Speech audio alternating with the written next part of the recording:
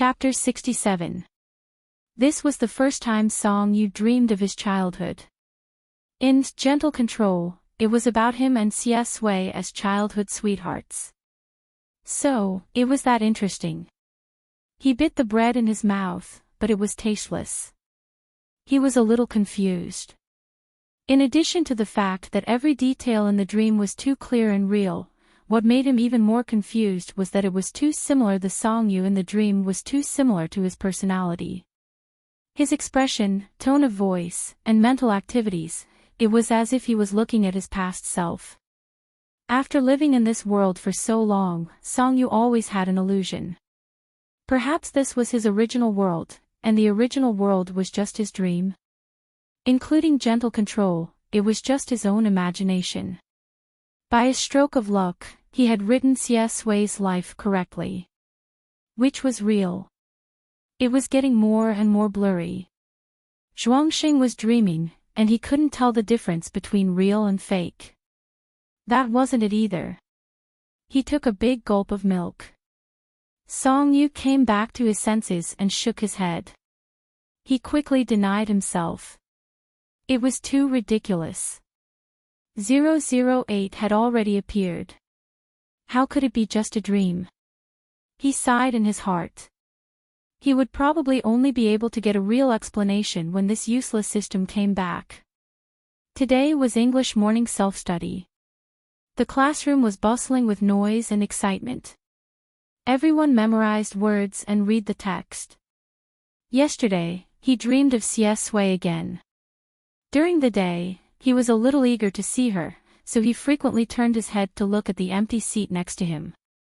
However, Xie Sui didn't even come to the morning self-study. When the self-study session was about to end, the English class representative stood on the podium. According to Old Cheng's request, he used a PowerPoint presentation to show the designated topic. They were given 10 minutes to talk to their desk mates in English. Shi Bowen and Ma Xiaoding were like chickens and ducks, each saying their own thing. There were 5 s in one sentence. Song Yu slumped over the table and decided to sleep. Everyone had a desk mate, but he didn't. Annoying. The first class was physics. The physics teacher arrived late and corrected the test paper from the previous class. He stood on the podium and commented, "Although the test paper this time is simple, there are still not many who scored full marks." He knocked on the blackboard with his book. "Students, details. How many times do I have to say it? Details determine success or failure. Actually, the difficulty of the college entrance examination is just that. As long as you do the details well, it won't be difficult to get 80 points. Then, I would like to praise student Song Yu. Speaking of which, this is the first time student Song Yu has gotten a perfect score in physics. In the past, he was always a little short. This time, he finally got rid of his careless habit of looking at questions. He deserves to be encouraged." The classroom was filled with applause and cheers. Song Yu took the paper and saw that it was 100. Then, he looked at Xie Sui's paper next to it. It was also 100. Suddenly, he felt bored. Shi Bowen was even more excited than him. "Brother Yu, you're amazing. Haven't you always wanted to get a perfect score in physics?" Ma Xiaoding said, "Yes, yes, yes. I remember that Brother Yu has been thinking about it since the last monthly exam. He said that he didn't get 100 points in physics.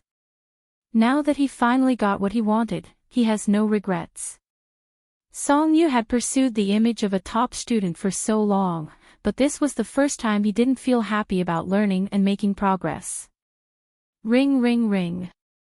The bell rang for the end of the morning self-study session. Song Yu finally couldn't help but tilt his head and ask them, "Where did Xie Sui go?" Shi Bowen was holding a pen and copying answers. When he heard his question, he was stunned. His small eyes under his glasses were full of confusion. "Didn't God Xie tell you?" "Song Yu, what did he say?" "Shi Bowen, it's about the math winter camp. Seeing that Song Yu was really confused, Shi Bowen explained to him patiently, Jingqing No. 1 Middle School has 5 exemption places.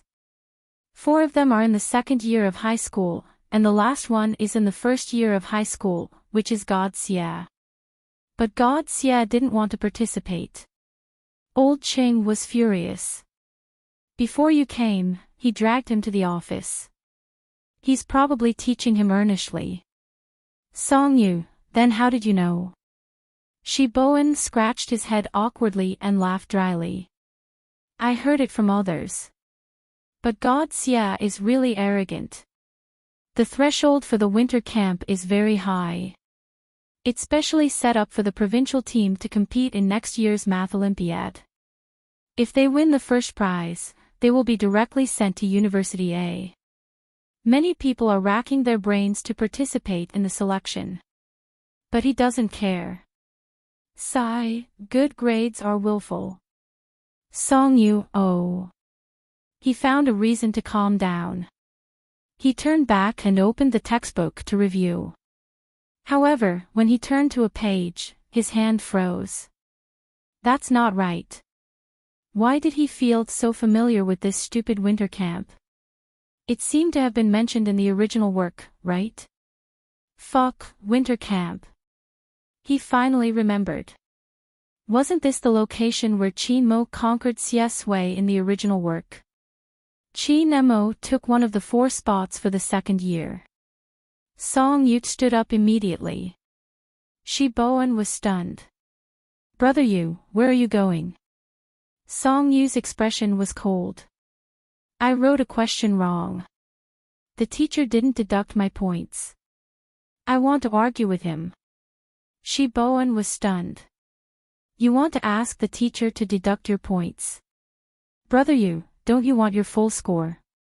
Song Yu had already left his seat. I don't want such a casual full score. Shi Bowen was stunned. What was wrong with Brother Yu? Ma Xiaoding, on the other hand, looked as if she knew Song Yu very well.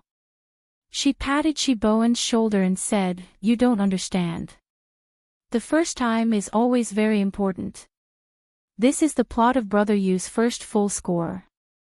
Shi Bowen, Song Yu held the paper and rushed to the office. As soon as he pushed the door open, he saw Xie Sui's back standing in front of Old Qing. However, other than Old Qing, there was also someone he hated standing next to her. Qin Mo. He didn't know what a second-year high school student like him was doing here. Old Qing was trying his best to persuade her. Xie Sui, don't you want your third-year high school to be easier? If you get first place, you'll be guaranteed a place in University A. This is an opportunity that many people wish for but can't get. Xie Sui looked at the time. It had been almost an hour. Her patience was running out. Qin Mo stood at the side. His temperament was clean, gentle, and refined. He looked at Xie Sui without hiding it at all. There was a smile on his face, but it was unclear what he meant. Old Qing took a sip of water and sincerely said, for her own good, even if you don't think about yourself, you have to think about your family. After the recommendation, you can save a lot of money. As her form teacher, Teacher Qing naturally knew about Xie Sui's family background and was thinking for her. Xie Sui wasn't short of money now, so she politely refused. Thank you, teacher, but I don't have such an idea for the time being. It's the same if you say it for another hour. Old Qing had already finished speaking. He sighed deeply and shook his head to accept his fate. At this moment, Qin Mo asked, Xie Sui, are you really not going to continue thinking about it? Xie Sui's gaze finally fell on him. There was no fluctuation in her expression, and her expression was slightly cold. Qin Mo said, let's get to know each other. My name is Qin Mo. I came here especially for you. The winter camp training will involve a lot of knowledge for the second year of high school. You haven't learned it yet, so the school arranged for me to tutor you first. His amber eyes were filled with a smile. Even if you don't go, you can still make friends. Besides, don't be so absolute. There's still some time before the winter camp. You have plenty of time to think about it. Do you want to give it a try first? What if you regret it? Old Ching put down his thermos and found another point. He persuaded her excitedly, yes, yes, yes. Your senior Chin Mo even came here after class for this. You should give him some face. Xie Sui glanced at Chin Mo. Her smile was casual, and her tone was very indifferent. But I don't really want to give him face. Chin Mo's expression stiffened slightly. Old Ching swallowed his anger and glared at him. Then forget it. If you don't want it, there are plenty of people who want it. Xie Sui turned around and met Song Yu's eyes, who was standing at the door with a paper in his hand. He stopped in his tracks. The coldness that had yet to dissipate condensed in his black eyes and then hid in the depths. He blinked and smiled. Looking for me? Song Yu was originally afraid that Chin Mo would trick Xie Sui away with his sweet words, so he ran over. However, before he entered the office, he heard him reject him straightforwardly. It wasn't easy to get a perfect score in physics. How could he bear to let it suffer? Now, everything was fine. The corners of his lips couldn't help but curl up. Yes. Good rejection. He had good judgment. Xie Sui liked to see him smile. It was sparkling, like stars. All of a sudden, it dispelled a lot of negative emotions in his heart. Yesterday, he had investigated Song Yu for a long time. The sick and weak young master of the Song family had always been a mystery in a city. After falling into the water at the age of 6, he fell ill. For 9 years, he didn't appear in front of anyone. There was no news at all. It was as if he had disappeared into thin air. The rumors outside were that the young master of the Song family was seriously ill and could only stay at home. He had private tutoring in class. However, his intuition told him that there was something unusual during this period of time. And transferring to Jing City was probably Song Yu's first move after he was discharged from the hospital. He really appeared in front of everyone. He sorted out the traces that he had noticed in the past. He was inexplicably close. He had the ability to predict the future. He didn't mention anything about the past, including school and family. It was as if there was a blank fault. Xie Sui was making an assumption. A bold and crazy assumption. Song Yu didn't have time to laugh at Chin Mo. Old Chang's eyes suddenly lit up. Hey, Song Yu. You came at the right time. It saves me time to look for you. Old Ching waved enthusiastically. Xie Sui rejected a spot in the winter camp. I don't think there's anyone more suitable than you in the entire grade. You two are the only ones in the class who got full marks in the last monthly math exam. Are you interested? You don't have to be afraid that you won't be able to keep up. There are second-year seniors who will tutor you one-on-one. One-on-one tutoring. Ha! The three of them looked slightly cold. Chin Mo and Song Yu looked at each other. This was the first time Chin Mo had been rejected. His expression was gloomy. Song Yu, on the other hand, was in high spirits. He was calm and composed. Thank you, teacher, but Xie Sui isn't interested. Of course, I'm not interested either. This senior specially came over to tutor us. He's really dedicated. Although no one appreciates it, we still have to be polite. The corners of his thin lips curled up in a mocking manner. Senior, you've worked hard. Pour a glass of water for Senior. The glass is beside the water dispenser. Be careful not to burn your mouth. Old Ching, what kind of child are you talking about? Chin Mo's gaze was so intense that he wanted to kill him. He dragged Xie Sui out of the office and down the stairs. Song Yu stopped laughing at Chin Mo and looked anxious. What did this person say to you? CS Wei couldn't help but laugh and coax him. Nothing. Song Yu was like an old father. He repeatedly warned her, don't get too close to him. Don't talk to him too much. CS Wei's gaze was deep as she stood in the corridor. Her tone was casual. Why? Song Yu, just trust me. CS Wei suddenly thought of something. Did you specially come to look for me to stop me from participating in the winter camp? Song Yu was instantly stunned.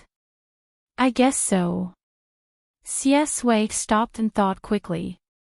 She said slowly, actually, I regretted it as soon as I rejected him. I felt that it was pretty good to get a recommendation. Song Yu was so anxious that he almost bit off his tongue. His eyes widened, but he swallowed his words. However, the winter camp was indeed a feasible choice for CS Wei at this time. He weighed the pros and cons for a long time, gritted his teeth, and went all out. Then I'll go with you. CS Wei was stunned for a moment, then asked with a smile, because you can't bear to be separated from me? Song Yu, no, I just don't want you to be alone with that scumbag Chin Mo. CS Wei, are you afraid that I'll fall for him? Song Yu, that's right, that's not right.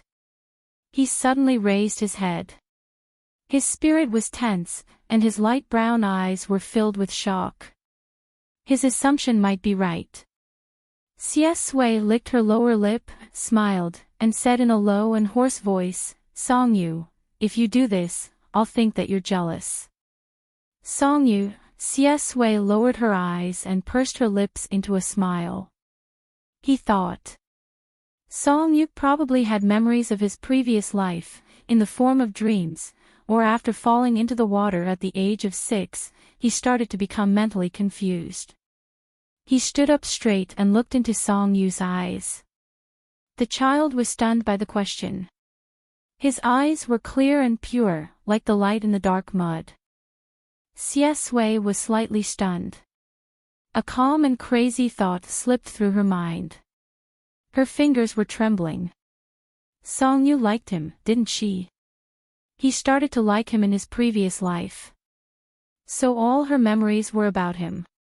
So she came to his side. Chapter 68. Song Yu was dumbfounded by the question. Are you afraid that I'll fall for him? Would a normal person ask such a question? Shouldn't a normal person be afraid that I'll be deceived or bullied by him? However, CS Wei accidentally asked the question that he was most worried about. She was indeed the protagonist. As for being jealous, forget it. If CS Wei really fell for Chin Mo, the result would definitely not be him being jealous, but Chin Mo would be stabbed. Song Yu's brain turned sluggishly, and he said in a surprised tone, your question is quite interesting. CS Wei smiled, really? Song Yu began his verbal education, what are you thinking about all day? Did you not listen to the last psychology lecture? Forget it, class is about to start. Let's not talk about this nonsense. He deliberately avoided the topic, took the test paper, and stepped down the stairs. CS Wei followed unhurriedly, and the corners of her lips raised. The question that had been hovering in her heart for a long time had an answer. At the same time, she suddenly understood, and it was as if a flower had bloomed in her heart, boiling with sweetness. The last class on Wednesday afternoon was music class. It was rare that the class was not occupied by other teachers. When the teacher walked in, the whole class cheered and applauded. The sports meet was tomorrow, and everyone was impatient. The whole classroom was filled with anticipation and joy. The music teacher casually played a few songs for them to study by themselves. The sports committee member went up to the podium with the roster, counted the athletes, and talked about the time of each competition. Song Yu was scheduled to be in the afternoon of the first day. Are you nervous? CS Wei suddenly asked. Songyu raised his eyebrows. What's there to be nervous about? I'm going to win glory for the class. Wei smiled, then I'll look forward to it. Songyu said, wait for me at the finish line. I want to drink iced red tea. Wei's eyes curved, okay. The bell rang, and school was over. On the way back from the school building, 2 boys from next door walked in front of them, and they were discussing the sports meet. I'm really lucky. I drew a long-distance running team. Damn, I'm going to be the last in the special class. It doesn't matter. I heard that Songyu will also participate. You won't lose face with the school bully. That's true. Being good at fighting doesn't mean that he's good at sports. I think that Songyu doesn't look like he's good at sports. I hope that when the time comes, all the shots will be given to him. Ha ha ha ha ha ha ha, coward. Songyu pricked up her ears and listened. She rolled her eyes and threw the mineral water bottle into the trash can. She turned her head and commented to Wei in a flat tone, when we were at Book Mountain House, they said that I didn't look like someone who was good at fighting. Before the monthly exam, they said that I didn't look like someone with good grades. When would they realize their problems and get treatment for their eyes? I'm really tired of face slapping. Those who don't know would think that I'm looking for trouble all the time. Wei chuckled. Songyu thought about it and found it interesting. She tilted her head and said to him, are you blaming me for being a decathlete? Wei blinked and said with a smile, you're too outstanding. Songyu was stunned. When he realized that this was a compliment from Wei, the corners of his lips curled up, and he couldn't suppress it. He coughed and nodded. You have good taste. The lawn under the school building was full of white flowers. The autumn wind rustled and fell on the teenager's shoulders, brushing his eyebrows. When he smiled, his expression was especially vivid. In an instant, the dusk became gentle. Even the dead leaves scattered on the ground were full of vitality. Wei thought that he had missed such a star in his previous life. Number 1 Middle School's forum. I found something interesting. Brother Yu is actually afraid of dogs. Main post, a senior in the sports stands took a picture. It might not be very good. Forgive her. After all, that woman was so excited that her hands were shaking at that time. 1L, picture, 2L, picture, 3L. Damn it. Is my husband so cute when he's afraid of dogs? 4L, what kind of peerless cutie is hiding behind the school hunk and clutching his sleeves tightly, manual funny? 5L, at the scene, when the dog ran over, the person seemed to be really scared for a second. 6L, TSK, are the students of Class 1 here? I heard that Songyu is participating in a long-distance race. Let me teach you a way. Take a loudspeaker and record the dogs barking. If others cheer you on, bark. You'll be number 1 in the long-distance race. 7L, ha ha ha ha ha, I know that the person above is a genius. 12L, is it worth it? Just call it God's yeah at the finish line. What's that saying again? It can stimulate all my potential and run with all my might. There's a dog chasing behind me, or you're waiting in front. 13L. Smashing the bar a little sweet.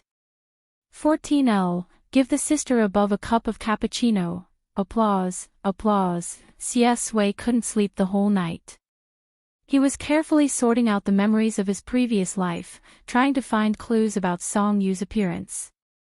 With this expectation, the dark memories of the past were not so difficult to recall. It was like walking in a dark forest full of mud, looking for sporadic light. It was a completely different feeling. The note of his previous life was returning to the Xie family. But before that, he experienced a lot of unpleasant memories. Actually, for Wei, birthday was not a happy day. Mixed with the rainy night, it became a wet, dreary, and irritating night. The candles on the birthday cake had not been blown out.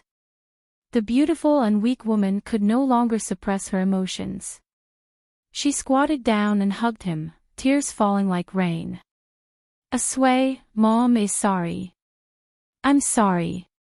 But I really can't take it anymore. I'm sorry." Her body was trembling, and her breath was hot. A cheerful birthday song was playing next to her. His cold and pale face was confused for a moment. He opened his mouth, wanting to say something, but he was too young to say anything. That was the most gentle night his mother had been to him since she came to Jing City. She told him little by little about when he was young. She gently hummed a song to coax him to sleep.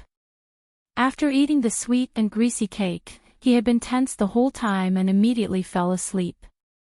But in the end, the uneasiness in his heart grew and he woke up in the middle of the night. It was raining heavily outside, and the lights in the room were off. His mother was standing on the balcony. She seemed to have sensed his movement. His mother turned her head with a panicked expression. No matter how beautiful she was, before death, she was actually gray and ugly. He felt as if he had fallen into an ice cellar. He opened his mouth and wanted to shout. But for a moment, he was in so much pain that he lost his voice. He stumbled forward in the dark. But his mother had already closed her eyes, turned around, and jumped down without hesitation. He stood barefoot in the living room, staring blankly. There was no scream, no shouting, no crying. It was as if he was in a dream, confused and unreal. Even the screams behind him, the sirens of the police cars, and the pointing of all kinds of people were very far away in his ears. When Grandma Chen held him in her arms and comforted him with a sigh in Jing City's dialect, she sighed and comforted him. He suddenly woke up and his heart palpitated. He looked up anxiously and wanted to ask, what happened just now? But under Grandma Chen's pitiful gaze, his words were locked in his throat. He remembered that when he first came to Jing City, his mother locked herself in the room and didn't eat or drink. He curled up alone in a dilapidated residential building. Grandma Chen pitied him and sent him some food every day. Grandma Chen said, "Persuade your mother. In this world, except for life and death, everything else is trivial. What can't be overcome?" Later, when he was 7 years old, he saw his mother jump off the building and found that life and death were actually trivial. What kind of person was his mother? After a long time, he calmly examined her. Beautiful, arrogant, naive, and romantic. She was a precious flower cultivated by the Su family for many years. She was delicate and fragile, but she never knew her position. She was unwilling to accept the arrangement of the family, so she wantonly pursued her love. It was also stupid to say that she was fearless. She fell in love at first sight with a man who didn't know anything. She dated, fell in love, and even gave birth to him without telling the Su family. In the end, the bloody truth was torn apart and she found out that her pure and flawless love was a joke from the beginning to the end. After the collapse of her faith, she no longer had the desire to live. She lived in her own fantasy all her life, and she also died in her own fantasy. 7 years old, and 17 years old. The same rain, the same wet, cold, and noisy. Perhaps the rumors had dulled his sharpness, or perhaps his mother's death was too heavy a blow to him.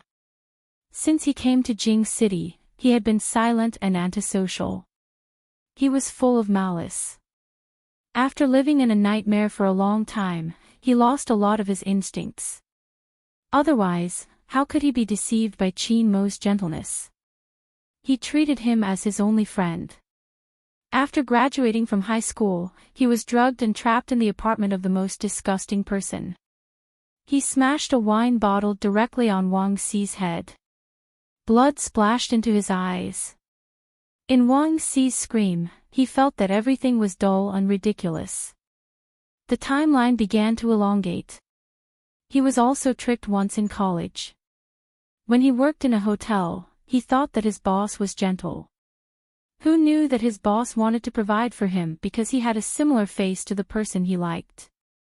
Later, he found out that the person he liked was his dead mother. How disgusting and boring. He refused. All kinds of revenge came one after another, involving his work, his studies, and his life. It seemed that they would not stop until he was forced to drop out of school. It was at this time that the Xia family found him. When he returned to the Xia family, he faced a group of brothers and sisters with ulterior motives, Qin Choyun who regarded him as a scourge, and his picky and disgusted grandparents. At the beginning of the rumors about him in his city, the words illegitimate son were like a brand engraved on him. Of course, he didn't dare to hear those words again. One afternoon, Xia Xinian explained to him what had happened in the past. The man's voice was calm and distant, but the sadness and regret between the lines could not be concealed. I didn't want to lie to your mother. Qin Choyun and I had a perfunctory marriage. It was just a show. I wanted to deal with everything, confess to her and marry her back to the Xia family. I didn't expect that, she didn't live to see that day. A sway, I will make up for what I owe you. Don't hate your mother. At that time, he lowered his head and thought with a smile that it was really touching. Later, he met Qin Mo. At a banquet. Qin Mo was like a madman, explaining and apologizing to him with red eyes. Xia Sui smiled faintly. There was really no need to apologize. Retribution would come. The Qin family had suffered a severe setback in his hands, almost damaging their foundation. Old Master Qin looked at him with a complicated gaze and sighed. Qin Mo sent a series of messages, asking if he was taking revenge on him. Xia Sui felt that he was an idiot for falling into his hands when he was young. Even the man who admired his mother didn't even have the right to see him. It was another turning point in the matter. In his grandfather's eyes, the older he got, the more muddle-headed he became. Together with his sister, they tricked him. He didn't have any feelings for the Xia family to begin with. He also wanted to completely get rid of this group of people in the Xia family, so he put on a show and left the Xia family. He didn't expect to meet those three people again during that period of time. In the eyes of outsiders, he was chased out of the Xia family and fell into the hands of his enemies. The proud son of heaven once fell from the altar. The more high and mighty he used to be, the more vulnerable he was now. The rumors in his city were extremely ambiguous. He had heard all kinds of disgusting remarks. It seemed that from the moment he was born, this kind of malice had always followed him like a shadow. The memories after that sped up quickly. Xia Xinian died, and before he died, he left the entire Xia family to him. Trapped on a deserted island, he shot a gun and jumped into the sea to escape. After destroying the three families and killing his enemies, he also died on a rainy day on the road because of a car accident. Song Yu. He never appeared. He felt that there was something wrong with his memory last time, and now he was even more certain. A memory of his childhood sweetheart was drawn out by a dog. Before the nightmare began, they met when he was at his cleanest. Romantic and naive. He was sure that in his previous life, Song Yu should have been an important person to him. In his memory, they met again abroad. But he couldn't remember anything. How could he not remember? How could he not remember? Chapter 69. At the sports meet. After the flag-raising ceremony, there was a speech from each leader. The principal and vice principal stood on the podium and spoke for half an hour. After standing for a full hour, there were complaints everywhere. The teacher coughed and allowed them to sit down and rest. The first class was in the middle. Sitting cross-legged on the lawn, Song Yu tore open a mint candy and stuffed it into his mouth. He looked at the pile of small pink envelopes in front of him and was a little surprised. He raised his eyebrows and asked, "What are these?" She bowed, glanced at the crowd next to him, pouted, and whispered, "Letters. Your little fangirl sent them. I guess they're all cheering for you in the competition this afternoon. Brother, you, quickly open them and take a look." Ma Xiaoding counted next to him. 1, 2, 3, 14, 15, 16. Oh my God, 16 envelopes. He sighed sincerely. Brother Yu is awesome. Brother Yu is invincible and popular. In the whole of number 1 middle school, only God Xia can compete with you. Song Yu didn't sleep well yesterday and was sleepy now. He sneered when he heard this. He sucked on a piece of candy and the cool mint flavor spread in his mouth, making him feel a little better. He pulled over a letter. They're all love letters. Don't. It's so early in the morning. It's quite embarrassing. However, his eyelids drooped and his lips twitched lazily. Other than "I'm so sleepy" and "I want to sleep" on his face, he didn't look embarrassed at all.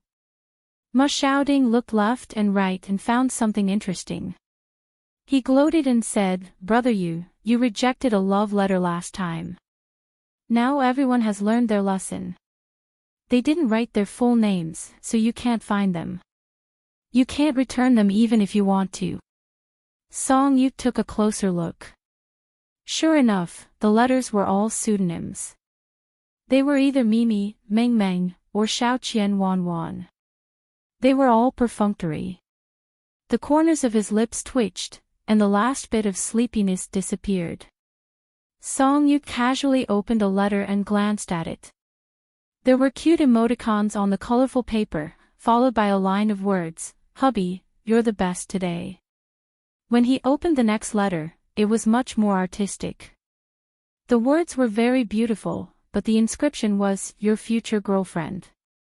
Of course, this wasn't the worst. The signatures at the end were all very unique.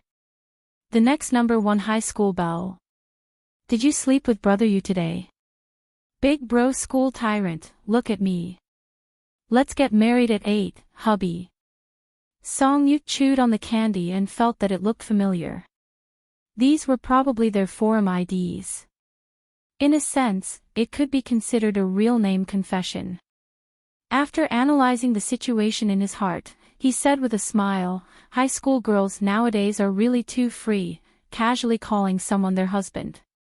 For the sake of the school's spirit and discipline, I've decided to add a rule to my future spouse selection. I won't accept any girl with a total score of less than 600. Hiss. Ma Xiaoding gasped. As a bad student, he felt hurt. Can you give me a discount? Give me a 50% discount, 300 cents. Shi Bowen laughed out loud. I'm afraid that when the grade average comes out, it will be 10 points higher than before. The principal will give you a silk banner. Song Yu, don't. Make a contribution to the school and hide your achievements. At this moment, Ma Xiaoding suddenly began to pat the grass excitedly. Brother Yu, God Xia is on stage. Song Yu's remaining words stopped at the tip of his tongue. The surroundings began to stir, and the dead atmosphere was swept away. The girls pushed each other and whispered to each other, unable to hide their excitement. Song Yu put down the letter in his hand and looked up at the rostrum. After the freshman representative last time, Xia Sui went on stage again to speak as the student representative. Under the empty blue sky, the young man in his school uniform stood tall and handsome, outstanding and dazzling. He read his speech. Perhaps because he didn't sleep well, his voice was a little hoarse, cold, and attractive. No one present was listening to what he said. Everyone was staring at his face. The autumn wind blew the white paper at his fingertips. Song Yu heard the sighs of 2 girls behind him. God Xia has shocked my entire high school. He's good-looking, has a good temperament, good grades, and his voice is so suave. I'm moved every time I see him. Who doesn't love the school hunk? Next time, I can suggest to the school to post the top student's photo on the results list. It'll definitely stimulate my motivation to study. When I think about how I'll be one step closer to him, I instantly want to buy a set of 5-3 suits. Ha ha ha ha ha, don't ask. This is the power of love. Song Yu sat on the lawn and looked at the outstanding young man. He couldn't help but smile. His deskmate was amazing. CS Wei went off stage. The whole venue was filled with screams like a tide. It was so noisy that the homeroom teachers shook their heads. Song Yu came back to his senses. He was still holding an unopened letter in his hand. He continued to look down and read the love letters he received. The 13th letter. Shi Bowen asked, "Brother Yu, what are you going to do with them after you read them?" Song Yu said naturally, "Throw them away." Shi Bowen instantly made an exaggerated wow sound. "Brother Yu, you're really a scumbag." Ma Xiaoding shook her head and sighed. "You forgot. Brother Yu has another persona on the forum. He's a cold-hearted scumbag." Song Yu expressed his disapproval. "You call that a scumbag?" Shi Bowen, "That's not a scumbag." Song Yu sneered. "Then I'll show you what a real scumbag is." He held a pile of letters in his hand and said to Ma Xiaoding, "Guess which one I'm most satisfied with." Ma Xiaoding was stunned. She blinked and said, "Which one?" Song Yu took off his school jacket and put it aside. He sat in a casual manner. His light-colored eyes were full of smiles. The corners of his lips were yang-yang. "That's a little hard to choose." He pulled out a letter and put it on the grass. "My favorite is Wan. Another letter. I respect Mingming's thoughts. Another letter. But I can't help but feel happy when I see Mimi's letter. Fourth letter. It's the easiest to interact with Xiaoqian." He put the letters down one by one, as if he was dealing cards. "But if I have to choose someone to be with, I choose." He hadn't put down the letter in his hand. A person sat down next to him and asked in a cold voice, "Who do you choose?" Song Yu maintained his posture of holding the letter. His body seemed to have been hit with a pause button. He suddenly couldn't say the name on the letter. He tilted his head. The person who had been shining brightly on the rostrum just now had already taken a seat beside him. His handsome face was looking at him with a smile on his lips, but his dark eyes were cold and clear. He suddenly felt guilty. Song Yu coughed and finished his sentence. "I choose to study." Shi Bowen and Ma Xiaoding were both stunned by Song Yu's scumbag comment. They only reacted now. Ma Xiaoding's eyes widened. What a scumbag. Shi Bowen pushed his glasses and was stunned. "Oh my God, Brother Yu, are you running a fish pond or a harem?" They were getting more and more off topic. Song Yu rolled his eyes. They didn't even mention the previous situation. They were simply splashing dirty water on him. He explained to Xie Sui, "What I just acted for them was not my true thoughts." Xie Sui repeated slowly and said in a light tone, "My favorite is Wan. I respect Mingming's thoughts. But I can't help but feel happy when I see Mimi's letter. It's the easiest to chat with Xiaoqian execution in public." Song Yu leaned forward in shame and reached out to cover his mouth. He was angry and amused. "That's enough. I like my deskmate the most. Stop reading, stop reading." The lines on Song Yu's palms were very light. His skin was delicate and soft like jade. To Xie Sui, it was more like a kiss on the palm of his hand. "I like my deskmate the most." It was as sweet as spring water. He suppressed the desire in his heart. Sui took his wrist away and chuckled. She said slowly, "You don't like studying. It's not contradictory." Song, you've deliberately changed the topic. Let's not talk about this. I'll show you the signatures at the end of their letters.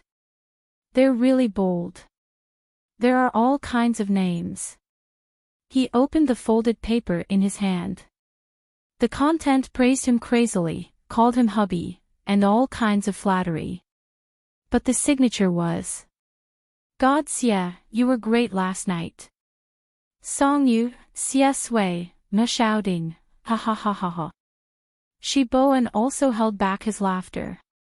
This guy wants to have a foot in two boats. Song Yu silently folded it back. Xie Sui was stunned for a moment. Then she chuckled and said, "You were great last night too. Song Yu." He tried to change the topic. "I'm even better today. The afternoon is my home ground." Xie Sui's eyes curved. "Okay, I'm looking forward to it." Of course, she also cheered for her classmates during the sports meet. Song Yu was very interested in watching. When someone gave him a small flag, he felt that it was novel and interesting and waved it wildly. The cheers next to him were like a tide. The cheers were uplifting. He also became happy. The announcer was Lin Shuangqiu. His voice spread throughout the sports field.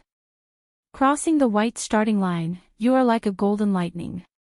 In this autumn, you burst forth with infinite youth. Go, athletes, take off like an eagle and conquer your battlefield." In the afternoon, the boys' 1,500 kilometers run. When Song Yu changed his clothes and came out, a group of girls next to him were laughing and taking photos with their phones.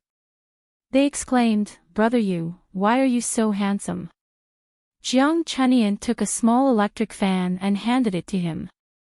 "Brother Yu, you've worked hard to win glory for the class." Song Yu smiled. A boy next to him said, "Brother Yu, some people in the other classes look down on you. Now the forum is starting to bet again.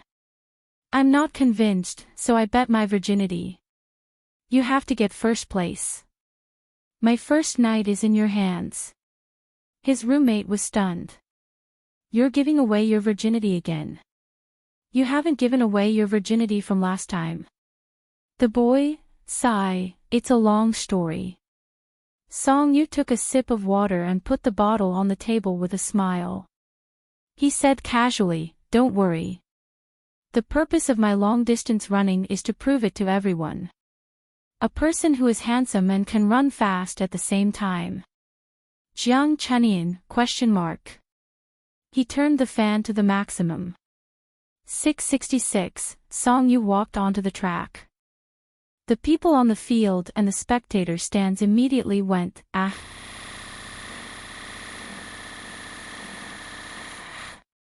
A boy in a baseball cap pointed a selfie stick at them and said passionately, "Hello, it's me again.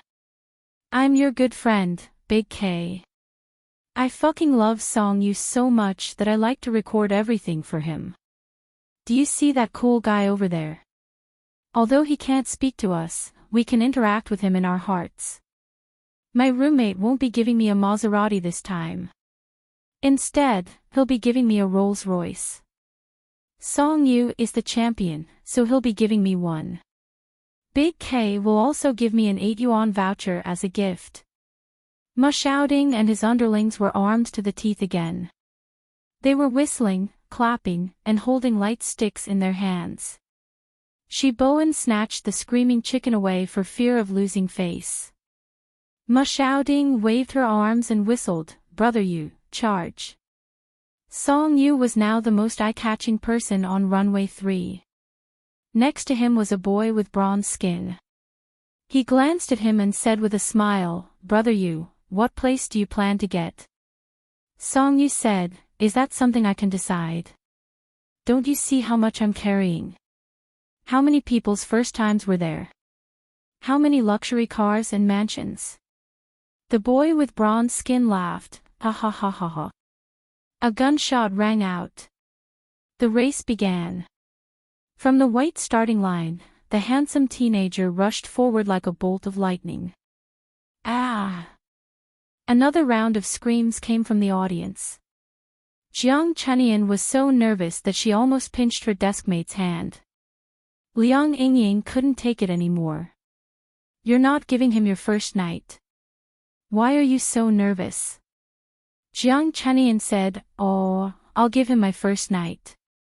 If Brother Yu wins, I'll give him my first kiss.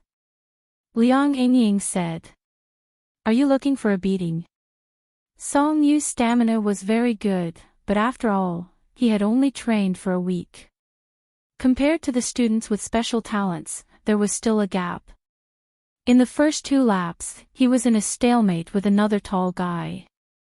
He was far ahead of everyone, but neither of them was half a step behind the other. But in the last lap, he was at a disadvantage. He didn't have enough energy. When it came to the sprint, he became more and more tired. It was as if he was filled with lead, and his pace gradually slowed down. Brother Yu, come on. Almost everyone was nervous with him. They cupped their hands around their mouths and shouted loudly. Ma Xiaoding clapped the plastic palm in his hand and whistled louder and louder. Brother Yu, go. In the last lap. Seeing that the finish line was getting closer and closer, the other person began to shake off Song Yu. The audience burst into heart-wrenching screams. Brother Yu.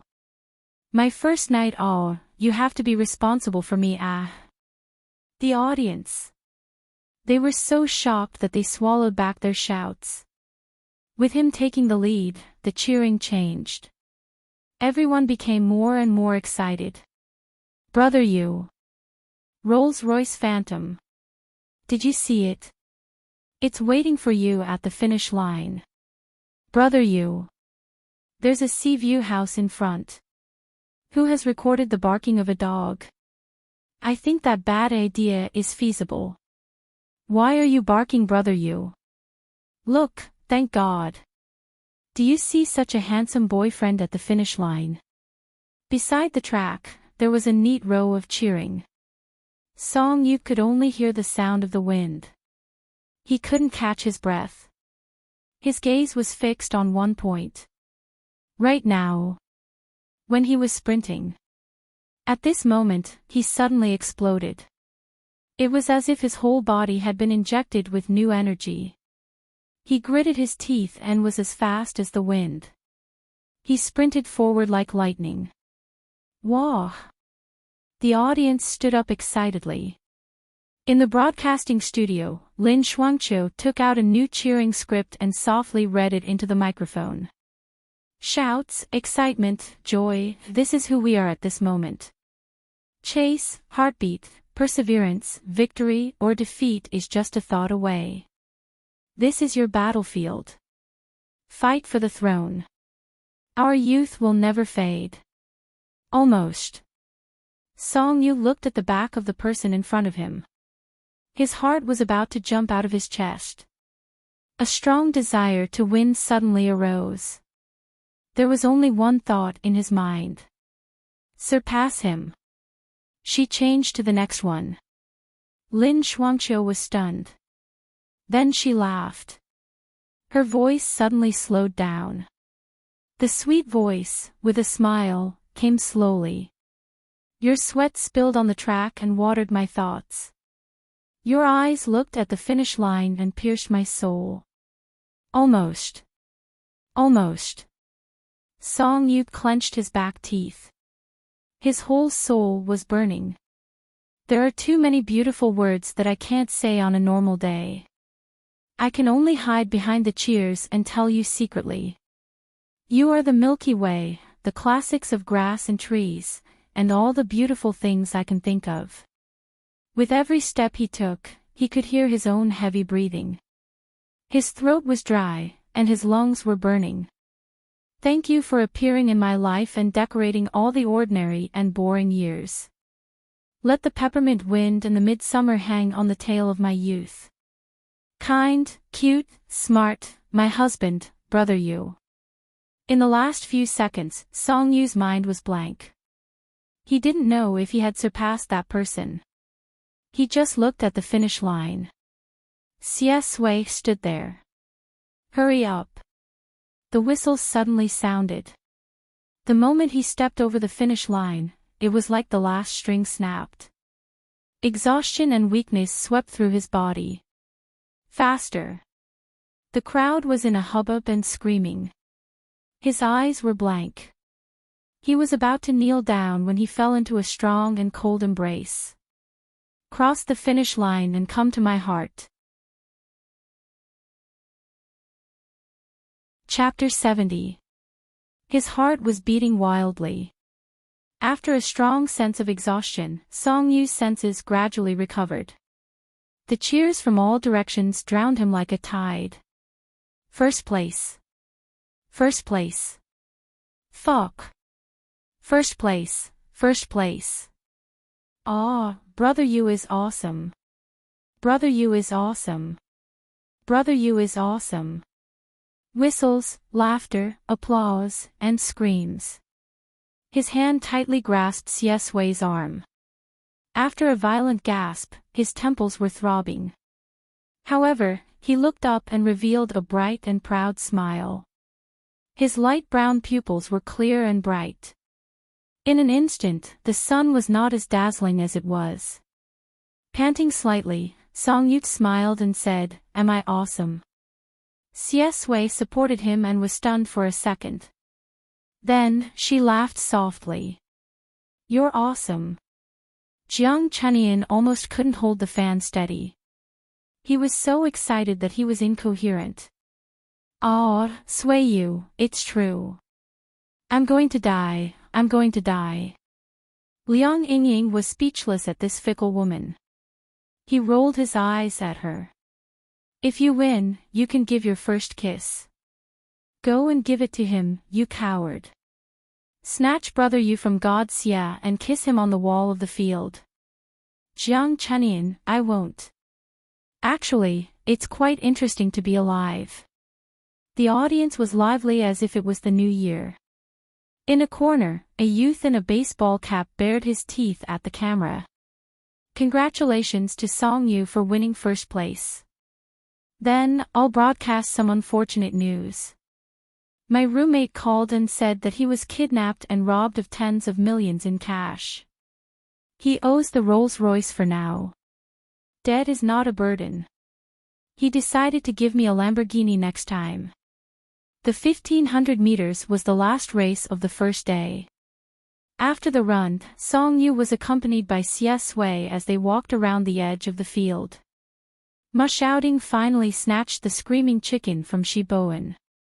She was overjoyed. She squeezed the chicken in her hand and it made a series of unpleasant sounds. Song Yu's eyes swept across the field. Ma Xiaoding silently held it in her arms, buttoned it up, and stopped playing with it. A group of people followed beside them. Shi Bowen was in high spirits. "Brother Yu, you don't know how crazy the spectators were when you were running your last lap. They even gave you cars and houses. Even the teacher was stunned by your roar, ha ha ha." Song Yu had already recovered. She opened the bottle cap and drank a mouthful of iced red tea. Ma Xiaoding said, "There was a big boss in the forum who made a bet. If Brother Yu gets first place, he will give 100 yuan to everyone who left their names." Now, the number of floors was about to break the record, and that big shot had secretly deleted his account. "Damn it, I'll remember this bastard who owes me $100. A boy from class 1 laughed. "Damn, if any of their words can be trusted, would I still be this poor?" Song Yu couldn't stop laughing. He tilted his head and asked Xie Sui, "Look at him. If I win, he'll give me a car, a house, and even my virginity. What about you? What do you want to give me?" Xie Sui tilted her head and stared at him. Her cold and dark eyes were smiling. She dragged out her words and said lazily, "Was I great last night?" Song Yu, "Great my ass." He didn't say that. The class leader waved her arms desperately and ran from the front. She held a camera in her hand and shouted, "School tyrant, school hunk, let's take a picture together." Enchanting raised his screaming chicken in front of her and said righteously, "What are you doing? Protect brother you, thank God. You're violating the right to portrait." The class leader rolled her eyes and said, "The girl from the next class offered a sky-high price for a picture of the two of you. I thought about it. If the two of you stand together, wouldn't that be 100 yuan? Hurry up, I'm earning money for our class. Once we earn enough, we can go to the amusement park." Enchanting immediately became spirited. "Then add me in. I only need 20 yuan. 120 yuan for one picture." The class leader couldn't be more disdainful. "Get lost. If I take a picture of you, I'll probably deduct 20 yuan. Enchanting was dissatisfied. "Brother you, thank God 50 to 50. No matter what, it's 40 to 60 for me and them." Everyone laughed out loud. Song Yu sneered and took a step back. "I refuse." He pulled Xie Sui along and lazily yang. "And my desk mate. A flower on a high mountain has to look like a flower on a high mountain." Xie Sui smiled but didn't say anything. The class leader held the camera and felt very wronged. "I'm just thinking for the class." In the end, the two-person photo wasn't taken. Old Ching walked over with sharp eyes. He originally wanted to scold them for staying, but in the end, he was dragged over to take a class photo. "Are you shouting eggplant? What are you shouting for?" Enchanting pinched the screaming chicken and suggested with a laugh, "I asked brother you if it was 6 or 6, and you guys said 6. Song Yu, how fucking shameful." However, before he could refuse, the class leader who was taking the photo had already started waving his hand. "Ready?" He shouted, "Brother you, are you 6 or 6? 6, the laughter was clear and bright. "Fuck." Song Yu was too embarrassed to see anyone. He turned his head to the side, and Xie Sui's chuckle rang in his ears. At the school gate, Qin Mo sat in the front passenger seat. The car window was lowered, and his amber eyes were silently looking in the direction of the field. The driver was arranged by the Wang family. He asked carefully, "Fourth young master, are you waiting for someone?" Qin Mo shook his head. "No." The driver followed his gaze and looked in the direction of the field. He was a little surprised. "Is number 1 high school holding a sports meet? It's so lively." Qin Mo's lips curled into a smile. He suddenly asked, "Do you know Xie Sui?" After all, the driver had worked for the Wang family for many years. He used to specially pick up and drop off Wang Xi. When he heard this name, his expression instantly turned ugly. "I know her. She's the one who harmed young Master Wang Xi." Even though Qin Mo had only been in Jing City for a few days, he knew a little about his ignorant and incompetent cousin. He thought about Wang Xi's temperament. It was hard to say who harmed who. However, he wasn't interested in delving into it. He tilted his head and asked, "Do you know his family background?" The Wang family had also seriously investigated Xie Sui. The driver told him everything he knew. Xie Sui only has an old woman in his family. It seems that she's not his biological child. We couldn't find out the identity of his mother. We only know that she committed suicide by jumping off a building and was infected with an illness. Qin Mo, oh. The driver said in surprise, "Did Xie Sui provoke you at school? How could he be so bold?" Qin Mo said slowly, "He didn't provoke me. In fact, I wanted to provoke him." The driver was stunned. He then came up with a bad idea. "With your status, he can't refuse." Qin Mo looked at one point coldly and then closed the window. He can't refuse, but there's someone beside him who's in my way. The driver. Song Yu. Wang Xi's incident had caused the collapse of the entire Wang family. Naturally, the cause and effect had been spread around. It was hard for him not to be familiar with this name. The relative of the Meng family, the nephew of the mayor, Madame Wang, was angry and shocked at first. After going back and seriously investigating, she found out who Song Yu was. The Song family of a city could only swallow their anger in silence. This person from the Song family. The driver said vaguely. He really likes to meddle in other people's business. Qin Mo, let's go. He leaned against the front passenger seat and said coldly, if he likes to meddle in other people's business, then let him go back to a city. The driver was stunned. What? Qin Mo said, doesn't the Song family treasure this young master so much? He touched his knuckles and said with a smile, let's see if his family can bear to let him stay here if he acts up again. In the dim car, Qin Mo's voice was as cold as a poisonous snake's. I heard that he can't touch alcohol. The night after the sports meet. A video and a sentence had been pinned at the top of the forum, and the popularity had been soaring for an entire week. Cross the finish line and come to my heart. Main post, let me show you. It was taken at the highest point of the sports grandstand. After some post-processing, pay attention to the 3 minutes and 12 seconds mark. Sigh, the love between the school hunk and the school bully. 1L, after watching it, I'm dead. Damn it. 2L, after watching it, I'm dying. I'm doing sit-ups in a coffin. Damn it. 3L, what the hell, running was cut like a TV drama. Song Yu sprinted at the last second. He ran so fast, why did he slow it down? 4L, my main announcer called me hubby. If I had known, I would have written a cheering letter for myself. I need a girlfriend for half a minute. 5L, I'm convinced. I suggest you add a sentence in the main post, straight men, leave. 6L. I've been hinted at. 7L, whoa, you're looking down on me. Straight men are cursing and swearing. 8L, the confession letter. The sister who wrote this is a genius. Pass the pen to the genius. The lights are as bright as ever. Are you the wife of the genius?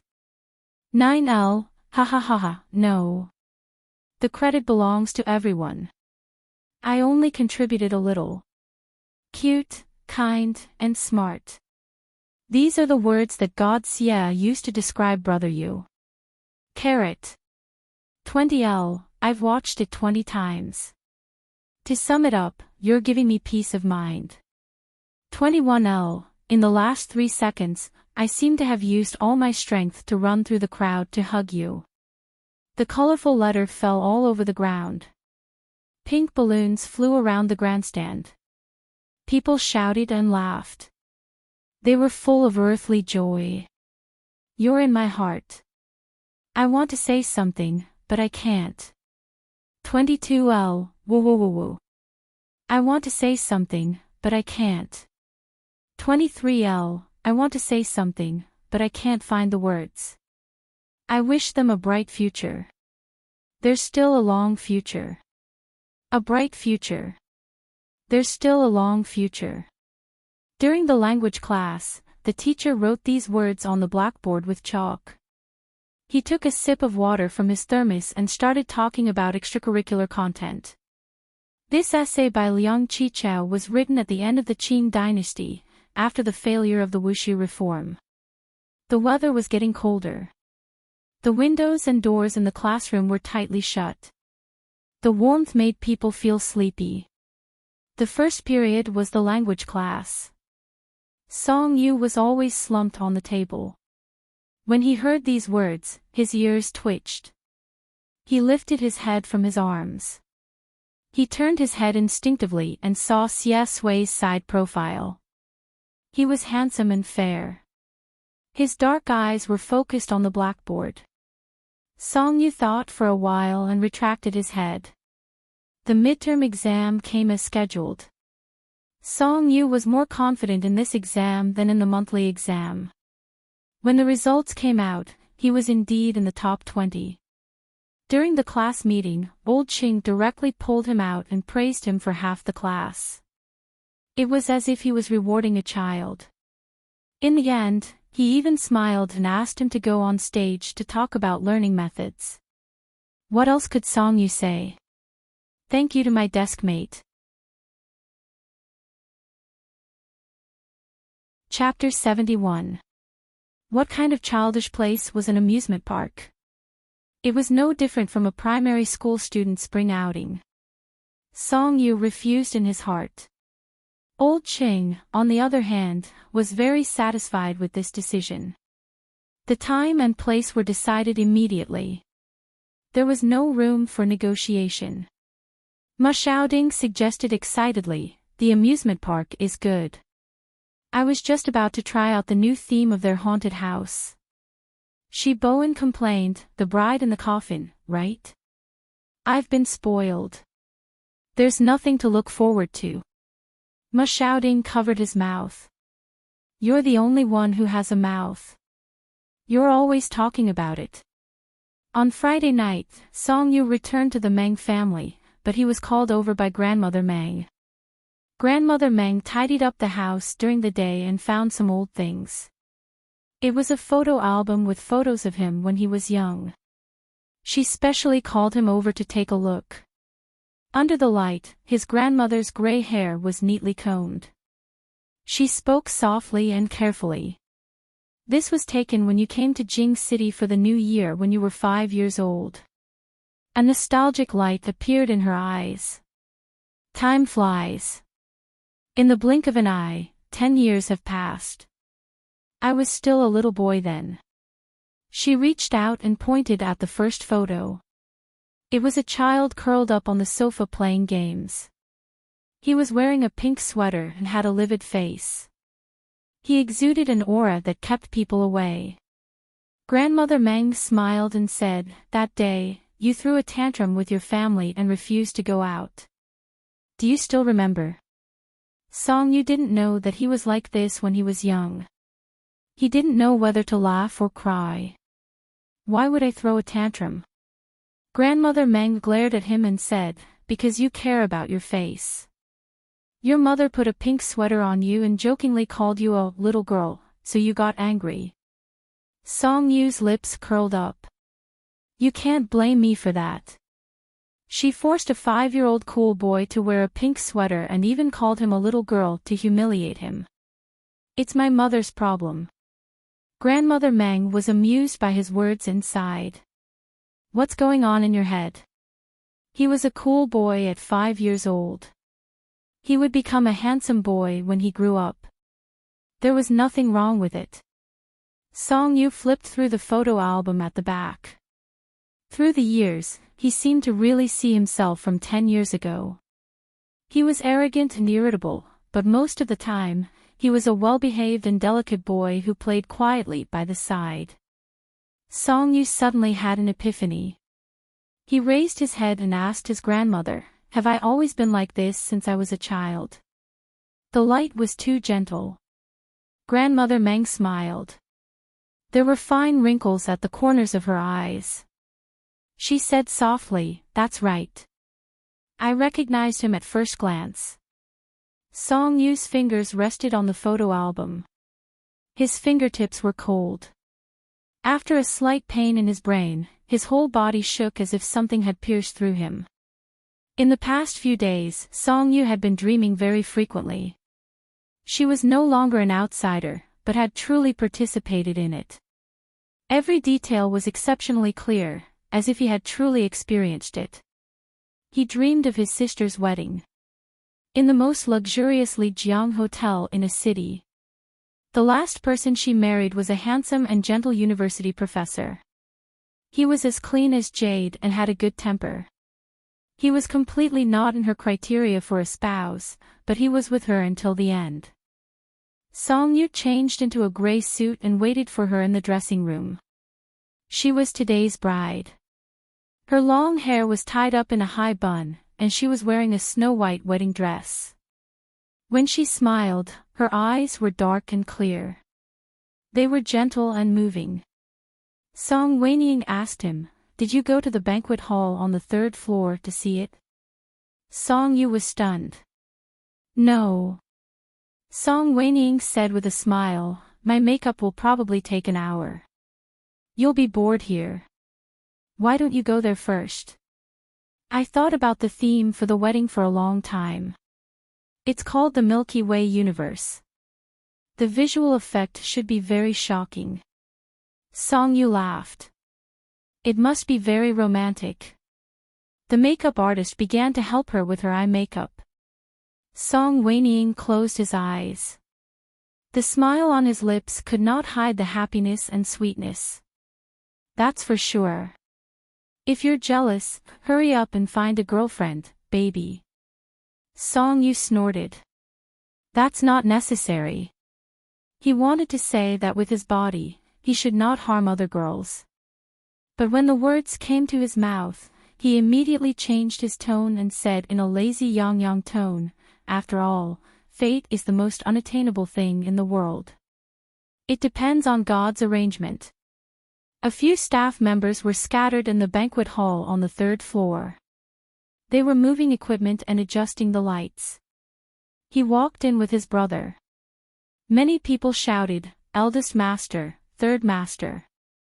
Song Yu smiled faintly. He found a place to sit down. Song Su said, "You haven't been back to a city for a long time."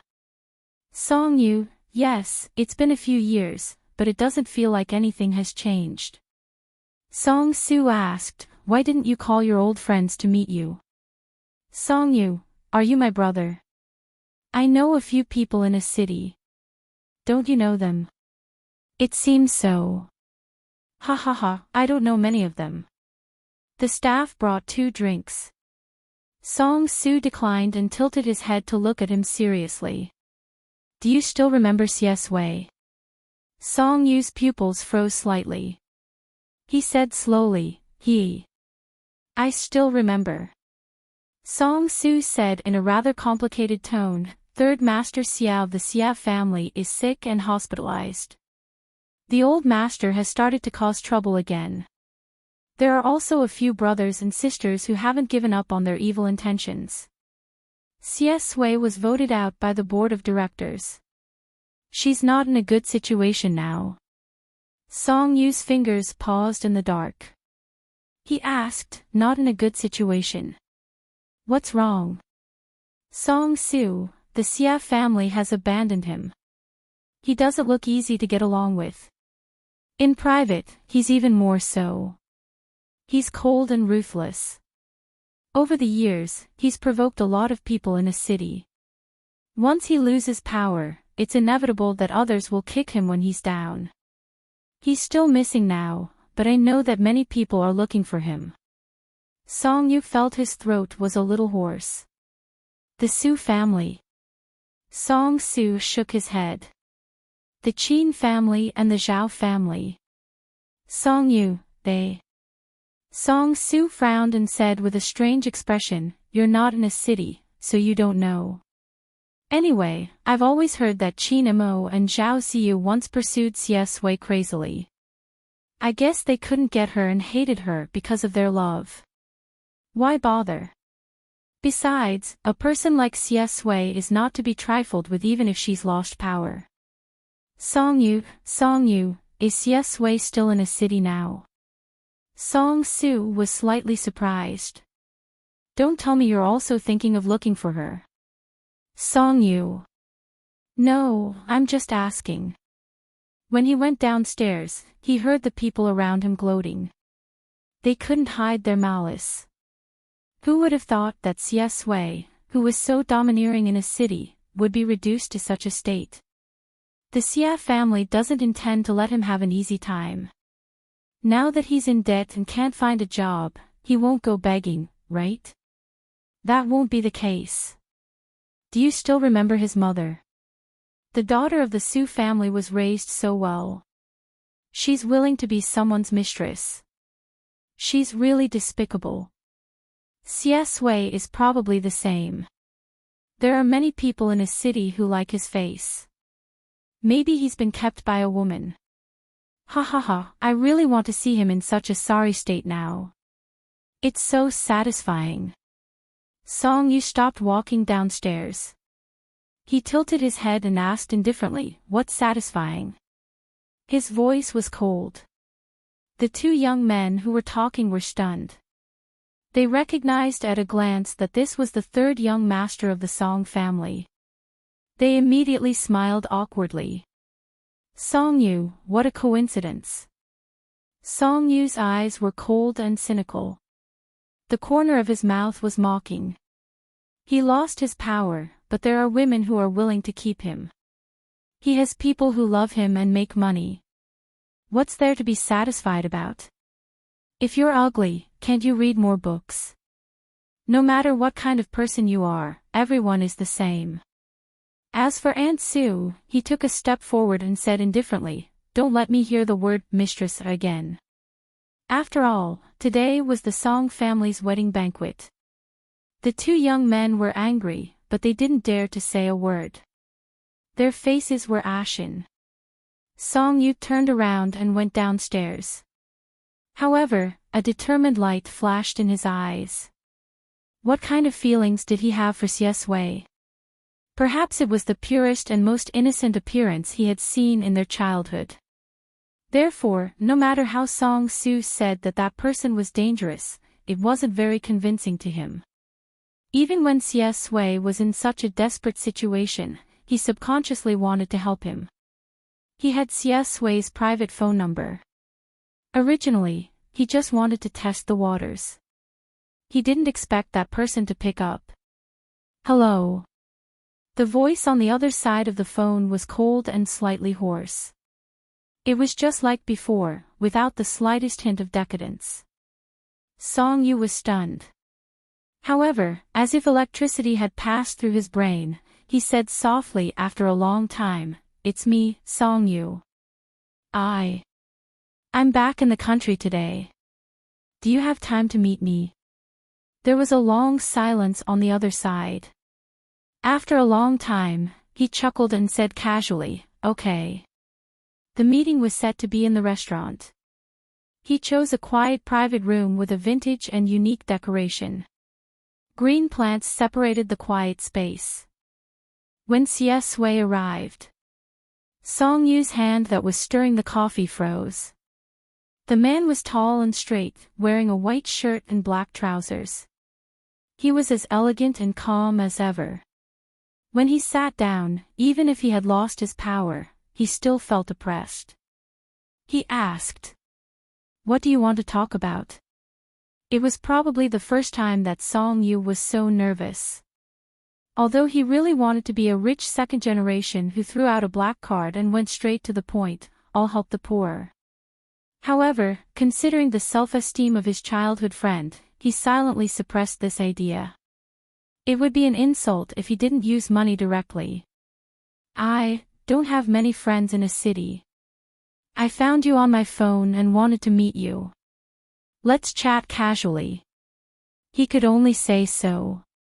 CS Wei stared at him and smiled. Okay. Basically, Song Yu was looking for topics to talk about during the meal. CS Wei was obviously not very interested. Song Yu sighed as he chatted. CS Wei could tolerate wasting time here with him. After they finished chatting, Song Yu took the initiative to say, "Let me send you home." CS Wei didn't refuse. She looked back at him deeply and nodded with a smile. In the car, they were also speechless. After sending CS Wei downstairs, Song Yu wanted to leave immediately. However, CS Wei asked, "Do you want to go upstairs and take a look?" Song Yu was still thinking about how to help her when he was asked. He was stunned and nodded. Okay. They went upstairs and closed the door. Before the lights in the room were turned on, Song-yu suddenly felt his waist being hugged by a pair of hot hands. A man who was a head taller than him leaned over. In the darkness, he was as oppressive as a beast. He was stunned. Then, his whole body was pressed against the wall. The man pressed the back of his head with his other hand and kissed him coldly and fiercely. He kissed his lips gently and stuck his tongue into his mouth domineeringly. He hooked his tongue and teased him skillfully. He was wanton and provocative. His nose was filled with that cold breath. It was like a person who was abstinent was aroused. Song-yu was confused by this. He felt Xie Sui's slender hand start to move down. He instantly came back to his senses. He seemed to have been set off and reached out to push her away. "What are you doing?" However, Xie Sui accurately grabbed his wrist. There was no resistance. A faint light came in through the gap in the window. Xie Sui's peach blossom eyes narrowed. The coldness between his eyebrows turned into a decadent charm. He chuckled in the darkness. "Isn't this why you're looking for me? Song-yu. I'm here to help the poor." Chapter 72. Song-yu took a deep breath. After all, he wasn't as straightforward as he was when he was young. He calmed down the anger and panic in his heart. He gritted his teeth and said, "Let go." Xie Sui chuckled when he heard that. He took a step back, pressed his finger on the wall, and turned on the lights. His departure took away the oppressive feeling that made Song-yu feel suffocated. The frozen and ambiguous atmosphere began to flow again. The room was bright. Xie Sui stood up straight, cold and elegant. He put away his lust and laziness and said, "Sorry, I misunderstood." Song-yu was so angry that he laughed. He ground his teeth and said, "Are you so casual with everyone?" Xie Sui's dark eyes fixed on him for a while. He smiled and suddenly changed the topic. "Do you want something to drink?" Song-yu was so angry that he was full of anger. With a cold face, he refused directly. "No need. It's getting late. I should go back." Xie Sui suddenly said, "Song-yu." He looked into his eyes and said, "Stay. What do you want to talk about?" Song-yu's words stopped in his throat. He looked up, and his light brown eyes were full of surprise. Xie Sui paused and added, "Other than you, I can't find anyone to talk to now." His tone was casual, but there was a slight loneliness in it. Song-yu was stunned. Yes, no matter how casual he appeared, the man in front of him was not in a good situation. He was at the lowest point in his life. His family regarded him as a snake and scorpion. He was alone in this city and surrounded by evil intentions. He thought about his behavior just now. He was so frivolous and unrestrained. Was he the same to everyone? Song-yu's heart was stifled. He held his breath and felt that they did need to have a good chat. Anything. He answered his previous question of, "What do you want to drink?" He took off his suit jacket, wrapped it in his arms, and walked into the house. In the middle of the night, there was a heavy downpour in a city. The rain was very heavy. From the window, one could see the boundless curtain of rain, which made the bustling city blurry. Taking over the steaming cup, Song-yu frowned and asked him, "Are you interested in working in the Song enterprise? I can contact my father and ask him to give you a position in the headquarters. If you are overseas, you can avoid the Xie family." Xie Sui smiled and said, "Thank you, but I won't trouble you." Song-yu was infuriated. "Then don't be as casual as you were today, okay? Aunt Sue doesn't want to see you degenerate like this." He recalled the rumors he had heard and found it hard to believe. "You can't be thinking that I'm here to provide for you, right?" Xie Sui tilted her head and smiled. "Yes, do you want to?" Song Yu said resolutely, no. Xie Sui said slowly, oh. Although he was depressed by the misunderstanding, he still went to see Xie Sui from time to time out of a complicated mood. In fact, after they were separated when they were young, their first reunion after many years was not warm and romantic. At that time, Xie Sui was even as cold as a stranger. Song Yu also felt that the two of them were in completely different worlds and there was no need for them to cross paths again. He didn't know how things had developed to this point. He was going to leave after attending Song Weini's wedding, but he stayed for Xie Sui. His parents couldn't persuade him and agreed. They were afraid that he would be bored, so they let him be the nominal president of a subsidiary company of the Song Enterprise. He only needed to sign the company's decisions. During that time in a city, he didn't understand what Xie Sui wanted to do. He didn't look for a job and was idle every day. He even raised a cat. Raising a cat. Do you want to plant a few pots of grass? Do you have any self-awareness of your low point in life? Finally, one day, Song Yu couldn't bear it anymore. Where do you get the money to pay the rent? Xie Sui was playing with the cat with her slender fingers. When she heard his words, she suddenly smiled and her eyes seemed to have a deep meaning. Yes, it seems that I'm going to be kicked out. What should I do? Song Yu, what should he do? He felt that he had done enough for the sake of their childhood friendship. Xie Sui moved into Chongting residence and lived in his house. Actually, there was no difference in their lives. They just had to hide it from his brother. His brother had a mysterious hostility towards Xie Sui, as if he was facing a scourge. Although Song Yu didn't understand, he didn't dare to step on his brother's anger. However, every time Song Su called, Xie Sui would make some noise. He didn't know whether it was intentional or not. Song Su's ears were very sharp. Is there someone in your house? Song Yu's heart was in his mouth. Ah. Is there? No, you must have heard wrongly. Song Su was suspicious. Did I hear wrongly? Song Yu was certain. That's for sure. After hanging up the phone, Song Yu gritted his teeth and glared at Xie Sui. Xie Sui held the cat on the sofa and smiled at him. Her peach blossom eyes curved and the coldness in her eyes melted. She was unbelievably beautiful. At the end of the season, Song Yu was still busy. He was busy from the company to his home. Once, perhaps it was because the weather was too cold, he caught a cold and fell asleep in the study in a daze. He only woke up when Xie Sui pushed him. Half asleep, his head hurt and he couldn't open his eyes. He murmured, "What time is it?" 8:00. Her cold and slender hand covered his forehead. Xie Sui's cold voice sounded in his ears. He said helplessly, "Are you that tired?" Song Yu's throat was very dry. He was like a child throwing a tantrum.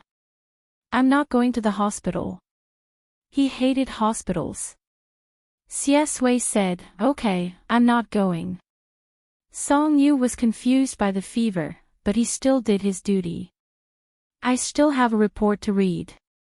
Xie Sui kissed his eyebrows gently. "I'll read it for you."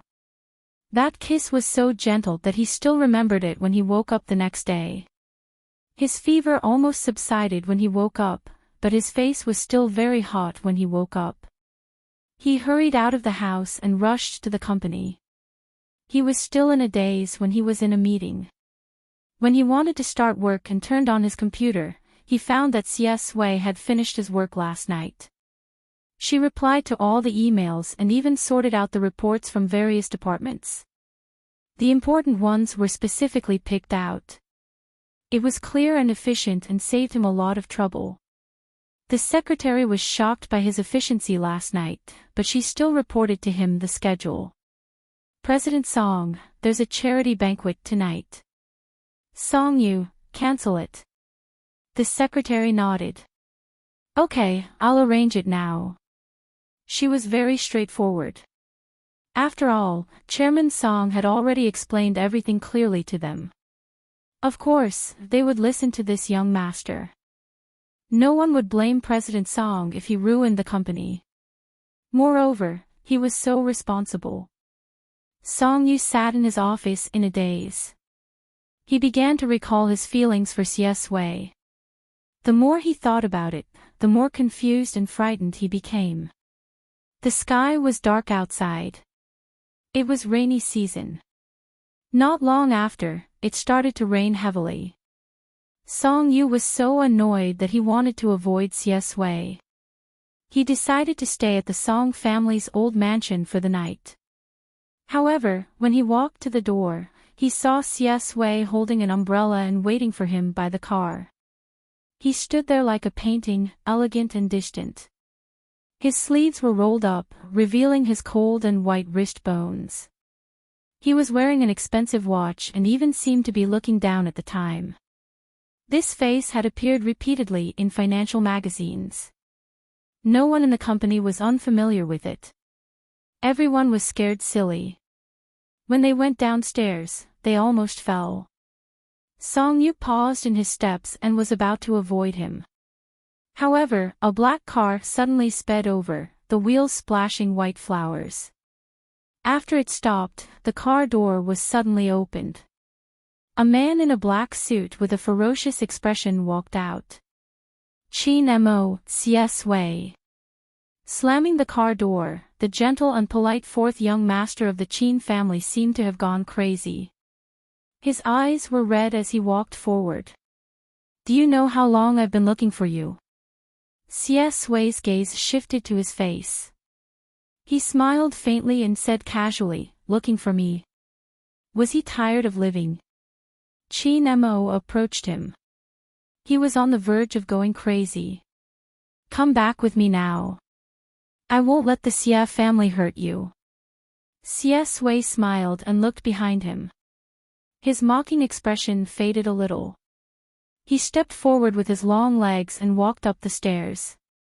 He tilted his umbrella slightly and said with a smile, let's go home. Song Yu said naturally, okay. There was a fire in his heart now. Qin Mo was drenched in the rain and was in a sorry state. When he saw this scene, he felt as if his heart was being ruthlessly squeezed. His lips were pale. He stared at Song Yu as if he wanted to eat him up. Song Yu. Thinking of those rumors, Song Yu's lips curled up mockingly. Young Master Qin, why are you blocking my company's entrance? Qin Mo's eyes were red, but he looked at Xie Sui. He was so angry that he spoke without thinking. You disappeared for the past few months with Song Yu. Aren't you very noble and capable? Now you've fallen to such a lowly state and become a kept woman. Xie Sui didn't say anything. Song Yu was already annoyed and said, is there something wrong with your brain? Who told you that I'm a kept woman? Qin Mo's teeth were chattering. Song Yu said, can't you see that we're loving each other?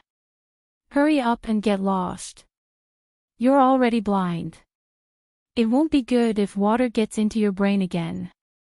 Xie Sui laughed out loud. Qin Mo, on the other hand, was filled with anger and despair. He gently tore it apart. He looked at Xie Sui in pain.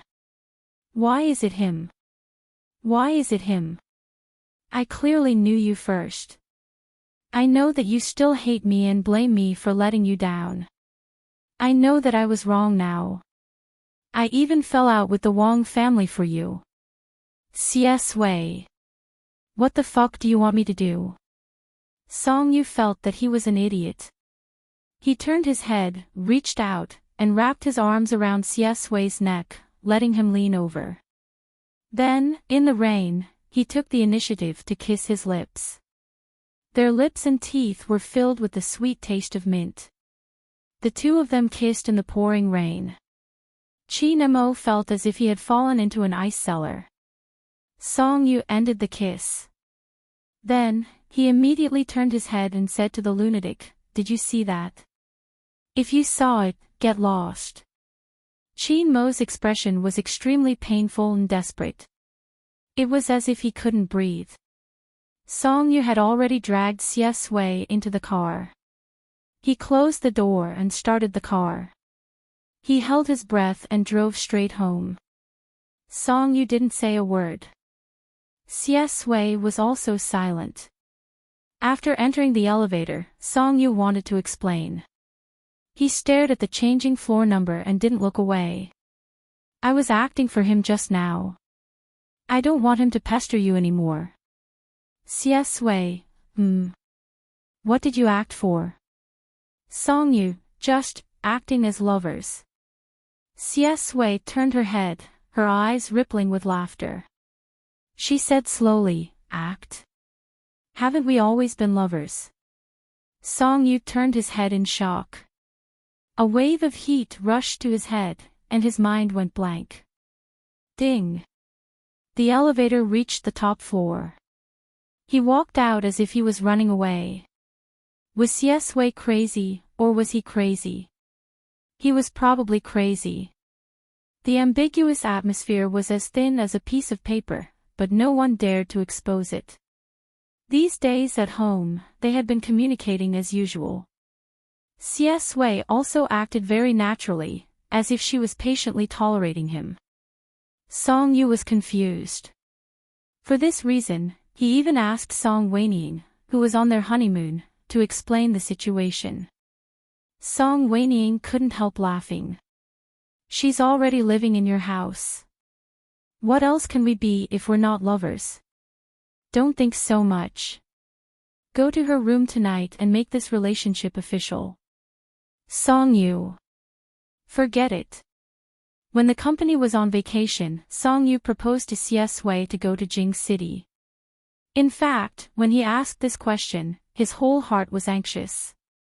He wanted to know more about Xie Sui, but he also knew that Xie Sui's childhood was not good. Jing City might be a nightmarish memory.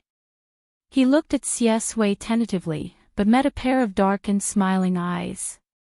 The man opposite him smiled and said, okay. Song Yu's lips curled up in delight.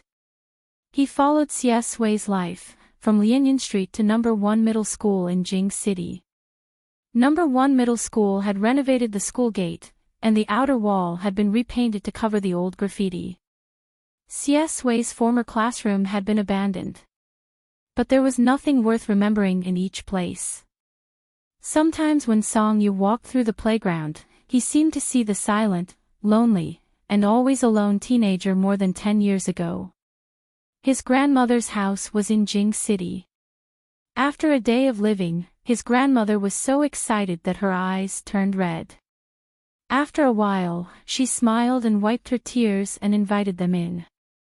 In the summer of Jing City, the days were hot and dry, and the nights were cool. Grandma was getting on in years, so she liked to watch operas.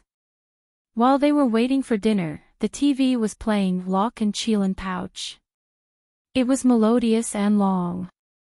Song Yu sat on the sofa and stared blankly for a long time. Suddenly, he sat up seriously, tilted his head, and said, if you had told me when you moved to Jing City with Aunt Sue, I would have moved with you. Xie Sui never liked to make assumptions. She just smiled and said, okay. Song Yu said, then my mom would have agreed. After all, my grandmother is here. Xie Sui said, yes.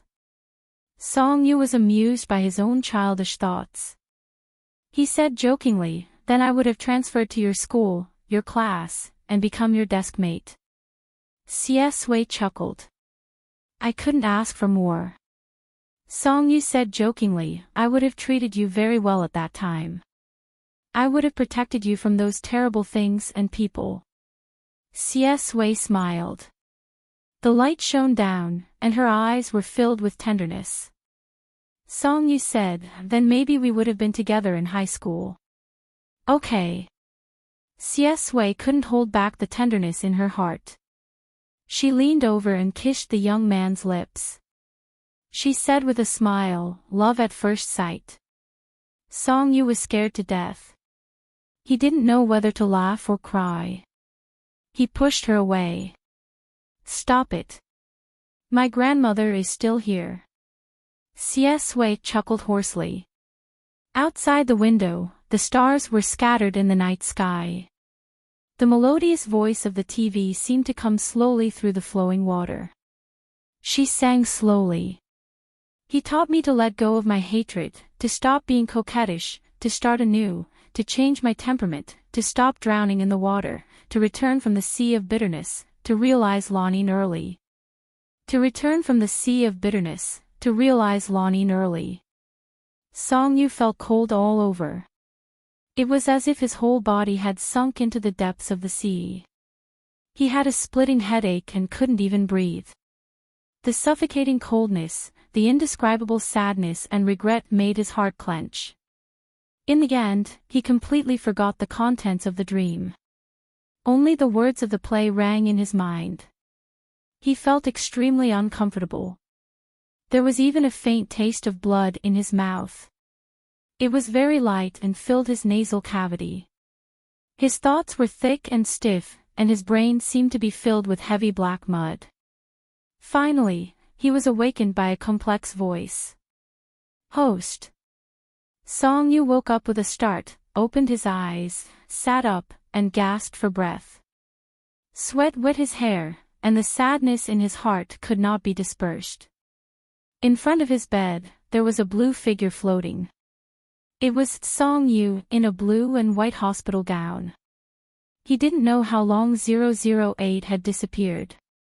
Song Yu had no time to pay attention to him now. Covering his head, he tried desperately to recall the contents of the dream, but he couldn't remember it. 008 sighed, his expression was extremely complicated. He stepped forward and reached out to touch Song Yu's eyebrows. The blue light was very light. The taste of blood in his mouth gradually faded. The sadness and regret in his heart were expelled by some reassuring force, and his brain was clear again. Song Yu slowly put down his hand, and his light-colored eyes gradually lost their pain. He calmed down and looked up to ask the first sentence, "What did I dream of?" 008 shrank a little and faltered, "Nothing. It's a nightmare. I'll help you get rid of those negative emotions." Song Yu's eyes were extremely cold. 008 gritted his teeth and said, "It's useless for you to look at me. You forgot it when you woke up. I can't help you find it back." Song Yu stared at him for a long time. The dream that he had been repeating all the time was finally close to the truth. He was too lazy to talk nonsense, so he said calmly, "You're back just in time. I've always wanted to ask you." 008's expression was stiff all of a sudden. Song Yu said directly, "I'm actually Song Yu." 008's weak and pale face had a moment of panic, but soon pulled out a smile. "What? I'm Song Yu." Song Yu's mood was extremely bad. He sneered, "Fake goods, don't pretend." 008 was in a hurry. "Host, how can you have such an idea? Don't you remember Song Lon? Have you forgotten your family and your memories in your last life? And it's clear that you came in after reading a book. This is the world in the book. How can you be Song Yu? Song Yu, don't. Your acting is really bad." Song Yu stared at it coldly. "If you don't tell me the truth, I'll go to Xie Sui now." 008 heard the two words Xie Sui and got angry. The blue light around him exploded violently twice. "What's the difference between this and a showdown? What have you done during the time I was away? The protagonist must know that you are Song Yu, the Song Yu in a city. I told you not to get close to Xie Sui. That's for your own good. What are you doing?" Song Yu raised his eyebrows. I'm good. There's nothing wrong with his brain."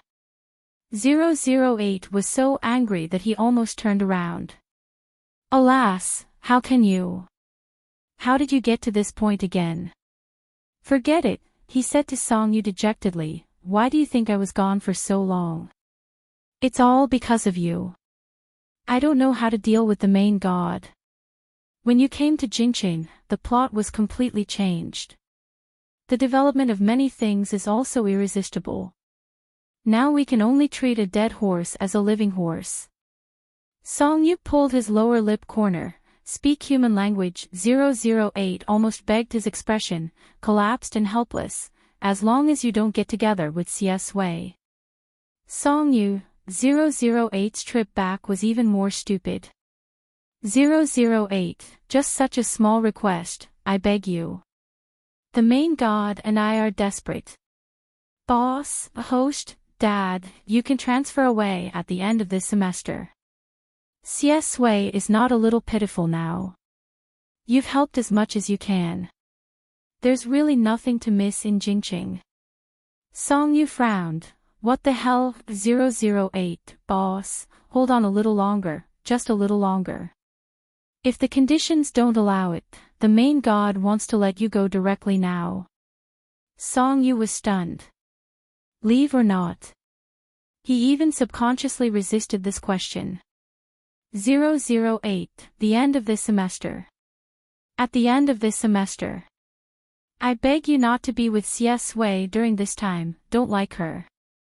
Song Yu looked at the face that was exactly the same as his own, silent for a long time, and asked the question in his heart. Why do you keep emphasizing this point? 008 was about to cry. Alas, anyway, you listen to me. I'm really for your own good. The blue light around the system was on Song Yu's face. His skin was white and transparent, sick but fierce. He said lightly, if you tell me the truth, I'll promise you. 008 screamed like a cat who stepped on its tail, impossible. Song Yu was not afraid of him. Oh, I'll go and confess to CS Wei tomorrow. 008 has been so angry that he closed himself. Anyway, it's you who will regret it.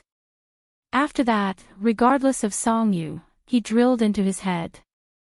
Song Yu was slightly stunned and shouted twice, but 008 refused to come out. His heart, which had been messed up by an unknown dream, was calmed down by this stupid system. He thought that he was really Song Yu. What's in the dream? It feels different from gentle control, his last life. In the dream, he seemed to be a sick person in the last life. 008.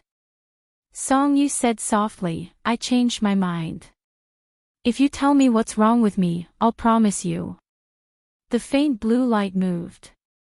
008 seemed to be moved and sighed in his mind. He didn't know how many times he had sighed tonight. 008 said, You're not sick now. If you're sick, you're crazy. The 3 words, crazy, were said with gnashing teeth. I don't know how much resentment there was. I said I'm Song Yu, not a fake. The terminal disease you should have is in me. It's not a big deal. You can talk to CS Wei casually after 5 years, and you can come back to reality. It's not because of you. It said in a muffled voice, and I'm really not a fake. But he never denied Song Yu's guess. Song Yu was slightly stunned. Terminal disease, 008 said, the Lord God and I are very regretful, very regretful. I'm so angry. Why is his obsession so strong? It's clear that you're... Oh, it's so annoying. 008 shut up in time and continued to close himself in his mind.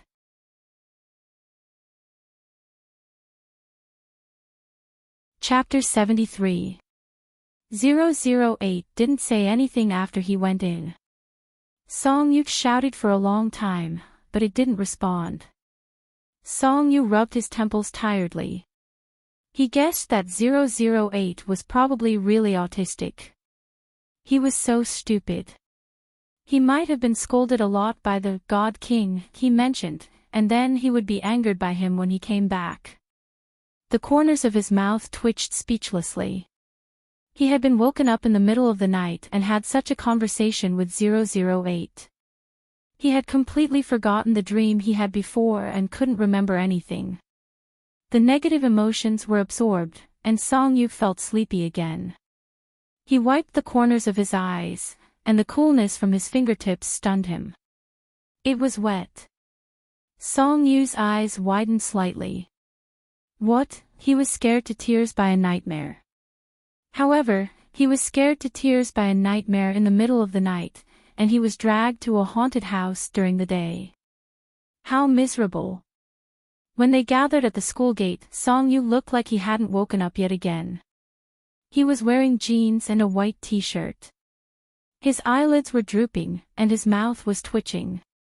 His whole body was filled with an aura of, "I'm so sleepy, don't bother me." Then, old Ching patted him hard on the shoulder. "Song-yu, what's wrong with you? Did you stay up all night last night? Cheer up. Young people should act like young people. Be spirited. Come, smile at the sun." With one slap, he shattered his image of a school bully that kept people away. Song-yu gave a fake smile and tugged at the corner of his lips. Old Ching was very satisfied. The people in Class 1 held back their laughter. After getting into the car, Song-yu sat in the second-to-last row on the right, while Ma Xiaoding and Shi Bowen sat in the last row. Sitting directly behind him, Ma Xiaoding held a small peachwood sword in his hand and waved it.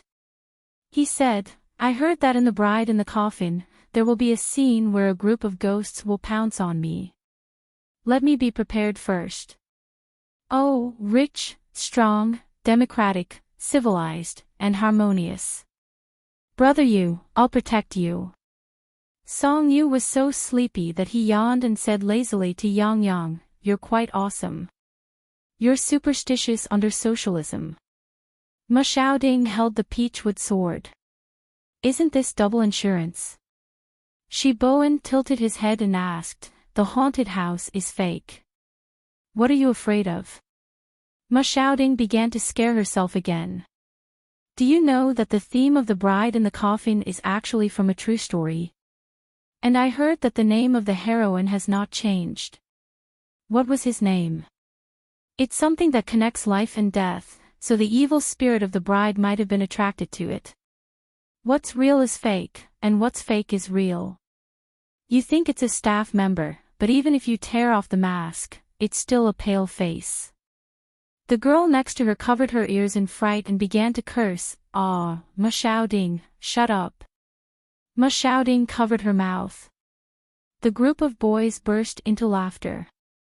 Song-yu opened the window a little, and the wind outside blew in, dispelling some of his sleepiness. The noise and laughter in the car pulled him back from the strange feeling he had yesterday. In fact, he is a natural rebel. The more 008 emphasizes not to like Xie, the more curious he is. Why? What would happen if you fell in love with someone? Heaven falling and earth rending. The world collapsing. Of course, he's just curious. After all, liking someone is not a joke. 008 said that he would be sent away at the end of the semester. Song-yu was a little resistant to this question, but he couldn't find a reason. The seat next to him suddenly sank. Song-yu immediately withdrew his divergent thoughts and turned his head. It was Xie who came back from buying water. Just now, the question about him had been hovering in her heart. When she saw his face at first, she was a little lost in thought. Xie unscrewed the cap of the bottle and handed it over. Seeing his sleepy expression, she asked with amusement, "Didn't sleep well last night?" Song-yu took a sip, and said vaguely, "Well, I had a nightmare." "Xie, what did you dream of?" Song-yu shook his head. "I don't remember, but it was probably not a good dream." Xie was stunned, but she didn't continue to ask about the dream. He said, "Do you want to sleep in the car?" Song-yu was really tired, so he nodded his head. He put his hand on the window, held his head, closed his eyes, and fell into a deep sleep. The car started. It was a little bumpy, and they drove for a while. He was half asleep and not very comfortable. Unconsciously, he leaned on Xie Sui's shoulder. Xie Sui tilted her head and glanced at him, but she didn't say anything. Her attitude was natural, as if nothing had happened. The morning light pierced through the clouds and penetrated the window, shining on the teenager's face. His eyelashes were faintly golden, and his skin was white and gentle. Ma Xiaoding saw a very picturesque cloud and was about to shout, but when he turned his head, Shi Bowen covered his mouth. He motioned for him to look forward. Everyone in the car was quiet. They didn't even dare to breathe loudly. There was no word in the car. The private class group was very lively. Damn, I want to change seats with Brother Yu. I also want to lean on the shoulder of the school hunk. You go, thank God for not twisting your head off. The more I look, the angrier I get. I'm so angry that I kicked the pig sleeping next to me. A fight broke out in the back. Stop fighting, stop fighting. If you fight again and wake Brother Yu up, both of you will be finished. Old Cheng had originally organized a team-building party to reward them for their excellent midterm exam results. After they gathered at the entrance of the amusement park, they could do whatever they wanted. Song Yu got out of the car and only woke up a little after eating a candy. Ma Xiaoding led the charge with a peachwood sword. 8 boys from Class 1 came, and 4 girls who were brave enough to come along. There was a long line at the entrance of the haunted house. The estimated time was half an hour. Song Yu was leaning against a pillar and wanted to sleep for a while, but Ma Xiaoding tugged at his clothes. He was dumbfounded. Fuck, Brother Yu, they're from number 13 high school. Song Yu looked in his direction. In front of them was also a group of students.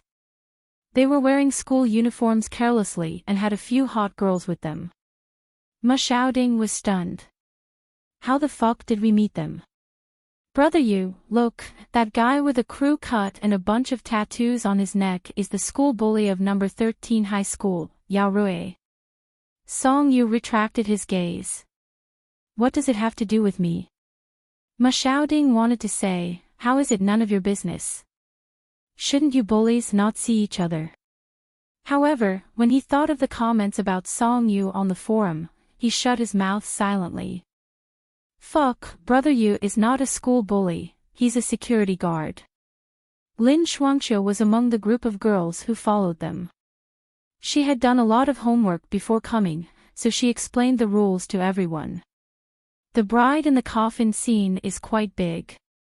Let's not get separated. If we find the life door within 20 minutes, we'll succeed. If we can't find it, a staff member will come and lead us out. Let me say this first, don't scare yourself. Every time I enter a haunted house, I'm scared by my teammates.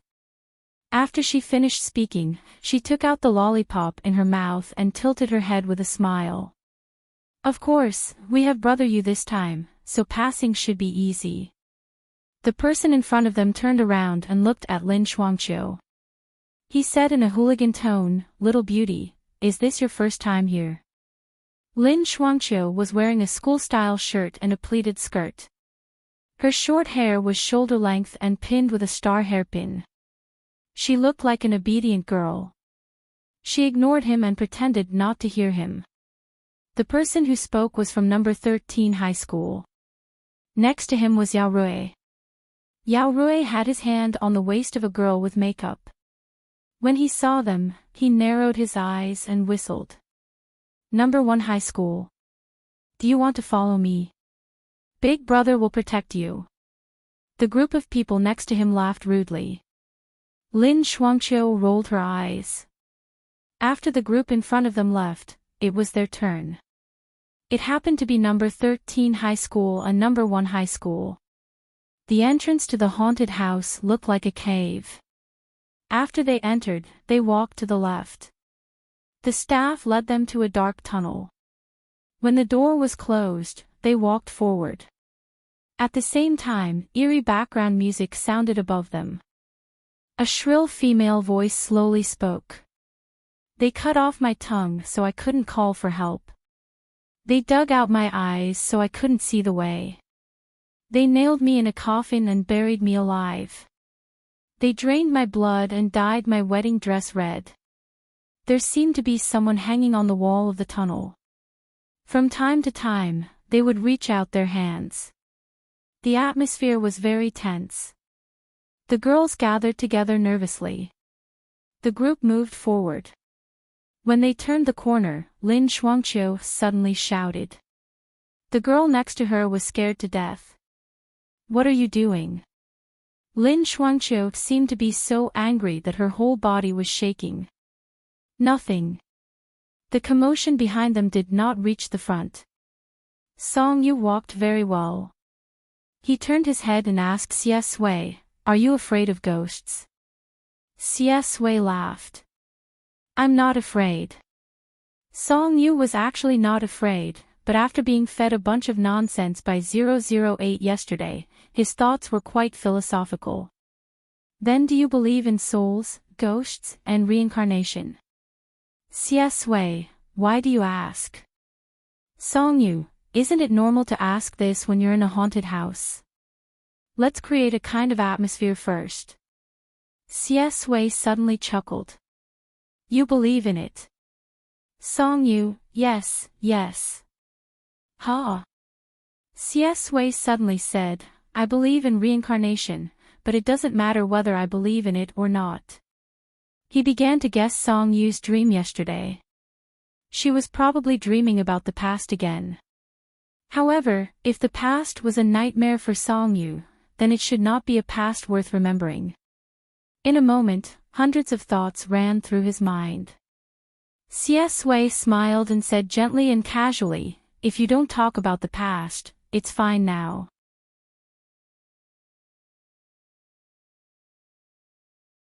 Chapter 74. When Song Yu heard his words, he froze in the dark. The unhappiness and depression that had been stuck in his heart since last night were cleared at this moment. Breathing in the fresh air, he felt his soul become lighter. Song Yu slowly smiled. Yes, you're right. He didn't admonish him in the past, but now was good. As for whether he could go back or not, he would talk about it when the time came. The bride in the coffin was a gimmick, but in reality, it was just a few rooms and corridors that formed a maze. Song Yu strode in front, only wanting to go back to sleep early. He pushed open a door, ignored the bloody fake head that suddenly fell from the beam, and brushed it aside with her hair. He looked around and said, this should be the bridal chamber.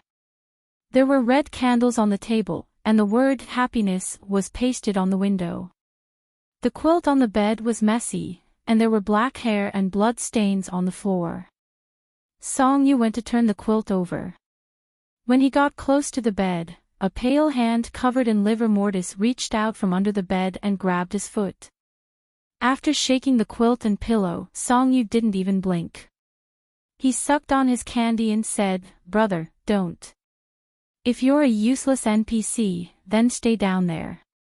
I'm busy looking for clues. Xie Sui laughed. Following him in was really not a gaming experience. Song Yu pulled out a letter from under the pillow. The words, Clue 1, were written in the upper right corner. He opened it and saw a map. It looked like the layout of the haunted house. There was a winding trail of blood. It was probably the escape route drawn by the bride. He nodded. Follow this path. When he went out, he ran into another group of people screaming and running out of the opposite room with pale faces. A girl was so scared that her legs turned to jelly. Tears streamed down her face as she was supported by another person. Song Yu raised his eyebrows and glanced at them. Lin Shuangqiu recovered and explained while panting, it was a kitchen. We were halfway through when a body suddenly fell from the roof. Damn it.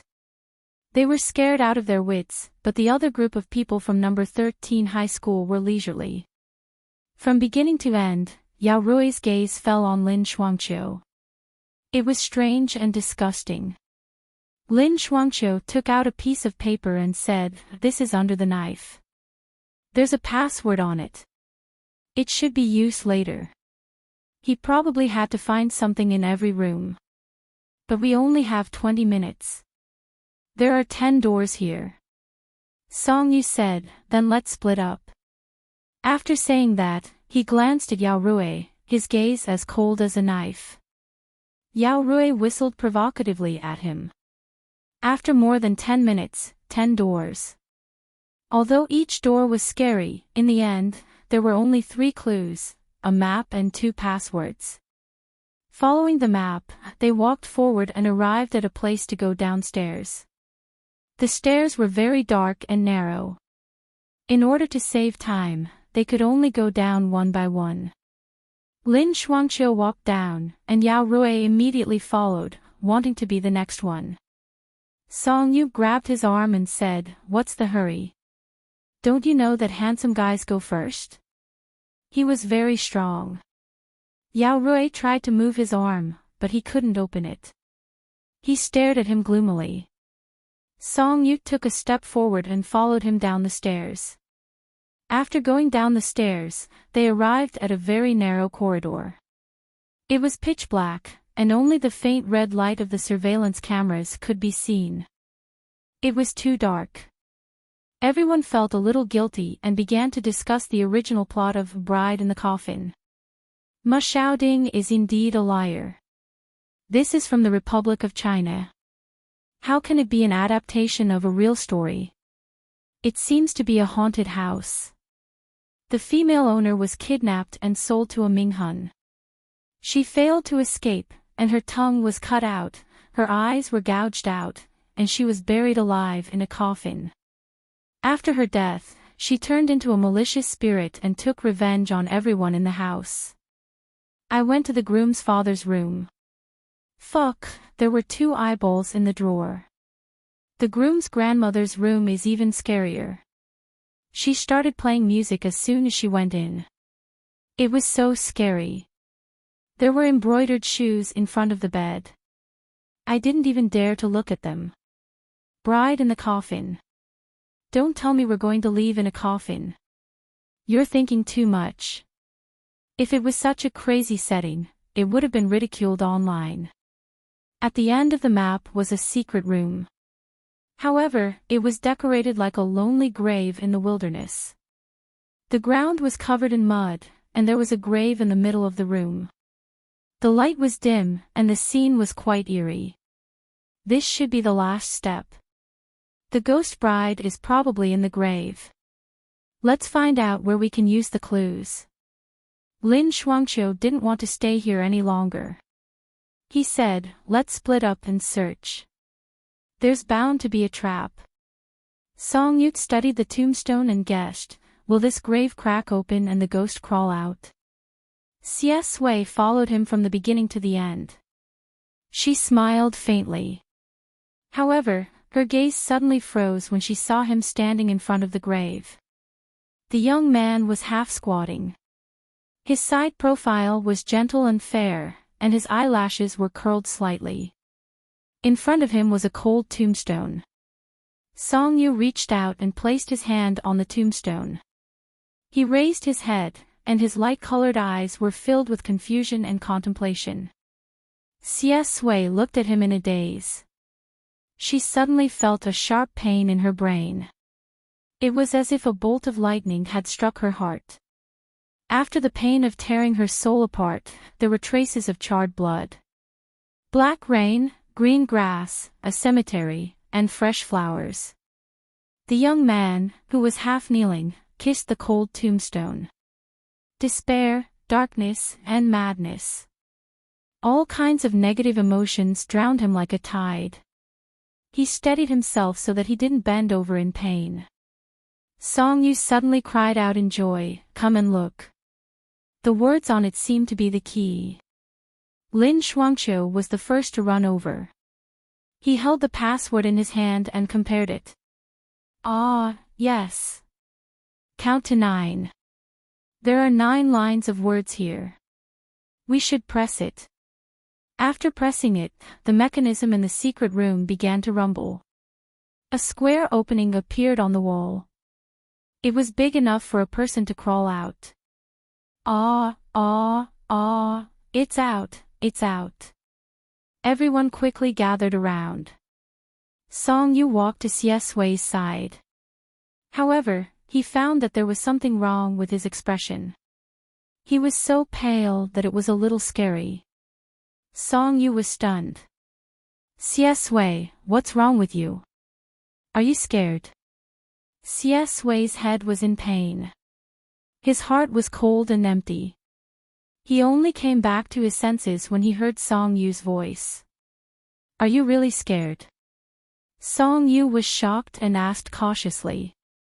Xie Sui thought for a long time. Then, he smiled and said, yes. Song Yu seemed to have discovered a new world. So you're afraid of ghosts? Yes, let me lean on you. Xie Sui gently hugged Song Yu. Song Yu was a little stunned.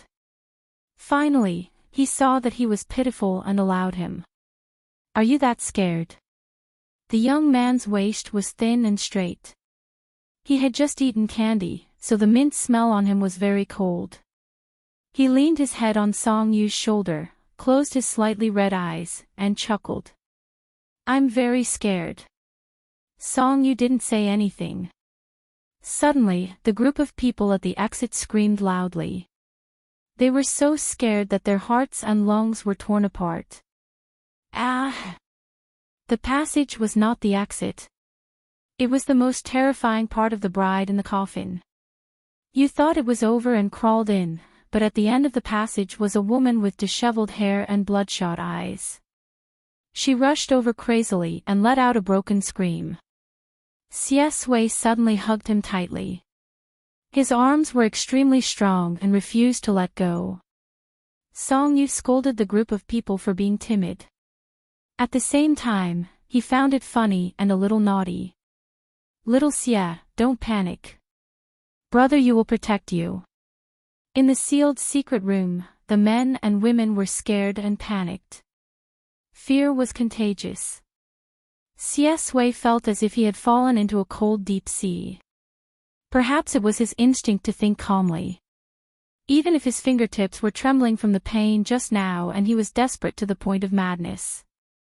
In their minds, they could still calmly make judgments. Their previous lives, as expected, were not worth remembering. To Song Yu was a nightmare. To him was hell. Song Yu couldn't help laughing. How could this person be so scared? He said, Brother Yu, here's a candy for you. Don't be afraid. He took out a mint candy from his pocket, tore it open, and stuffed it directly into Xie Sui's mouth. Xie Sui smiled with red eyes. She stared deeply at him and gently bit the candy. It was more like kissing his fingertips. It was warm, alive, and real. The deep sea split, and the sky shone in. The bride crawled to the exit and stopped moving. She stretched out her hands and desperately grabbed the air. Together with her face, she looked crazy and strange. Everyone hid far away. A girl was so scared that she cried and sobbed. This is fake. There are 2 clues. There's one more. Hurry up and look for it. A boy said, I found that clue in the room of the bride's grandmother. It was blank. If the word clue wasn't written, I wouldn't know it was a clue. Ma Xiaoding hugged his peachwood sword and trembled. He was so angry that he was about to die. So it was a female ghost. Damn it, I was scared to death. Song Yu saw that Xie Sui had calmed down and walked over to join the discussion. Where did you find the clue? The boy said, in a hairpin box. The box was empty. Song Yu looked at the female ghost who stuck half of her body out of the wall and performed her duty. The corner of his mouth twitched. That's it. The 2 clues should be connected. Isn't there a hairpin on her head? Just take it off. Everyone looked at the green-faced female ghost with fangs in horror. She even opened her mouth to them. Her mouth was black. The girls took a step back. Finally, a boy hesitated. He reached out his hand and withdrew it halfway. He turned back and cried. "Will she bite me?" Song-yu held his forehead and pulled him away. He ignored the female ghost's waving hands and pulled the hairpin out of her messy hair. The moment the hairpin returned to his hand, the female ghost stopped moving. The female ghost stopped moving. Her acting was very realistic, and her body was stiff. Everyone was afraid that she was so powerful that they quietly hid to the side. However, she just crawled back little by little. 30 seconds later, a strange opera sound suddenly came from the secret room. The old man hummed a line from his mouth. It was strange and old. Cut off the tongue, cut off the desire to eat. Gouge out the eyes, cut off the root of evil. My pure and innocent wife, drained of all her blood, is going to marry my good son in the underworld today. Everyone sucked in a breath of cold air. Then, a projection appeared on the wall. It was an old woman with a ferocious expression. Driven by an unknown force, she stabbed the hairpin into her own throat. This was probably the whole story of the bride in the coffin. The projection ended. The walls separated and a corridor appeared. Outside was the exit. In the distance, they could see the amusement park's Ferris wheel. The staff was waiting for them outside and then said into the walkie-talkie, "The bride in the coffin can start to clear out." It was dark inside. All kinds of blood and oppression were present. Finally, they were out. After everyone breathed a sigh of relief, they started to beat up Ma, shouting, "None of your words are useful." Ma shouting hugged her head, don't hit me, I'll kowtow to you." The atmosphere was very cheerful. Everyone started to chat and it was very lively. Lin Shuangqiu bent down to tie his shoelaces and fell to the back. Suddenly, she felt a hand cover her mouth. Then, another hand went under her skirt.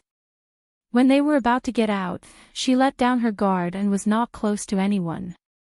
She was so angry that her eyes turned red. She struggled and cried out for help. Yao Rui laughed and said, "I've been watching you for a long time. I have to do something for the last part of the journey." Before Yao Rui could finish speaking, he was suddenly grabbed by the collar and slammed against the wall. The action was fast and fierce. His head was dizzy from the impact, and he raised his head in astonishment, only to see Song Yu's cold and indifferent face. The youth said carelessly, "I've been unhappy with you for a long time. I have to beat you up for the last part of the journey." Lin Shuangqiu stood to the side in a daze. The people from number 1 high school and number 13 high school waited for a long time.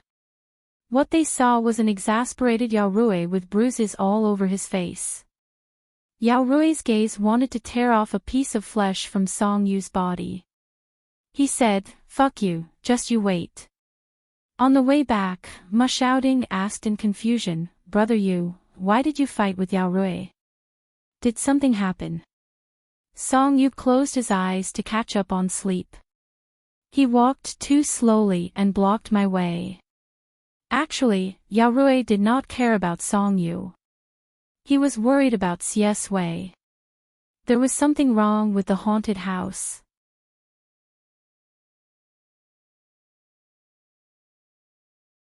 Chapter 75. Song Yu had been worried about CS Wei's condition. He was absent-minded when he went back for dinner that night. He picked up some vegetables with his chopsticks and put them in his mouth. He chewed for half a minute and didn't take much of the rice. Grandmother Meng looked at him and shook her head. She sighed but didn't say anything.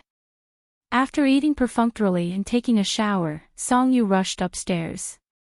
When he returned to his room, the first thing he did was to send a message to CS Wei. A bunch of words came out.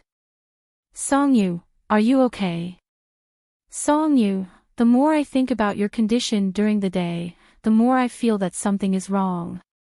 Are you possessed? Song-yu, can you still sleep tonight? Song-yu, do you want me to play the Great Sorrow Mantra for you? Or I can call you and read you a paragraph about the core socialist values. His worry was about to show on the screen. It was completely different from the way he used to express his concern. Sure enough, he treated his deskmate differently. When Xie Sui received the message, she was clearing the emails. They were all about the Song family. Back then, she had gone through a lot of trouble to get the documents to investigate Song-yu. But now, it seemed that there was no need. She lowered her eyes and looked at the phone screen. Xie Sui replied with a short line of words. Xie Sui, I'm fine.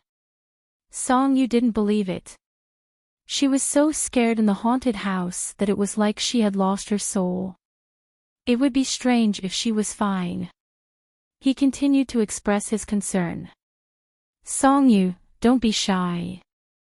We're close.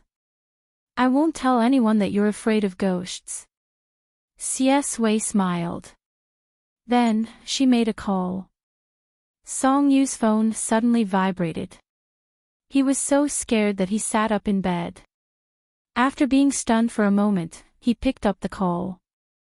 Xie Sui's voice came through the phone. It was cold and magnetic. Song-yu. Song-yu's heart skipped a beat. After remembering his purpose, he sat up straight. She immediately sat up straight. Yes, yes. How are you? Xie Sui chuckled and asked, are you that worried about me? Song-yu, yeah, there was something wrong with you at that time. I think you're going to have a nightmare tonight. Xie Sui leaned back in her chair with the mouse in her other hand. She stopped at a photo.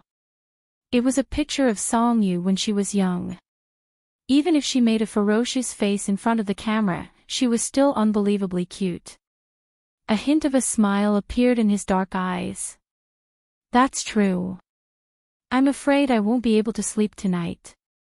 Song-yu gave him an idea. When do you usually sleep? I can recite the scriptures for you. You can hang up after you fall asleep. Xie Sui couldn't help laughing. Are you sure?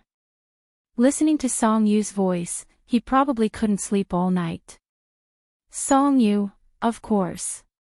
What do you want to hear? I'll go and do it for you. The Diamond Sutra or the core values of socialism. Xie Sui smiled and said lightly, recite the Lagrange mean value theorem. Song-yu, ? Song-yu, did Xie Sui do it on purpose? Every time he heard these words, he felt particularly ashamed. It was a piece of dark history. He held the phone in silence for a long time. Do you really want to hear it? Yes. Song-yu's mouth twitched stiffly. But since he had already agreed, he couldn't go back on his word. He really got out of bed, ran to the computer, and do it. He muttered, I'll recite it according to the encyclopedia. You'd better lie in bed now, put on your headphones, and try to sleep early. But how can you fall asleep listening to this? Xie Sui stood on the balcony and looked down at Jing City at night. She listened carefully to the voice of the young man on the other side of the phone and said softly with a smile, go ahead. On the other side of the phone, Song-yu frowned. Then I'll start. The Lagrange mean value theorem is also known as Lagrange's theorem. It's one of the fundamental theorems of differential calculus. The night was dark, and the moon was round and bright. The osmanthus flowers below the residential building bloomed, bringing a faint fragrance with the night wind. Song-yu's voice was clear and warm, dispelling the fear and despair brought by life and death, parting, and missing each other. Xie Sui stood on the balcony and looked down with a gentle smile on her lips. He put his finger on the railing and gently tapped it twice, as if he was recalling something after so many years. Then, within the open interval A to B, there was a point 3, greater than A but less than B. He recalled the first time they met by the water. Under the light, the handsome young man was as cold as frost.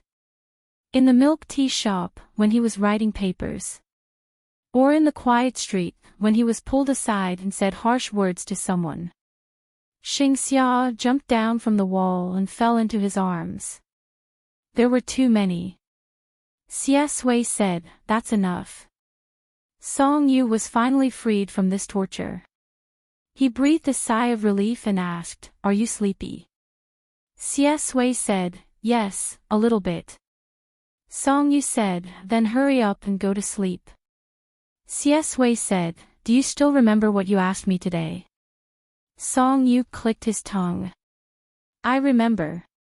I asked you if you were afraid of ghosts, and you said you weren't. That's a slap in the face, but it's not embarrassing. Ghosts and gods are mysterious things. Normal people are afraid of them." "Okay." Song Yu began to brag. "That's not right. I noticed that you didn't have such a big reaction to the heads and blood at the beginning. It was only when you saw the grave that you became afraid. Are you afraid of death?" Xie Sui smiled and said lightly, "I think I'm afraid of death." Song Yu was stunned for a second and began to comfort him. "Wow, don't worry. People will die sooner or later anyway. Don't worry." "Why are we getting more and more philosophical?" Xie Sui didn't explain anything. His eyes looked coldly ahead, but his voice was very soft. "Okay, I'm not worried." He was almost whispering, and his voice was gentle. "Good night, Yu. Yu. Song Yu almost dropped his phone. His ears were slightly red, and he was embarrassed. "What are you shouting for?" In the distance, there were thousands of lights. The cold wind blew against the wall from below. Xie Sui lowered his head and let out a short laugh. This was the place where he first learned about life and death. When he was a child, the rainstorm that tore through the sky and the woman who jumped from it became a scene that he would never forget in his 2 lifetimes. Other than life and death, everything else in the world was trivial. In fact, life and death were also trivial. Now, he learned about it again. There was an old saying that described unchanging until death. It was called "Until Death Do Us Part." Xie Sui turned off his phone and turned to walk back to his room. "Even death can't separate us. Brother, you didn't go find trouble with No. 13 high school, but Yao Rui sent himself to be beaten up. Main post, don't mention it. One of my friends is annoyed to death by his underling. He kept asking about Brother Yu's background, where he often goes, and said that he wanted to have a fight with him. Did he want to see if Brother Yu would care about him? 1L. The monthly exam is coming, and Brother Yu is in the library all day long. He doesn't pay attention to what's going on outside. He probably doesn't know. 2L. What kind of trash are those from number 13 high school? 3L. Don't talk about it. I heard that they're planning to block the entrance of the library in the afternoon and fight with Brother Yu. 4L. Fuck, whoever offends number 1 high school will be punished.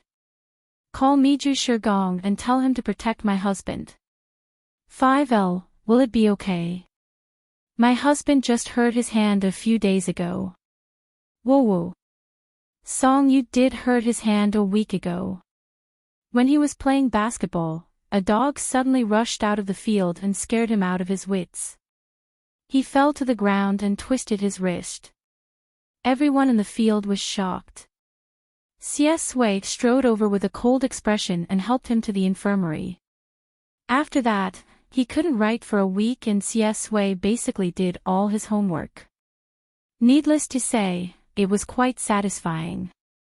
From then on, his every move in the physical education class was monitored by Xie Sui and he could no longer move freely.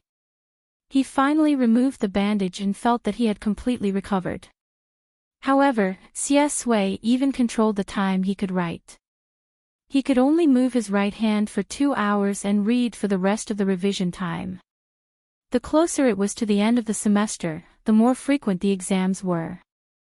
The monthly and weekly exams were continuous. Song Yu was physically disabled but mentally strong. Every Saturday, he would go to the school library to revise. Of course, he would not let Ma Xiaoding, who was at the bottom of the class, be tortured by mathematics alone. The mathematics class representative had already given up and collapsed on the table. Ma Xiaoding went crazy.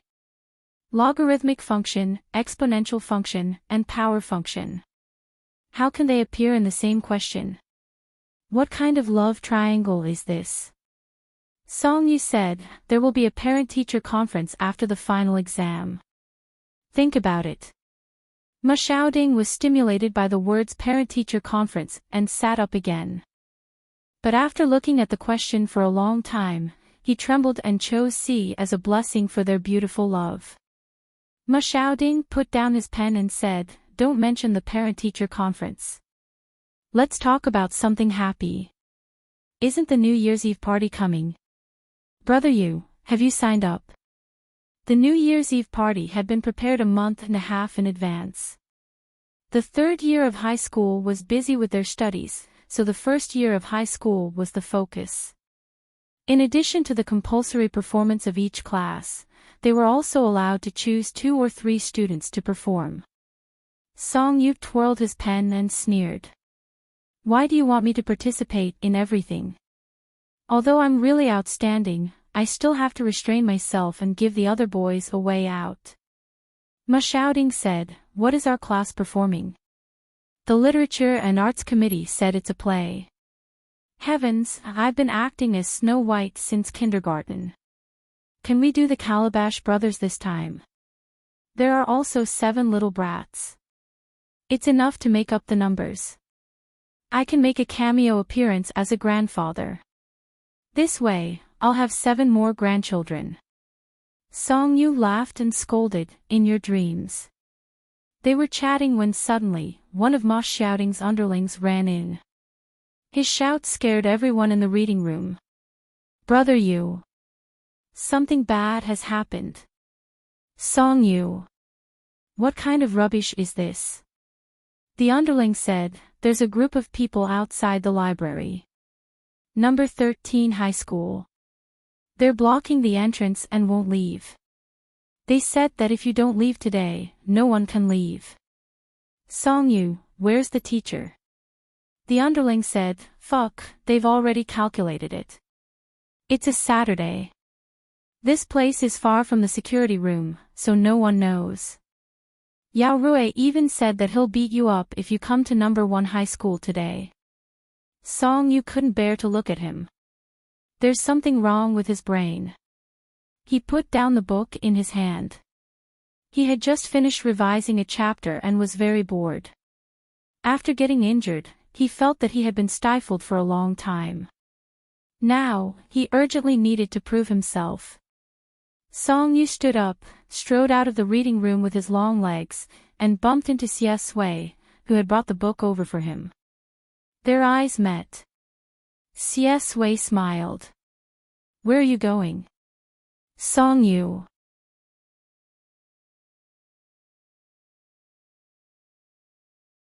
Chapter 76. Ma Xiaoding was about to say something. Song Yu had been tricked by him for so long that he knew what kind of person he was. He directly grabbed his shoulders and pulled him back, cutting off his unfinished words. Ma Xiaoding was forced to step back. He silently swallowed the words "go out and beat up your son" and stood at the back. Song Yu changed his attitude and lied through his teeth. I didn't go anywhere. I just went out to use the toilet. Xie Sui looked at him lightly. You need to bring someone with you to the toilet. Song Yu grabbed Ma Xiaoding's clothes and urged him with his eyes. Tell Xie Sui, are you afraid to go to the toilet alone after coming back from the haunted house? Ma Xiaoding wanted to vomit blood, but he could only nod frantically. Yes, yes, yes, I'm scared to death.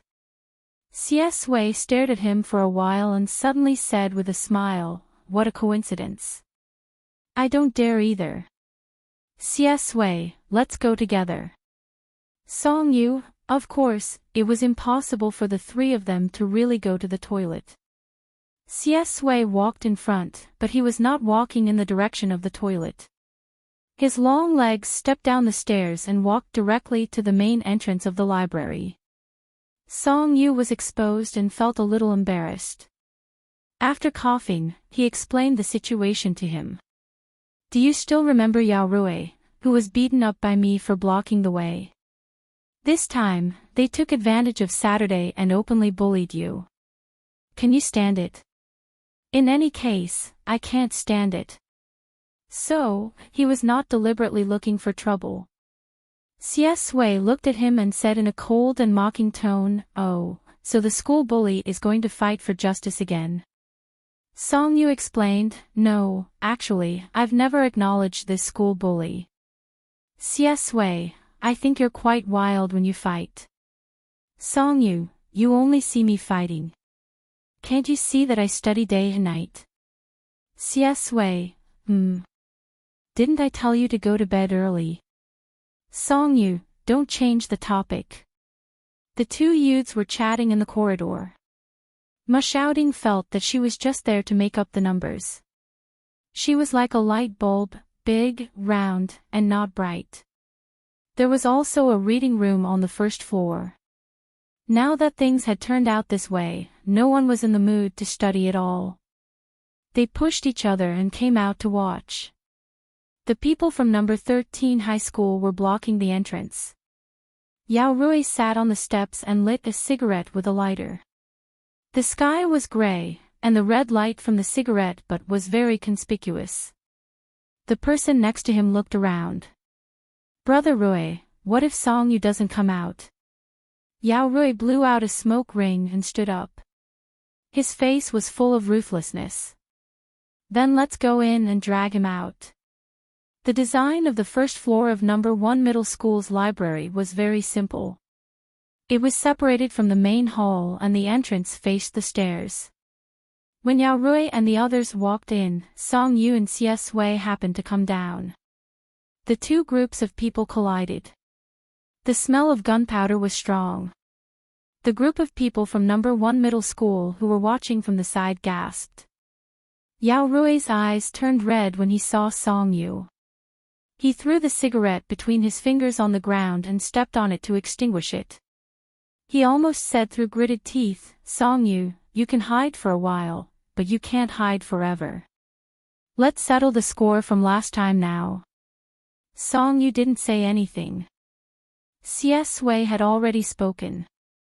She looked at the people from number 13 high school coldly and raised her chin. Let's just go out. The people who came out to watch instantly gasped again. What was God Xia doing? His boyfriend's hand was injured, so he came to teach him a lesson. Song Yu silently swallowed the harsh words that were about to come out of his mouth. He looked at Yao Rui with some sympathy. It was okay for him to do it, but when CS Wei did it, she was really ruthless. However, Yao Rui didn't notice it and said arrogantly, I'm talking to Song Yu. Who are you to him? Who are you to talk? CS Wei smiled. His friend. Many girls in the crowd covered their faces and silently added the word male to his name. His boyfriend. The corners of Song Yu's mouth twitched, and there was a trace of pity in his eyes. A scumbag was about to die, but his words were also domineering. He lit a candle for this brother. It turned out that Song Yu's candle was lit correctly.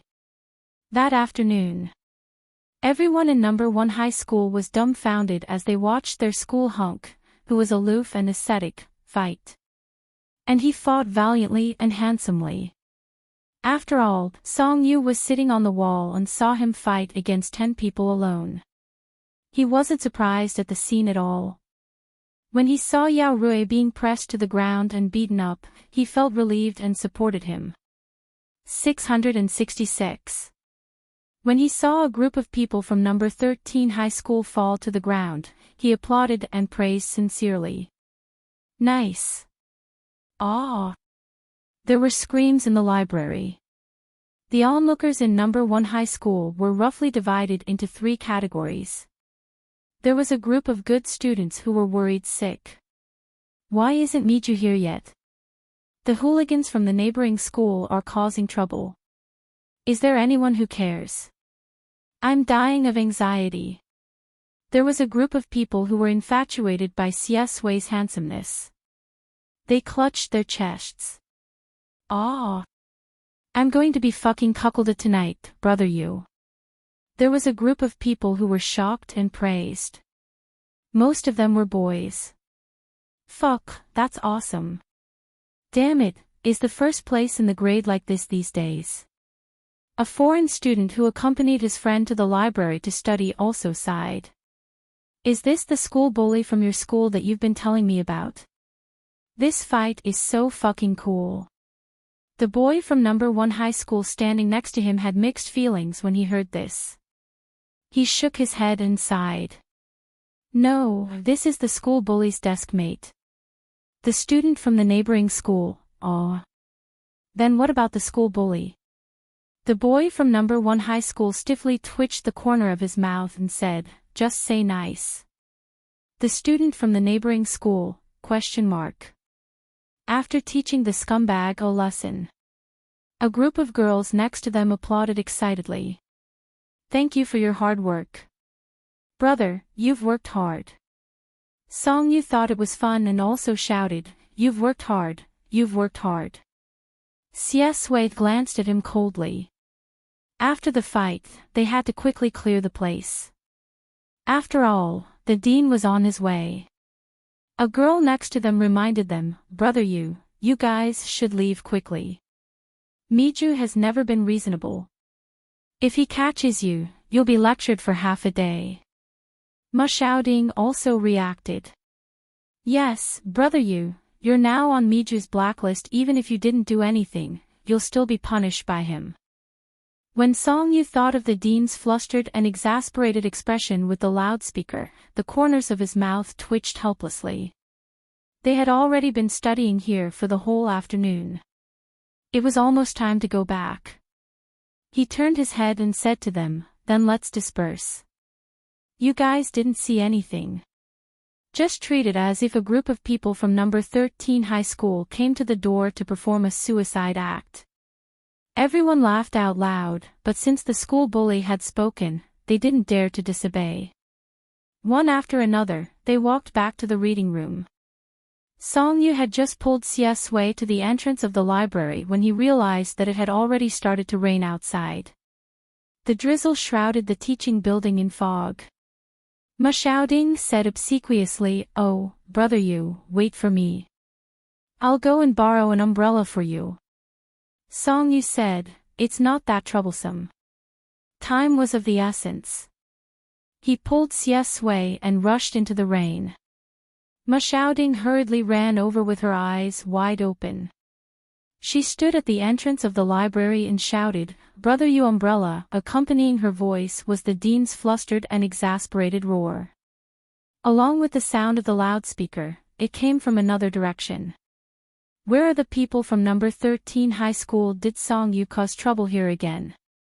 Songyu raised the corners of his mouth. When would old Tian realize that he was a man that he couldn't catch up with? He stopped running and wanted to turn around and wave at Ma shouting to show off. Remember to help me tell old Tian hey. Unexpectedly, there was a concave puddle in front of him. He almost stepped into it, but Wei pulled him to the side to avoid it. Songyu. Wei's voice contained a thin layer of anger in the rain. After stumbling and regaining his balance, Songyu was still holding Wei's wrist in his hand. The rainwater splashed onto his trousers. Behind them were the irritable dean, the gangsters who had fallen to the ground, and Ma Xiaoding, who was holding an umbrella and gaping in shock. For some reason, the more Songyu thought about it, the funnier it became. He couldn't help but bend over and laugh. Ha ha ha ha, amazing. CS Wei's anger dissipated into helplessness. She felt the warmth of Song Yu's palm on her wrist. The youth's laughter in her ear was like a damp wind, with the smell of soil and grass, sweeping into her heart. It brought her back to her real 15-year-old self. In an instant, many emotions melted into the misty rain. Song Yu laughed until his stomach hurt. He said to him, "You know, I just heard that I have another persona. It's called the edge of a nice school bully." He was really amused by this and laughed until tears came out of his eyes. Thinking back to what happened just now, it was indeed true. CS Wei was the one who fought and acted cool. He was just a salted fish. He held back his laughter and looked up. His eyes were bright. He said seriously, "Brother CS Wei, you've worked hard." CS Wei looked into his eyes. The words that were about to come out of her mouth stopped. Her thin lips were pursed into a line. Old Tian refused to let him go. After handing the group of people from number 13 high school to the security room, he ran over with an umbrella. He chased after her with an umbrella and shouted through a loudspeaker from afar, "Why are you running, Song Yu? Who else can mess with number 13 high school other than you? You'll be reciting your self-criticism under the flag on Monday." Song Yu complained, "But I can't let you catch me and delay my study time at night. Let me have a good weekend first." After saying that, he grabbed CS Wei and hurried away. "Let's go." The dean was so angry that he stomped his feet. Song Yu. The wind and drizzle wet his black hair. Song Yu even turned around and whistled at him, waving his hand.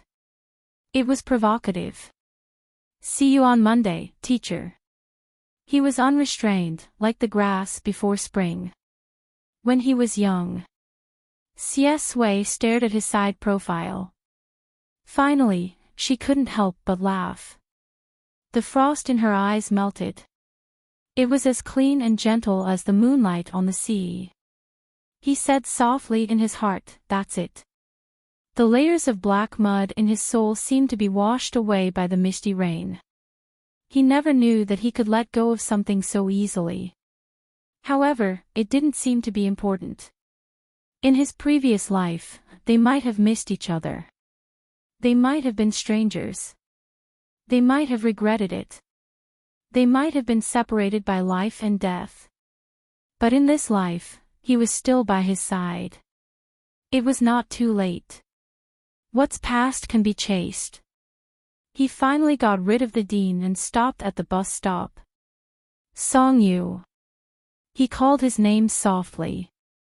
The smile on Song Yu's face hadn't disappeared. He tilted his head in confusion. "What's wrong?" CS Wei looked down and said lightly, "Don't dream in the future."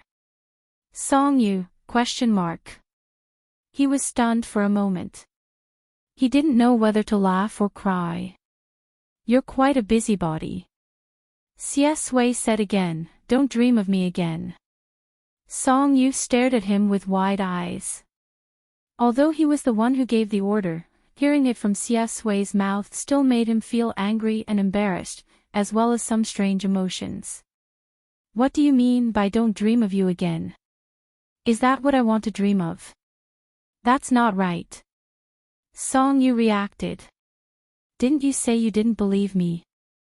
CS Wei said, "You've always thought that I didn't believe you. Didn't you dream of me as a nightmare?" He stared into Song Yu's eyes, smiled, and said softly, "The dreams are all fake. Open your eyes." The last sentence seemed to be whispered to himself. "I will always be by your side."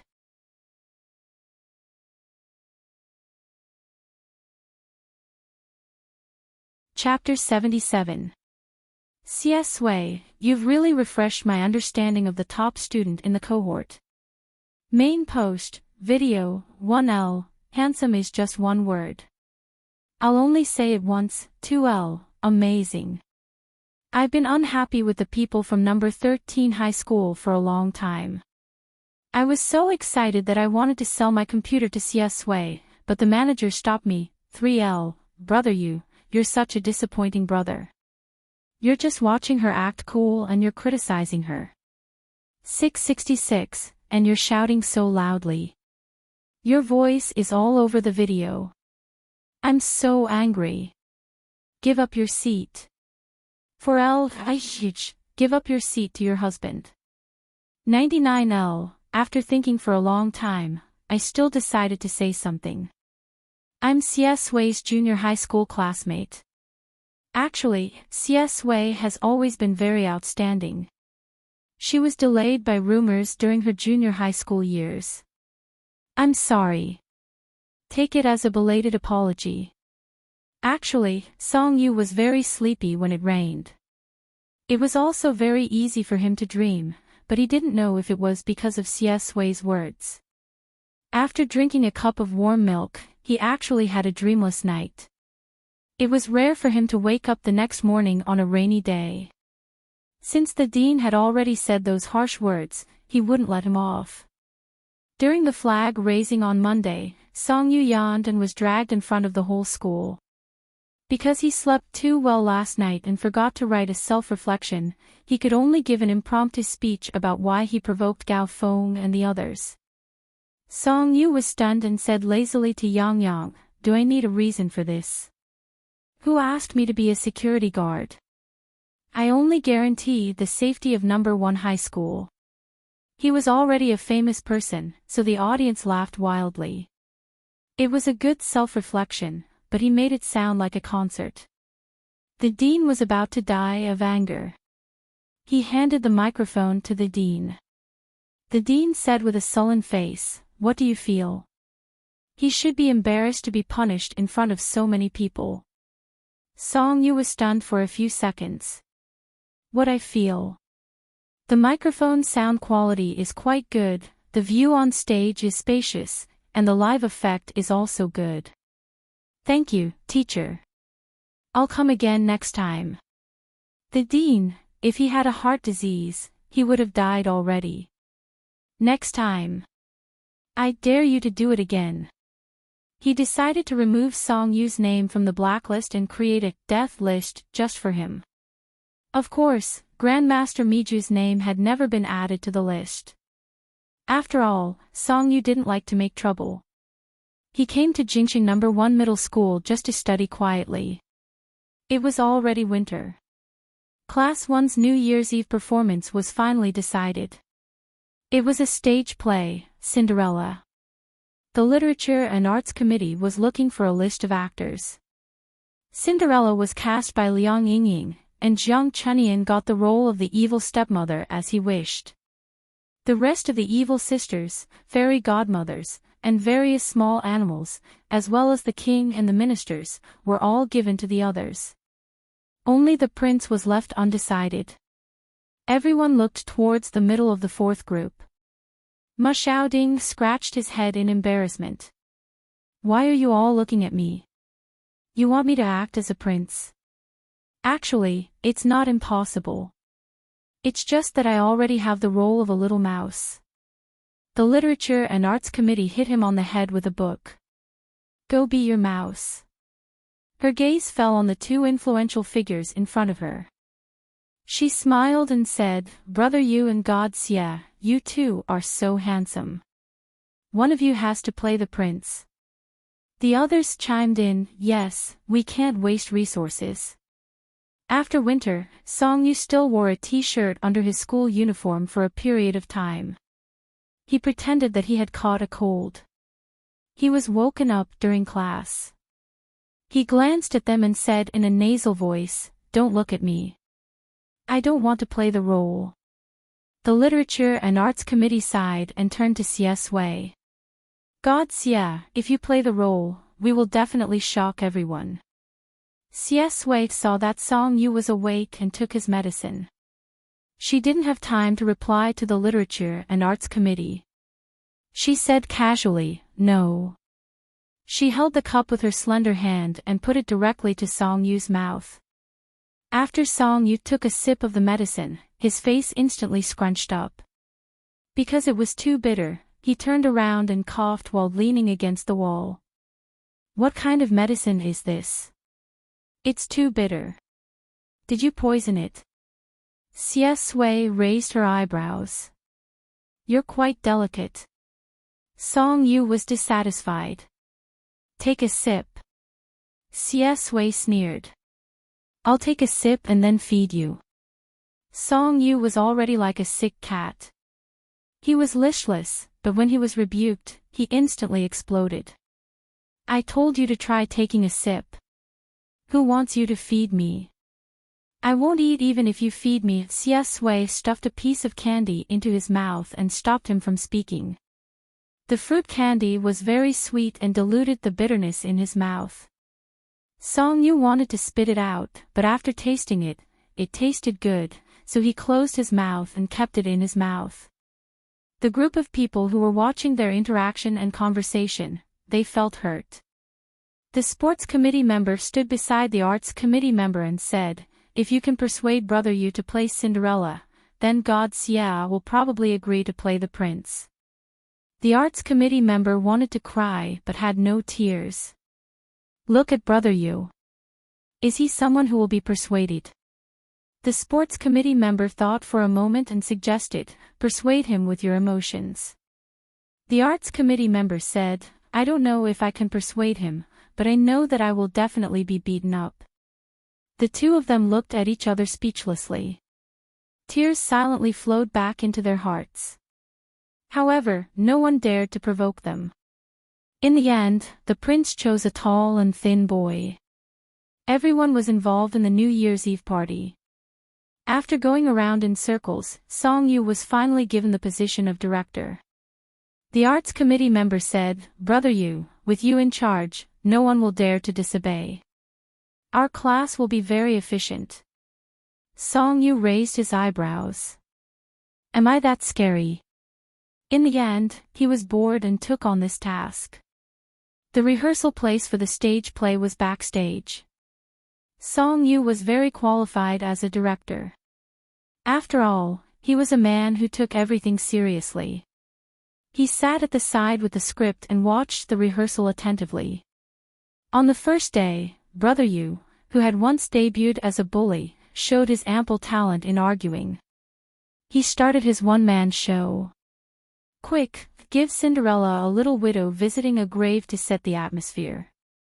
Don't let her laugh so happily in front of her father's corpse. Look at her kind eyes and gentle expression.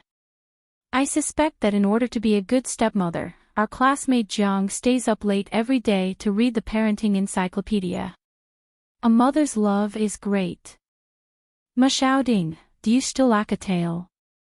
Squeak a few times. You can walk upright and have already become a spirit. You don't have to treat yourself like a mouse anymore. Speak slowly. You didn't rent your mouth. Don't be in a hurry to return it. Is this line too hot?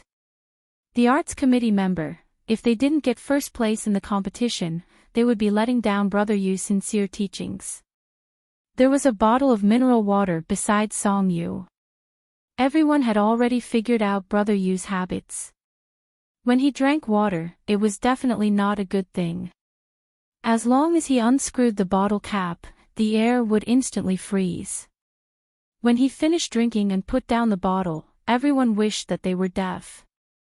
At 7:00 in the evening, the rehearsal ended. Song Yu was also preparing to leave and began to put on his coat. Ma Xiaoding walked forward and asked eagerly, Brother Yu, how was my performance at the end of the day? Song Yu glanced at him.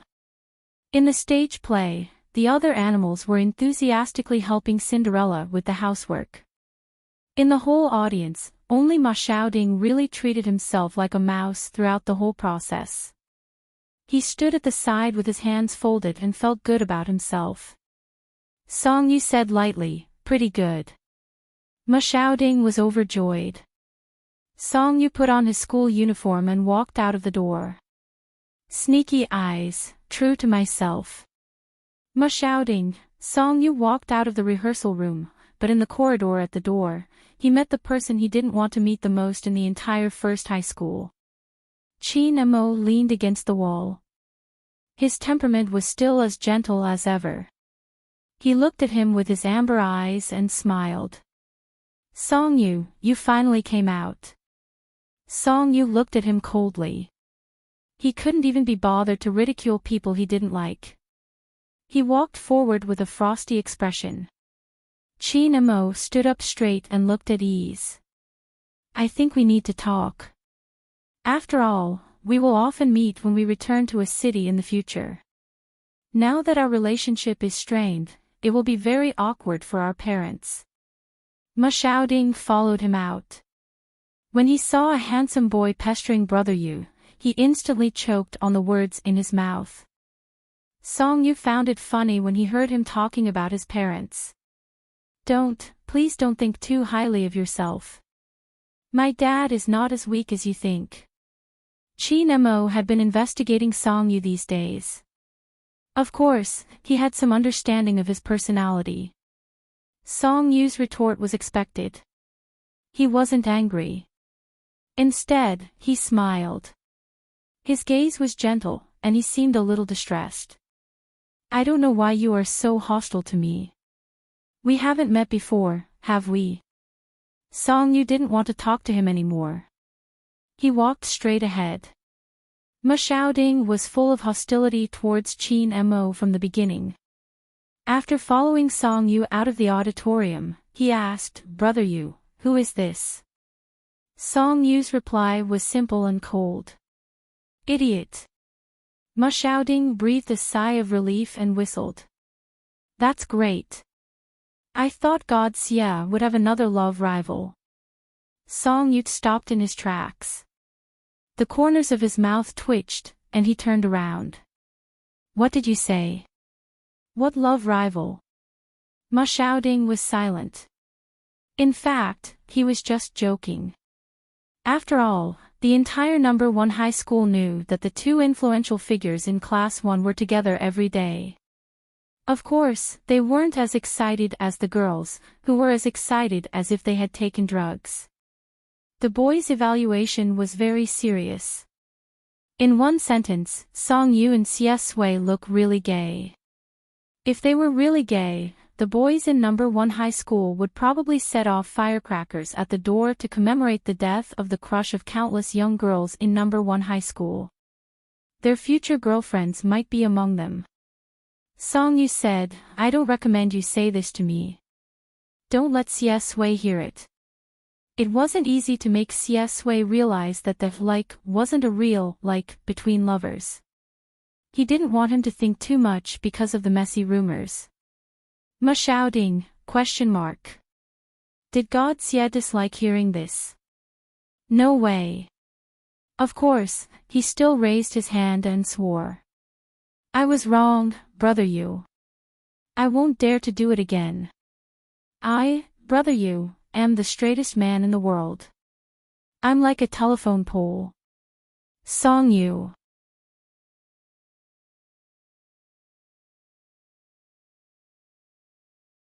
Chapter 78. The New Year's Eve party and the final exam came together. After a semester of hard work, Song Yu felt more relaxed in the end. Every day, he had exams, sorted out the wrong questions, and looked at his notes. He was not too busy. During the Cinderella rehearsal, the people in Class 1 did not call Song Yu Brother Yu. They just called him Director Song. This nickname sounded really silly. But Director Song felt cold and uncomfortable, so he was too lazy to argue with them. The classroom where they rehearsed was right next to Class 1. No wonder he met Chin Mo last time. In the next few days, Song Yu and Chin Mo met frequently. Originally, the atmosphere between them had always been tit for tat. Who knew that Chin Mo seemed to have changed recently and frequently expressed goodwill to him?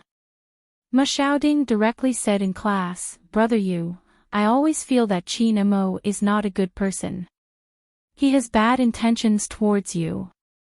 Song Yu corrected him, bad intentions are not used in that way. Ma Xiaoding, oh, then he has other intentions. Is he crazy? He always wants to sit down and talk to you. What do you want to talk about? Song Yu said, who knows? He felt that Chin Mo was crazy. What was Chin Mo doing? Using the same trick to deal with Xie Sui in his previous life to deal with him. Don't. He hated this kind of hypocrisy the most. Xie Sui had been busy with a city these days. When she heard Ma Xiaoting's words, she was a little stunned. His pen coldly drew on the paper. He tilted his head and said, where are you rehearsing? I'll accompany you today. Song Yu was stunned. If Xie Sui came over, wouldn't that mean that he would have to face Chin Mo directly? Damn, how could that be? His deskmate finally had the busy look of being the first in the grade. How could he interrupt her because of a scumbag? Song Yu waved his hand, no, you go do your thing. Actually, it's nothing. I just hate him. I'm not afraid of him. Xie Sui's lips curled up slightly, but she looked at Ma Xiaoting. Location.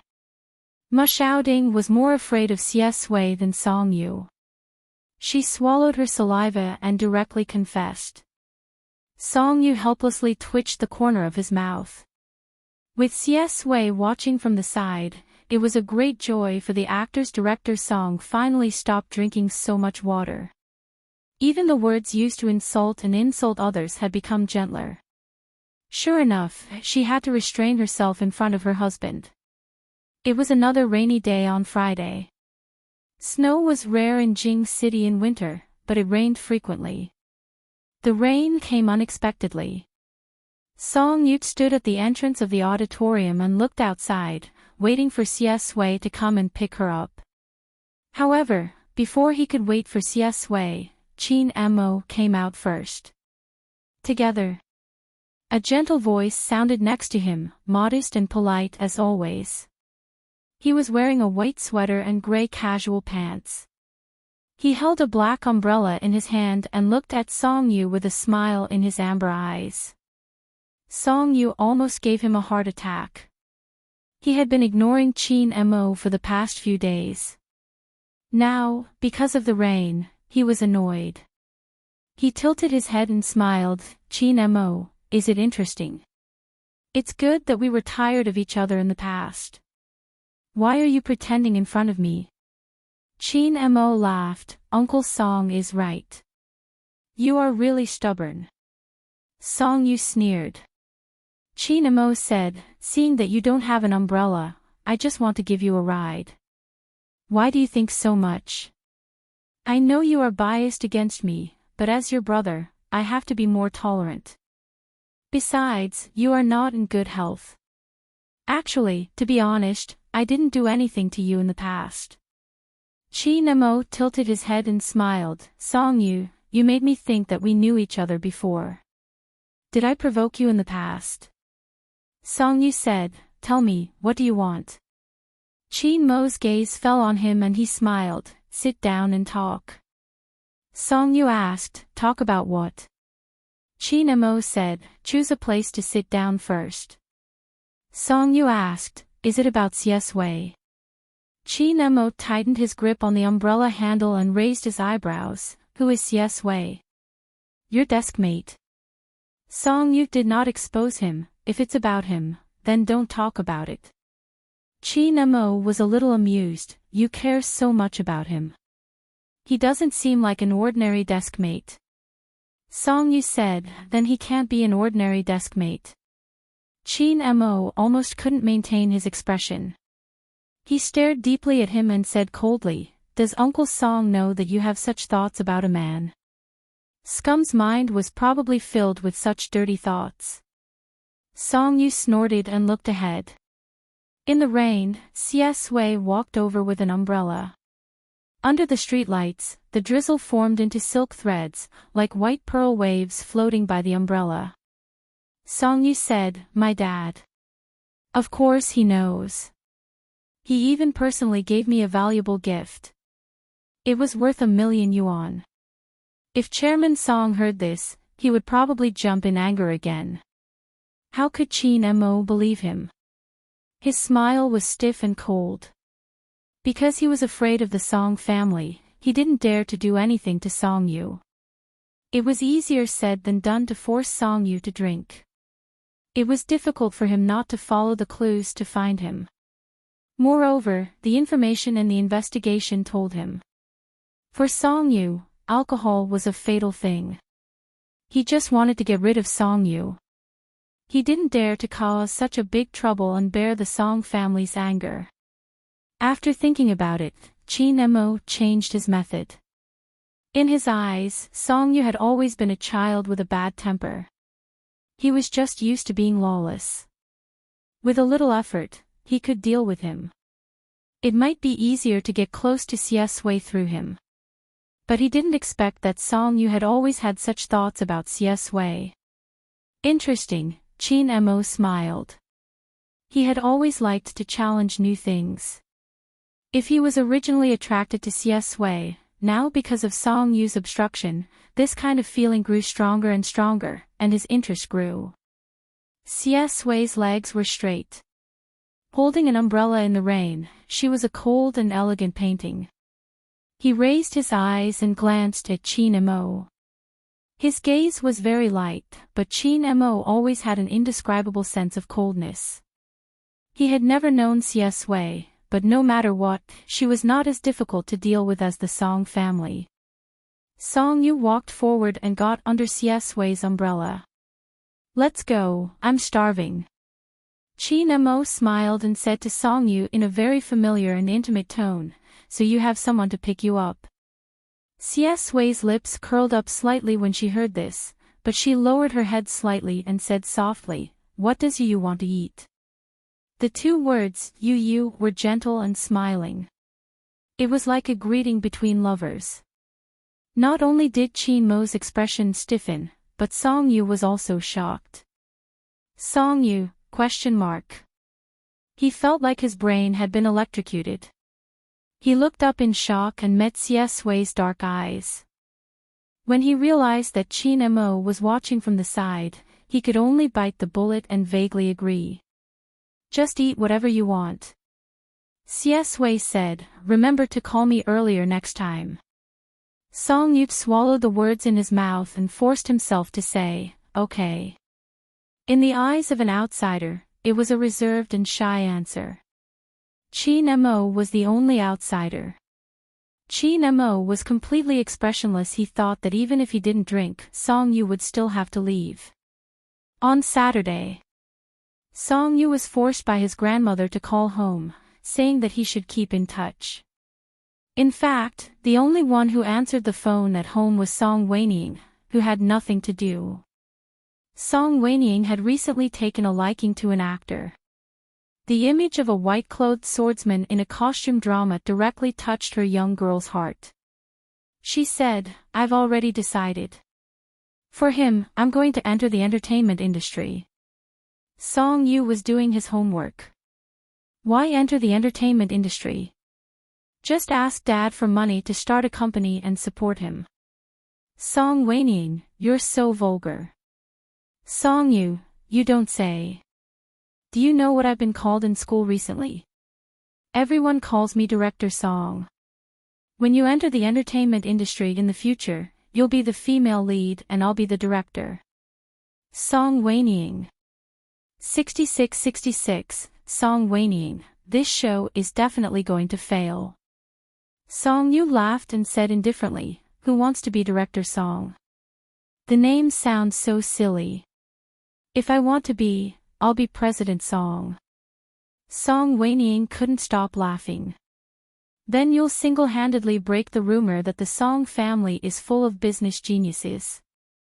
Song Yu calmly said, yes, not a genius, but a genius. A genius businessman, President Song. At this point, the pen in his hand paused. He was slightly stunned. The future, something that he had never thought about when he first came to this world, had he unknowingly begun to plan for it. Song Wenying laughed until tears were about to come out. Ha ha ha ha ha, don't be a genius businessman, President Song. I'm afraid that you're a genius money giver who opens and closes one company after another. The two of them chatted for a while. Song Wenying told him about what had happened in his city recently. I'm puzzled. Why do all the scumbags these days end up with both fame and fortune? No, I said the opposite. It's probably only men with both fame and fortune who have women chasing after them. Who would have thought that the person who scummed Aunt Sue back then was actually Xia Xinian? Song Yu's eyes widened slightly. What? That's not right. Didn't this plot appear a little too early? Song Wenying sighed. You didn't expect it, right? Mom didn't expect it either. Aunt Sue was a famous beauty in a city back then, but she was actually ruined by Xia Xinian just like that. I heard that she was even tricked into becoming a mistress. However, Aunt Sue's personality really made you helpless, so you didn't say anything and just wallowed in depression alone. In the end, she even directly cut off contact with everyone and disappeared. Now I've finally figured out what happened. Aunt Sue was too miserable. She was forced out of a city by Qin Choyun. The surveillance video is out. Alas. How can there be such a vicious person? I say, she's the first wife. Why did she have to be so ruthless in private? Is there something wrong with her brain? As for what happened in the surveillance video, Song Wenying felt a heart attack when he mentioned it. What do you think is this? The biggest mistake is Xia Xinian, right? But this is the Xia family's grudge, and others can't say anything. Xia Xinian pretended to be deeply in love and crazily asked the Su family about Aunt Sue's current whereabouts, but the Su family refused to say anything. They wanted him to give everyone an explanation first. It seems that Xia Xinian is planning to divorce, and the Su family also plans to sue Qin Choyun. The whole A city is watching the show.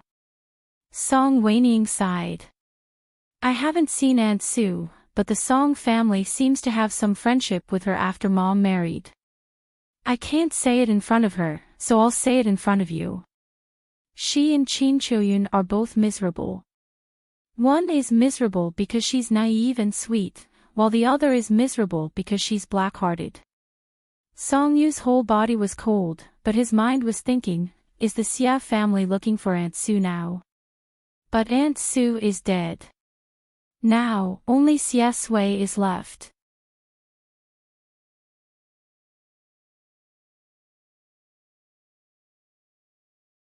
Chapter 79. Song Yu felt a little confused. How could it be so fast?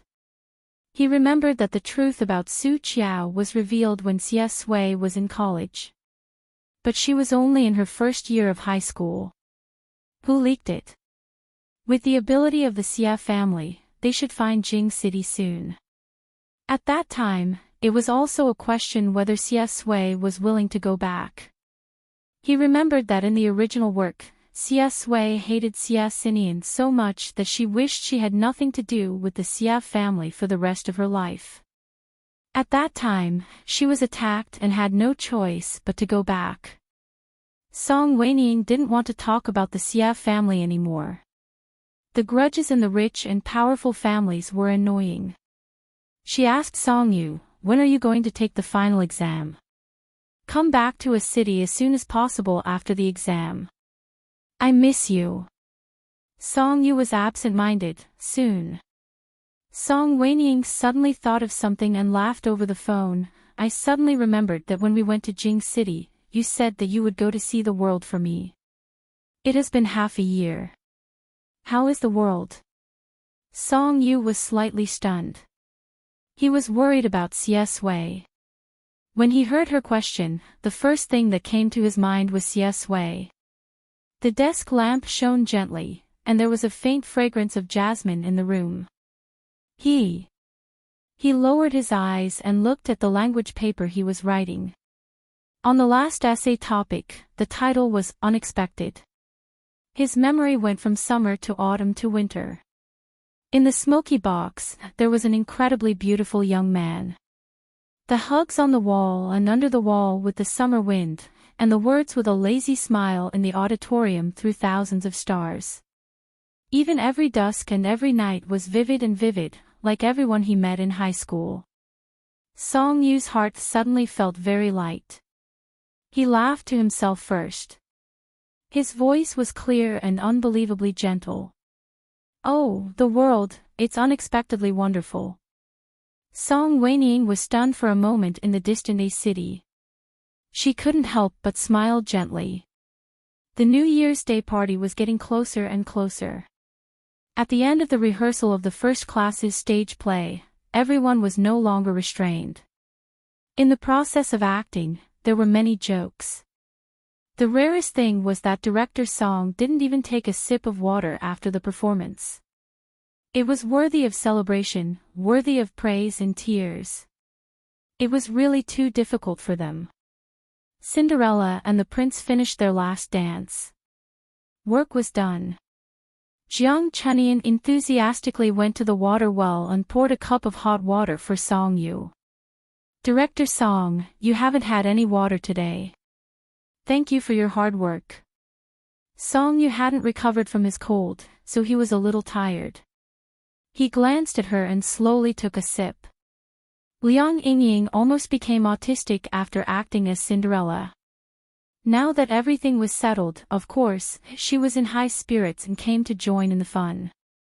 Using a bottle of mineral water as a microphone, he asked, "Brother Yu, how did you manage to be so good at your first job as a director?" After drinking the water, Song Yu snorted and commented on himself, "Do I still need to explain myself to a genius?" Jiang Chunian, genius director Song, I understand. The group of people in the rehearsal room couldn't stop laughing. After all, there was competition between the programs of the New Year's Eve party. They couldn't just focus on their own rehearsals, so they had to ask about other classes. Ma Xiaoding's underlings were finally useful for once. They had also inquired about the students from the next class. Ma Xiaoding, only class 3 is the same type. They're acting as Liang Zhu. I heard that Liang Shanbua and Zhu Yingtai are starring their class Belle and class Hunk. But I think that all the members of our class are good-looking. They'll definitely be able to outshine the rest. Shi Bowen was too lazy to correct his idiom. He blew on the hot air in the thermos and said, "But the class Belle and class Hunk have enough gimmick." Ma Xiaoding, then let's say the name of our genius director Song. Shi Bowen laughed for a long time and sighed. If Brother Yu and God Xia were to act, how sensational would it be? Ma Xiaoding, think about it in your dreams. During the class meeting, old Qing went to a meeting. Under the urging of a group of people, the class monitor closed the windows and doors and played the horror film. Gloomy and strange music sounded. Song Yu opened a bag of potato chips and said to Xie Sui, "If you're afraid, you can sleep on your stomach." Xie Sui smiled. Okay. However, only the girls in the class were scared to the point of screaming. The 4 of them were bored. Ma Xiaoding kept complaining. What's the female lead doing? She knows that the classroom is haunted, but she still insists on going at midnight. Shi Bowen said, "It's probably to make the female lead cry and rush into the male lead's arms. The director thinks it's very romantic." Song Yu leaned back in his seat and chewed on potato chips. If I were the director, I definitely wouldn't have arranged it that way. Director Song had been called that for a long time and was still a little dazed.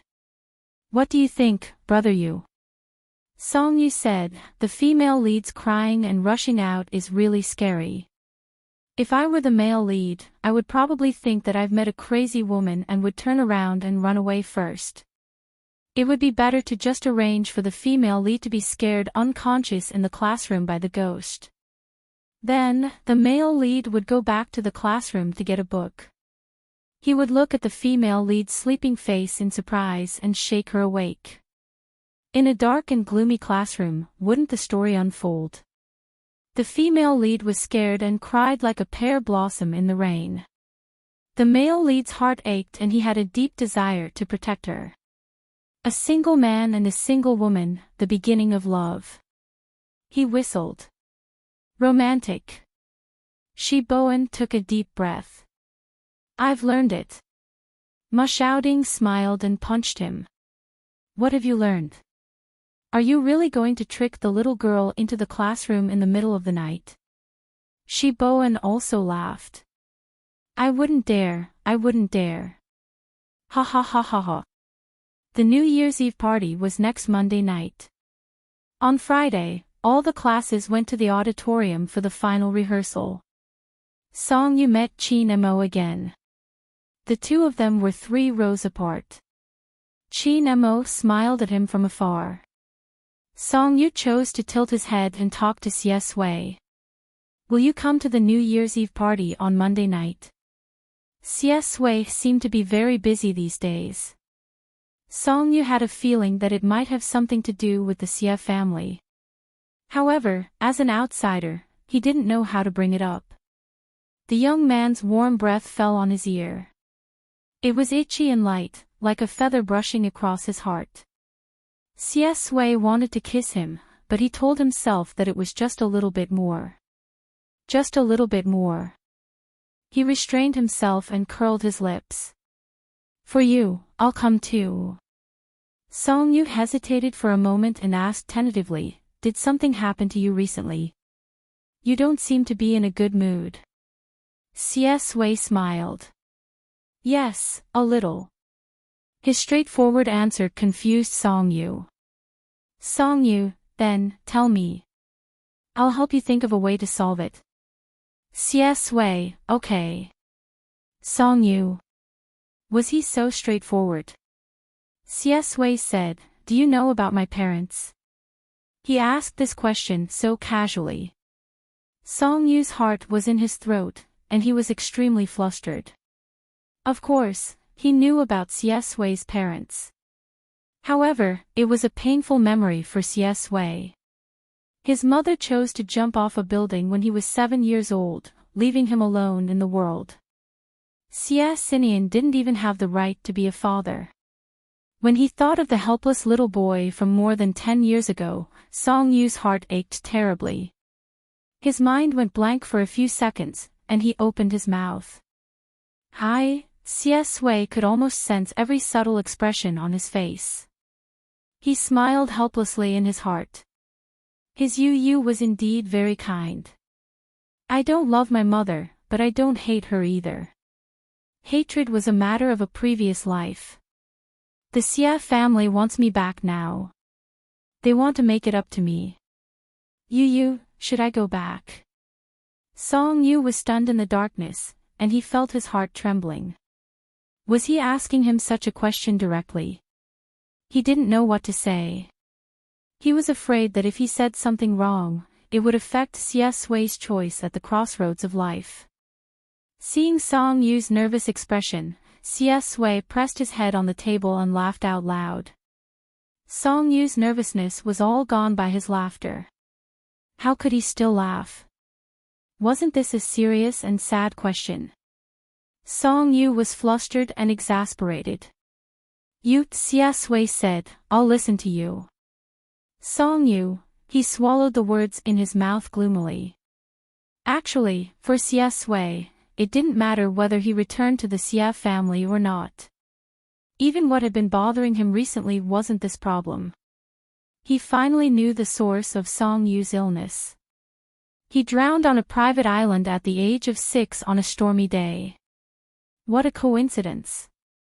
That island was the place where he shot and killed Zhao Ziyu in his previous life. He almost forgot how he got on the island, but he knew that he was definitely not forced. Xie Sui looked at Song Yu's slightly embarrassed side profile. He lowered his head, and the smile in his eyes slowly faded. From then on, the princess and the prince lived happily together. Grade 1 Class 1 was the last to rehearse. When they finished, it was already 10:30 p.m. Xie Sui didn't return to the apartment. After accompanying him out of the auditorium, she went straight out of the school gate and went home. Song Yu's mood was in a mess because of Song Yu's "I'll listen to you." Should he go back to the Xie family? If he went back, he would receive the compensation that had been delayed for many years. Fame, wealth, status, and family background. Even if he wasn't around in the future, no one would dare to bully him casually. However, the Xie family wasn't a warm place. He was afraid that Xie Sui would be hurt by her vicious relatives there again. Today, he was also worried sick about his deskmate. Song Yu walked for a while and suddenly received a call from a teacher. "Is this Song Yu from grade 1 class 1? Song Yu was stunned. "Yes, it's me." The teacher said, "In the auditorium, a student in your class forgot to take his phone. Only your name is listed here. Can you help him get it?" Song Yu looked up at the sky and felt that it was going to rain again. He was actually only a few steps away from the auditorium. He frowned and walked back along the way. It was almost 11 o'clock p.m., and almost everyone in the huge auditorium had left. Song Yu walked in and just finished greeting the last 2 students who left with the equipment. Song Yu walked to the first row. He was about to bend down and lift a school uniform to see if there was a phone under it. Suddenly, all the lights in the auditorium went out. The world fell into darkness. Song Yu's eyes widened. He suddenly turned around. A gray figure appeared at the door like lightning and locked it. Dong! The sky outside was gloomy, and the moonlight couldn't penetrate the clouds. In the huge auditorium, darkness seeped into the surroundings like a tide. He was the only one left in the world. Song Yu's eyes widened slightly, and a chill spread from his body. It was Saturday. He took out his phone and wanted to call Xie Sui, but the phone showed that there was no signal and no service system. There was a signal jammer installed. Song Yu slowly tightened his grip on his phone. He was so angry that he laughed. Was someone playing a prank? Why did they want to harm him? He wasn't claustrophobic. He would just sleep here for one night. He suppressed his anger and the desire to tear Qin Mo apart. Song Yu sat down. In the darkness, only the faint light of his phone could be seen. The walls of the auditorium were very thick and the windows were very high. It was impossible to call for help. Winter nights were very cold. What made him even more uncomfortable was that there was a rainstorm in the middle of the night. He hadn't recovered from his cold, and he felt dizzy. He was very sleepy on rainy days, but this time, he couldn't sleep well. Song Yu wasn't afraid of the rainstorm, the darkness, and the secret room. But when put together, they made him anxious, depressed, and dizzy. He even felt suffocated. It was as if there was a wild beast crazily attacking and biting in his mind. He was so uncomfortable that he lay on the table and curled up in pain. He had a fever and was half awake. His mind was grotesque, and his ears were full of messy sounds. "Are you fucking crazy?" "I'm not crazy. I know what I'm doing." "Ha ha ha, Song Yu, are you very proud?" "I'm the one kneeling on the ground and begging, but I'm loyal to you." "Why? Why?"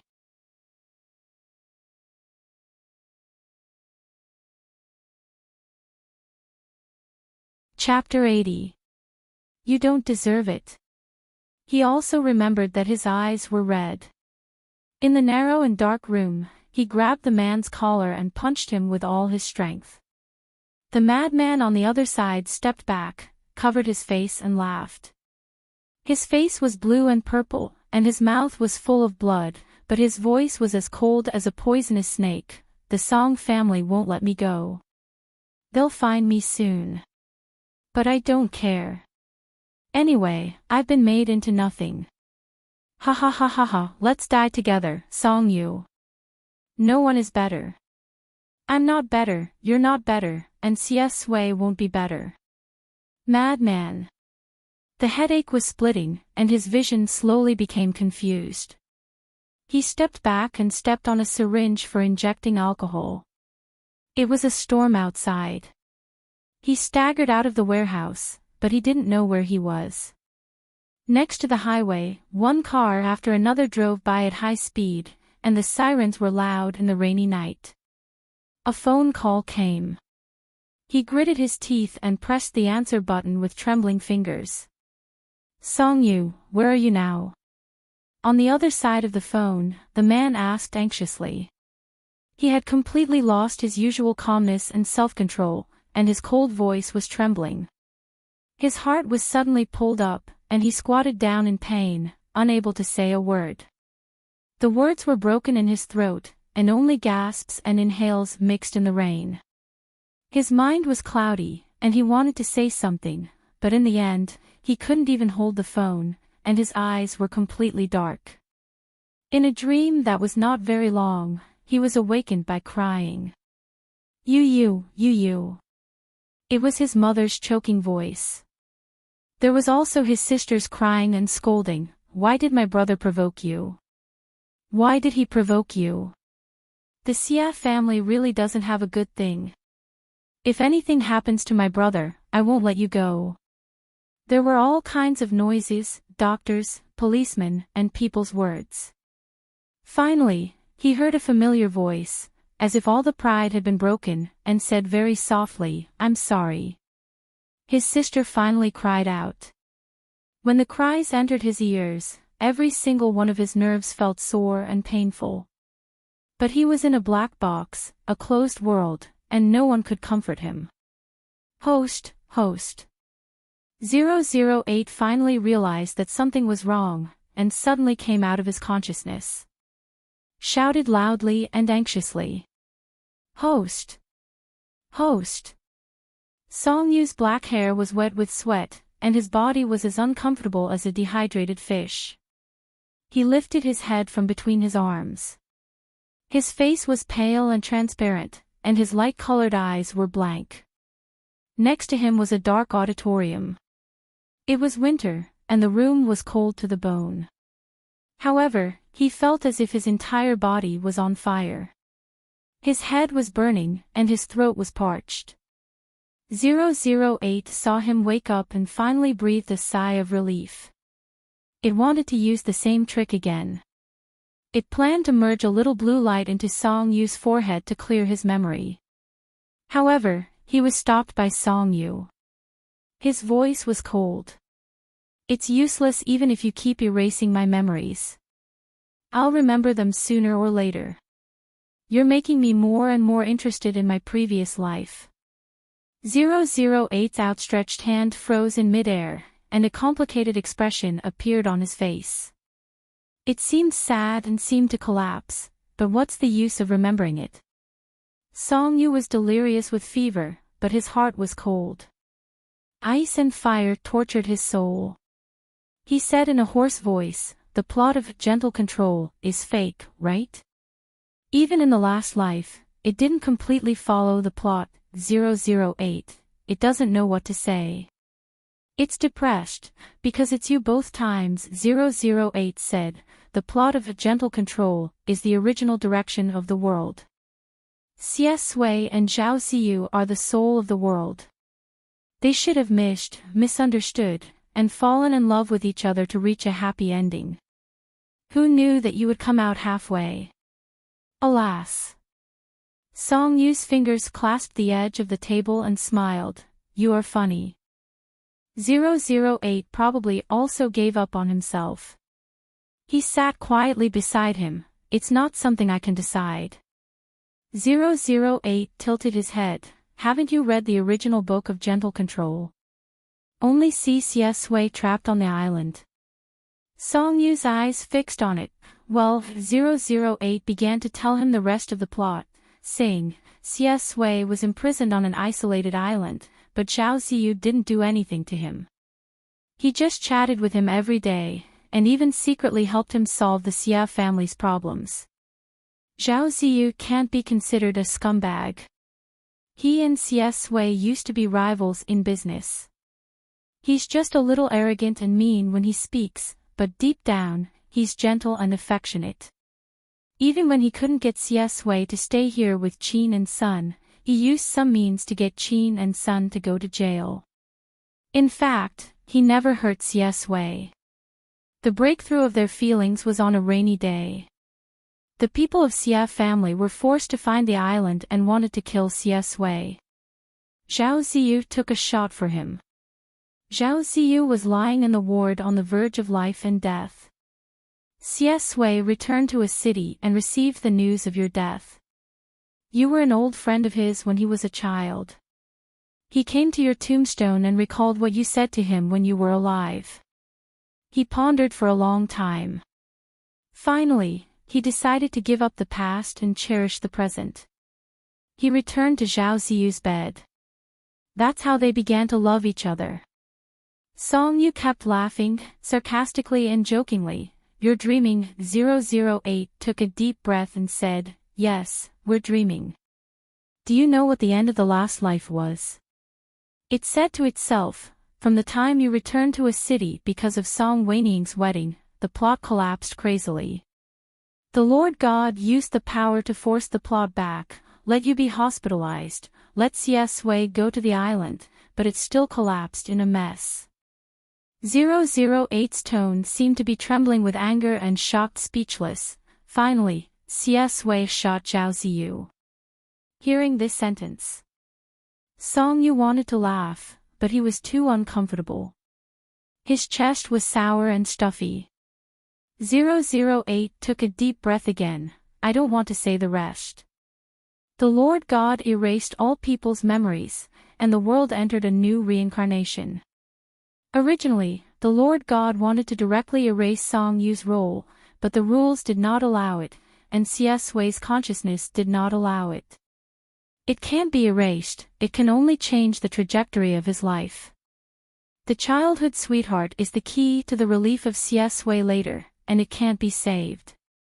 The only thing that can be changed is Song Weining's wedding. Originally, the wedding was arranged abroad in this life, so that Song Yu didn't have to return to China. But it doesn't even have to go to this step. When Song Yu was 6 years old, on the same island, the crazy rainstorm reminded him of the cause and effect of his last life. The Lord God was afraid of causing more changes, so he sent Song Yu's soul to another world, and let it enter Song Yu's body and finish the rest of the plot for him. Even in order not to arouse other people's suspicion, it was silent and autistic to block itself. But who knows, Song Yu is back. Song Yu couldn't laugh at all. He had a fever, lay on the table, and murmured, so in the last life, what was the relationship between me and CS Wei? He recalled the fragments of his dream, the childhood sweetheart, the glimpse at the banquet, the reunion in the ward abroad, and the phone call in the rain in today's dream. There seems to be a long way missing in the middle. Was it forgotten by yourself that night? 008 dare not say their relationship in the last life, only vaguely said, you should be a friend who never forgets for him. Friend? Song Yu was a little confused. She repeated the word. 008 braced himself and said, yes, the friendship of childhood is always precious. CS Wei cares about you. Song Yu, oh, 008 said bewitchingly, in fact, it's the real world inside and outside the book. Who knows the world they are in? In another world, it's not a book. Maybe the same love and hate happen, and there's the same destiny that you don't know. Song Yu, think about it clearly. This world is just the memory of your last life. You just came here because of an error. It's all over in the last life. There's no need to cling to it. Your root in this life is not here. Do you remember Song Lan? That's your real home in this life. Song Yu pursed his lips. 008 ruthlessly brainwashed him and said, you will leave sooner or later. Song Yu, is it? 008, we will send you away right away. Now it's unnecessary to follow the plot. As long as CS Wei and Zhao Ziyu love each other, it's fine. Since you have to leave sooner or later, you should be careful, and Xie Sui is destined to fall in love with Zhao Ziyu. They were born with the power to attract each other, just like Qin Mo can't help falling in love with Xie Sui. When Zhao Ziyu appears, Xie Sui will fall in love with him, too. The same proud son of heaven, the same outstanding, the same smart, they are tit-for-tat enemies, and the last people who love each other deeply and spend their lives together. Song Yu's internal organs were in pain. His voice was very low. He snorted and said, "They love each other so much that they shoot first." 008. He can always be directly angry with Song Yu. 008 was furious. Last life was an accident. Xie Sui is a person who will fall in love with each other after a long time. There is not enough time for them to know each other. But it's undeniable that they are destined to be soulmates. When Song Yu heard the word soulmate, it was extremely ear-piercing. He was confused by the fever, but he was too lazy to sneer at Yang Yang. "Come on, why is their love so unstoppable? Why do you keep emphasizing that I don't want to be with Xie Sui?" 008.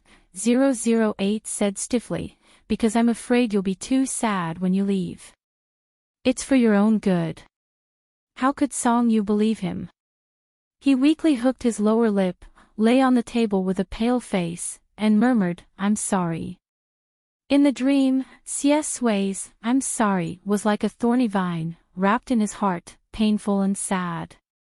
He half opened his light brown eyes, sweating all over his body. Confused and calm, he said word by word, "I seem to have fallen in love with him." 008. Aw aw aw aw. 008 is going to die of anger. It widened its eyes and was almost scared out of its wits. The blue light of the virtual body suddenly shone brightly, illuminating the whole auditorium for a moment. It was so dazzling that Song Yu closed his eyes tiredly. In the ear, 008 was shocked, collapsed, and full of anger. "You like him? Do you know what you're doing?" It was in a hurry. I'm going to find the Lord God." Song Yu closed his eyes, and he could not open them again. His whole body was as strong as silk. Xie Sui went home and helped Grandma Chen deal with a bunch of people. In the face of the lawyer and a bunch of bodyguards, the young man's cold eyebrows did not panic at all. He said lightly, "Don't be so troublesome. Ask Xie Xinian to come to see me directly." The lawyer froze for a moment, bowed, held a document, and said something before leaving. Grandma Chen sat quietly on the sofa. The dim yellow light shone on every silver hair, dragging out a gentle aftertaste. She looked at Xie Sui for a long time, sighed inaudibly, and whispered, "A Sui, no matter what decision you make, Grandma will support you." Xie Sui smiled gently, "Grandma, you go to bed first. I have to go back to school later." Grandma Chen rubbed her eyes and nodded. Her feet were a little lame. Xie Sui walked over and wanted to help her, but Grandma Chen gently pressed his hand. Her old eyes looked at him quietly, clear and sad. She shook her head and said faintly, "When your mother first came here, I also advised her, but she didn't listen to me. She dug a dead end and didn't come out." Don't repeat her road."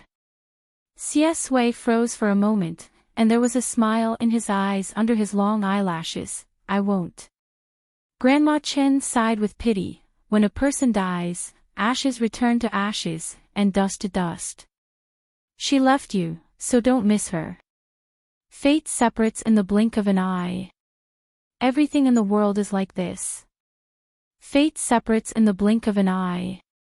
He came and went naked without any worries. He walked out of the dilapidated old building and onto the street with an umbrella.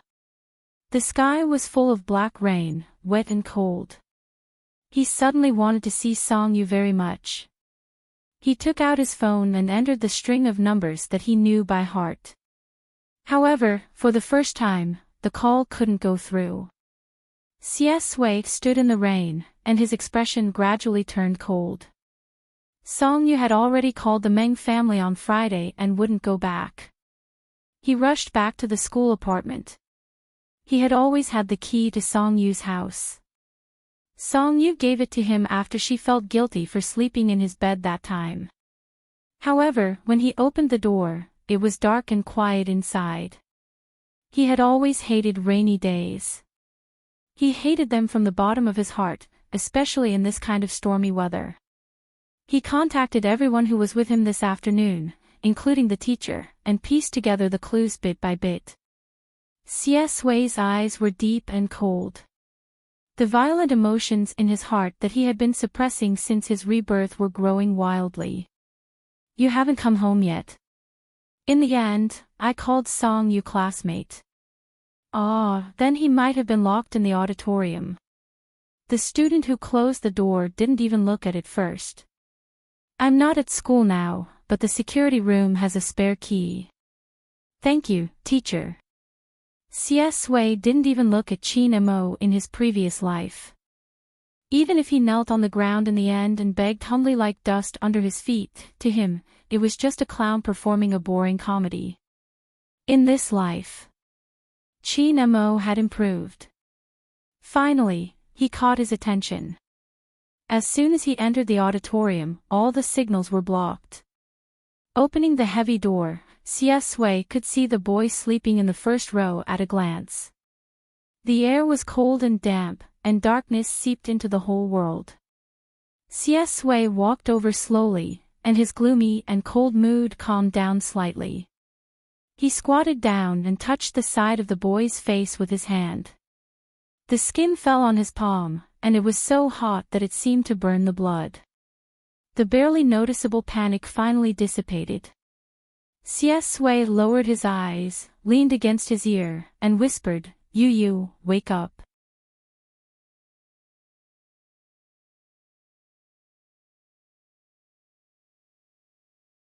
Chapter 81. Song Yu was sweating from the pain, and his forehead was burning hot. After feeling the cold touch, he came back to his senses a little. He slowly opened his eyes. His light-colored pupils were foggy, and he looked at the person in front of him blankly. Xie Sui's figure was outlined in the darkness. It was familiar and reassuring. Xie Sui, he called softly. Xie Sui put her cold fingers on his forehead, bent down, and said in a low voice, Do you have a fever? She seemed to be asking softly, but also seemed to be talking to herself. Song Yu was so sick that he said in a muffled voice, Yes. But he still protested for himself and said, We're not going to the hospital. He hated hospitals. Xie Sui's gaze fell on him. After a long time, he looked down and said softly, Okay, we're not going to the hospital. Let's go home first. Xie Sui bent down, put her arms around Song Yu's waist, and picked him up. The moment he held her in his arms, Song Yu was stunned. The tip of his nose was filled with the elegant fragrance of laundry detergent. Through the clean clothes, his ears were pressed against Xie Sui's chest, and he could clearly hear the sound of her heartbeat. The darkness and fever made his five senses fall into a contradictory state. Sometimes he was dizzy, and sometimes he was magnified and clear. For example, right now, it was as if a big stone had been thrown into his turbid consciousness. His limbs were numb, and his boiling blood was cold for a second. Song Yu stretched out his hand to push her, but his whole body was as weak as water. He couldn't push her at all. Because of his emotional fluctuations, the subsequent exhaustion flooded him like a tide. He could only grab Xie Sui's clothes with his fingers, like a drowning person. Don't. It's embarrassing to hold me. I'll go by myself. He muttered. Under his black hair, which was wet with sweat, his ears were white and red, making people want to take a bite. The rain outside became lighter. Xie Sui felt that she was holding a hot body, and her heart was burning. The weak voice of the person in her arms stirred her nerves. But she never knew that Song Yu was the most torturous when he was sick. Like a wild cat, it refused to retract its claws even when it was sick. The panic and anger that had been suppressed along the way surfaced in his heart. His expression was cold, and so was his voice. "Where are you going?" "Crawl back." Song-yu had never been so fierce to Xie before. After being stunned for a moment, a fine feeling of grievance welled up in his heart.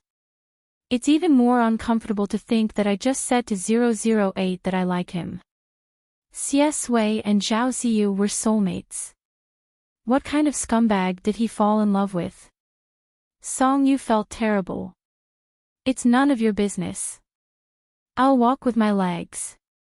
The moment he opened his mouth, it was a voice that shocked even himself. Her voice was soft and weak, suffused with a thick sense of grievance and anger, as if she was acting coquettishly. He had a fever and was angered by himself. Who was she acting coquettishly to? Song-yu's fingers clenched his outer clothes even harder. She was so angry that she kept kicking and scratching in his arms a few times. Xie was stunned for a long time. She felt wronged by his hoarse voice. All of a sudden, all her emotions were defeated. She lowered her eyes and looked at the sick boy. Helplessness and heartache finally prevailed. Xie had liked him for so long and spent so much time with him. Of course, she knew his emotions like the back of her hand. She helped him tuck his wet black hair behind his ear and said softly, "If you want to walk by yourself, then am I useless?" The plot shouldn't have developed like this. Her gentle actions dispelled some of Song-yu's anger. What plot? Her head was dizzy and her thoughts were simple. She was confused by his words. Her ears twitched and she was led away by him. Xie's voice was gentle in the night with a bewitching power. The dark and gloomy classroom awakens the male lead of the female lead. "Do you still remember? You were so scared that my heart ached. Two people on a stormy day. Okay, stop talking." Song-yu wanted to raise his hand to cover his mouth, but he was exhausted. Xie chuckled. "Director Song." She leaned over and whispered into his ear, "Did you arrange for tonight to be the beginning of our love?" Director Song was speechless. He couldn't defend himself. He buried his head in Xie's arms. It was too embarrassing. Only the back of his head and his red and sparkling ears were exposed. He had completely given up the desire to struggle. Compared to this, being held in her arms was nothing. He had to be content in this way. After he settled down, he fell into a deep sleep in Xie's arms. Xie took him home, changed his clothes, brewed some fever medicine for him, and fed him mouthful by mouthful. He didn't know if Song-yu had a simple fever or a relapse of his old illness. He didn't dare to leave him for the whole night. He quietly watched his sleeping face with deep eyes. Under the table lamp, the young man's face was no longer flushed. It was like thin snow, fragile and pale. Xie had a very light sleep for a long time in her previous life. Insomnia had become a habit, so now she sat quietly until midnight without a trace of sleepiness. It was still raining outside, and his thoughts were drawn out. He thought of the despair that drowned him in the haunted house and the tombstones in the black rain. "Water," Song-yu murmured softly, pulling him back from his thoughts. The young man's eyelashes trembled, and his brows furrowed in pain. He opened his mouth, and his voice was hoarse. Xie got up to get water. When she came back, she held his hand with her fingers. She had never taken care of someone so gently and carefully. After drinking the water, the burning sensation in his throat was relieved. Song-yu's brows slowly relaxed. His body was completely weak, but he didn't feel as uncomfortable as he did in the auditorium. His eyelashes slowly raised, and he looked at Xie's side profile in a half-awake state. The light flowed over her cold white skin, and her eyes were as cold as ever. The room was comfortable, and the bed was soft, but it wasn't his. So he took Xie bed again. Song Yu's eyelids opened with difficulty, but he closed them again with force. Fatigue seeped into every inch of his bones. He muttered, "Come up and sleep with me." Xie was stunned and didn't know whether to laugh or cry. Does he know what he's saying? But the night was too gentle, and so was his heart. He gently kissed the young man's closed eyes. Okay. Xie was a person with a strong sense of territory in her previous life. She wanted absolute silence in everything. Even the slightest movement could wake her up, including other people's breathing. Only Song Yu was an exception. It seemed that when they were young, they also slept on the same bed like this. The manor, the midsummer night, the cool wind, and the boy's milk fragrance.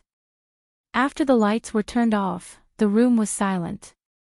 Song Yu's fever seemed to have subsided. The more it was like this, the more Xie wondered what was his illness. Yu, he called softly. Song Yu was already asleep. Xie smiled to himself in the dark. He didn't know what he was smiling about, but he closed his eyes and fell into a dream for the first time. His memory was elongated. It was vines climbing the mountain, a pitch-black iron gate, a big black dog barking crazily, and the fragrance of the orchard spread for 10 miles. Under the blue sky and white clouds, the boy sitting on the iron gate had thin and white legs, and his eyes were clear and bright. He was panicking and scared. Even if he turned around and begged him to catch him, he could make him depressed with his excellent eloquence. Why? I heard that I like you very much. That can be considered a reason. Why didn't I know? Ha! Didn't they say that the onlooker can't see clearly? The onlooker can't see clearly. He thought that even in his previous life, he should have liked Song Yu when he was young. Childhood sweethearts, the first awakening of love. When they met again after they grew up, it would also be a long-planned and quiet pursuit, but he didn't know if he succeeded. The next day was Saturday. Song Yu took the fever medicine and slept until noon. When he woke up, the depression from last night was gone. He was in good health. The reason why he was so uncomfortable last night was mostly because of that dream. Just like the dream he lost that night, he felt as uncomfortable as drowning when he woke up. The pain and anxiety disappeared, but the memory was not erased. He still remembered the conversation with 008, as well as the memory that made him extremely painful. The clearest scene was when he stepped on the syringe. After he woke up, he pulled up his sleeves and looked at his white arms in a daze. So in his previous life, he was killed by someone injecting alcohol. This thought floated in his mind, and Song Yu's face instantly turned pale. It was not fear, but confusion. Who was it? The warehouse was too dark, and the dream was grotesque. He could only remember the heart-wrenching conversation. He seemed to have committed the sin of Xie, and his voice sounded like Qin Mo, paranoid and crazy. If he couldn't get someone, he would drag them to hell together. No wonder he was the character in the book. He remembered that Xie called him at that time. In the end, would Xie blame himself for this? His best childhood friend had suffered because of him. Since you're awake, eat something first. Opening the door, Xie walked in and said lightly. His eyes were handsome, and his voice was as cold as a spring. Song Yu was stunned. After glancing at him, he immediately lowered his head. Oh. Song Yu now had a headache when he saw him. Especially after he confessed to 008 yesterday that he liked him a little, he didn't know how to face him. It was as if there was a breakthrough in his heart, and a bunch of thoughts were born, messing him up. If it weren't for the artificial retard 008's words, he definitely wouldn't be so confused. What was a soulmate? Who was Xiao Ziyu? Could he hurry up and appear? But this surname Xiao was a thorn in his heart, and he couldn't wait to pull it out and bite it off.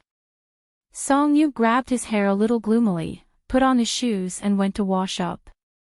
It wasn't the first time he spent the night at CS Wei's place. Of course, there was everything. While brushing his teeth, Song Yu stared at himself in the mirror, thinking about 008's bullshit, the same proud son of heaven, the same excellent, the same smart. His mouth was full of bubbles, and his thoughts were scattered. But come on, the little handsome guy in the mirror was not excellent and smart. Why were they a couple? Because Xiao Ziyu was the chosen one, and he was the one who was punished by heaven. Wasn't he also the son of heaven?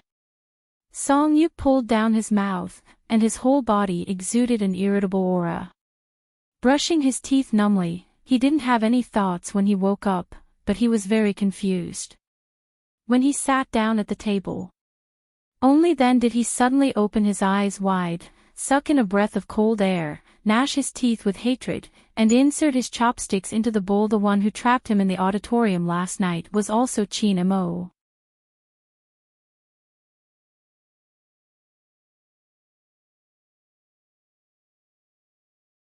Chapter 82. Song Yu thought of Qin Mo, but he quickly controlled his emotions and didn't show any obvious anger. He lowered his head, lowered his eyelashes, and ate quietly.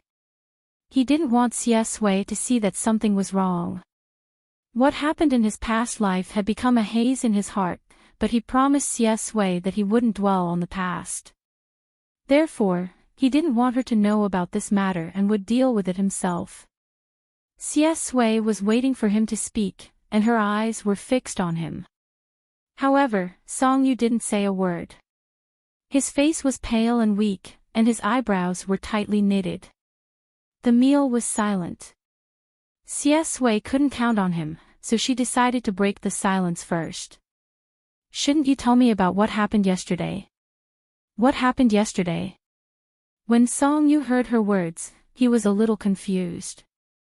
He calmed himself down and said casually, "Oh, it was just an accident. I went back to get something, and that person closed the door too quickly." CS Wei smiled. An accident? Song Yu said vaguely, "Yes." CS Wei's dark eyes stared at him for a few seconds. Seeing that he was really going to deal with this matter himself, she didn't ask any more questions. She slowly looked away and smiled. "I see. I thought that director Song had specially arranged this scene for us." Song Yu looked at her. For the first time, he wasn't angry or embarrassed. Instead, he felt frustrated and depressed. He pursed his lips and lowered his head. They knew each other when they were so young, and they were friends from their past lives until their deaths. This meant that CS Wei's like was really the kind of like between friends. Song Yu sighed in his heart and changed the topic in a bad mood. "I'm going back later. Thank you for taking care of me last night." Compared to the secretive look on his face, CS Wei preferred the muddle-headed version of him from yesterday. However, he didn't expose her. He nodded and smiled. "Okay, see you on Monday." Song Yu had to go home on Saturday. He sat in the car and looked outside. In winter, everything in Jing City seemed to be shrouded in a layer of gray fog. The car window was open, and the wind outside was cold. 008 said a lot of nonsense, but there was still one sentence that entered his heart. That was in my past life. Even in his past life, although he had no impression of it, Qin Mo was the person who killed him. How could this account be settled so easily? Song Yu's eyes didn't blink, and his expression as cold as frost. 008 went to find the Lord God again. The next time he comes back to deal with him, it may not be so kind. Would he directly send him away? Did he want to go or not? Did he say he liked CS Wei? When did he fall in love with her? "Young master, did you encounter something in school that made you unhappy?" Uncle Ma held the steering wheel and asked doubtfully. Song Yu was called back to reality by his voice. After a few seconds, he suddenly opened his mouth and asked, Uncle Ma, do you remember the friend I told you about at first sight? Uncle Ma was stunned for a moment and smiled. Yes, young master, when you first came to Jing City, you kept running to Lianyan Street and often asked me to pick you up at night. Is it that person?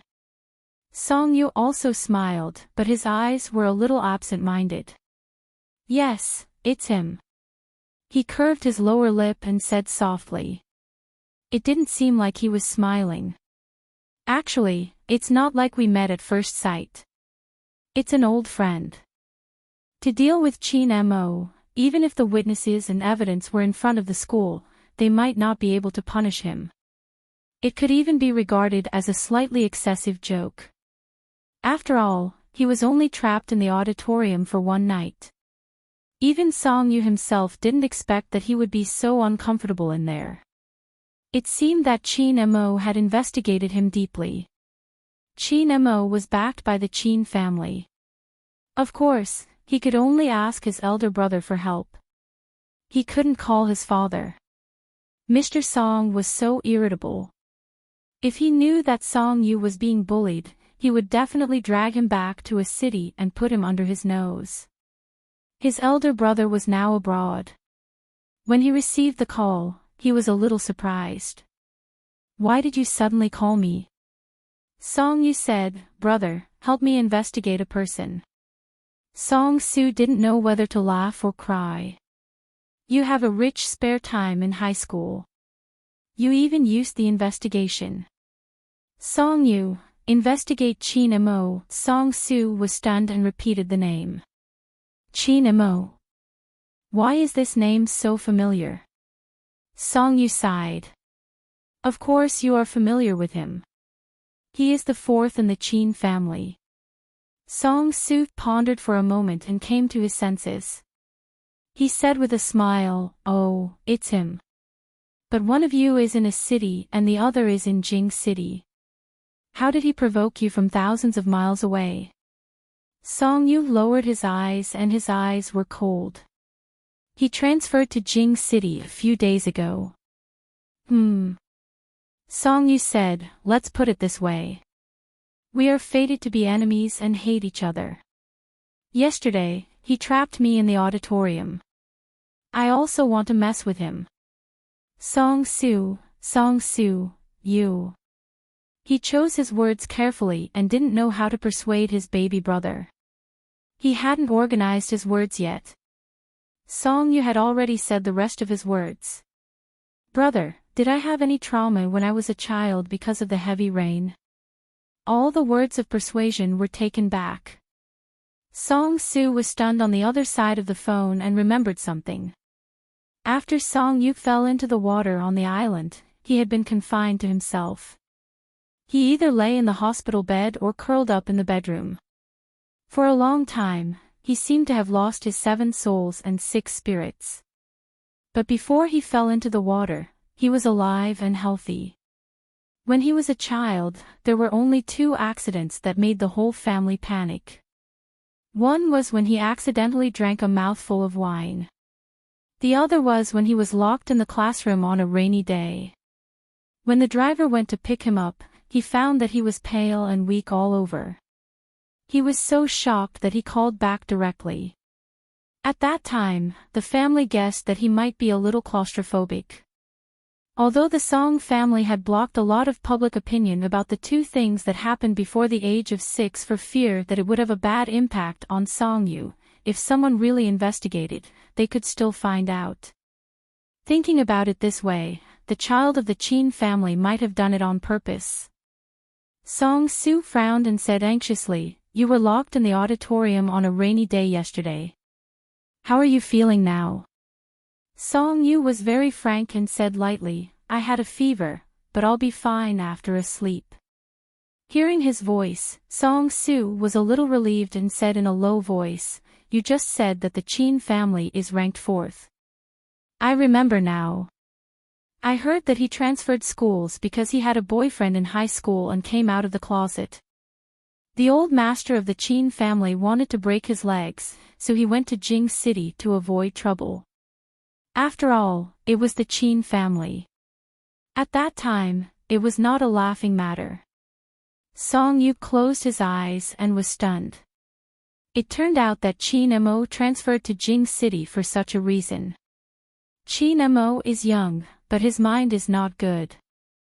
Song Su said, "You don't have to worry about this directly. I'll help you deal with it.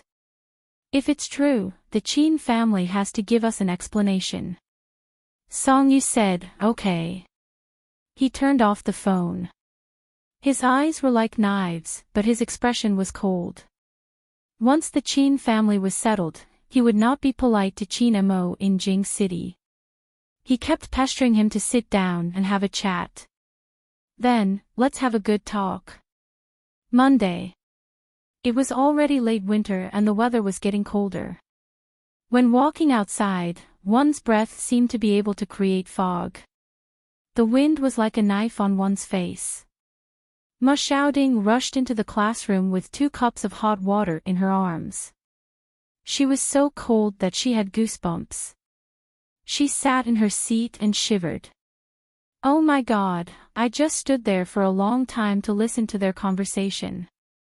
In the end, I didn't hear anything about Liang Zhu's situation. Instead, I heard a bunch of gossip about Brother Yu. Song Yu turned a page of his English book. When he heard Ma Xiaoding's words, he pursed his lips. Shi Bowen's eyes widened. What gossip? Ma Xiaoding, it's Friday night. Wasn't Brother Yu locked in the auditorium?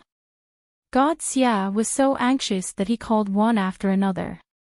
He even called me.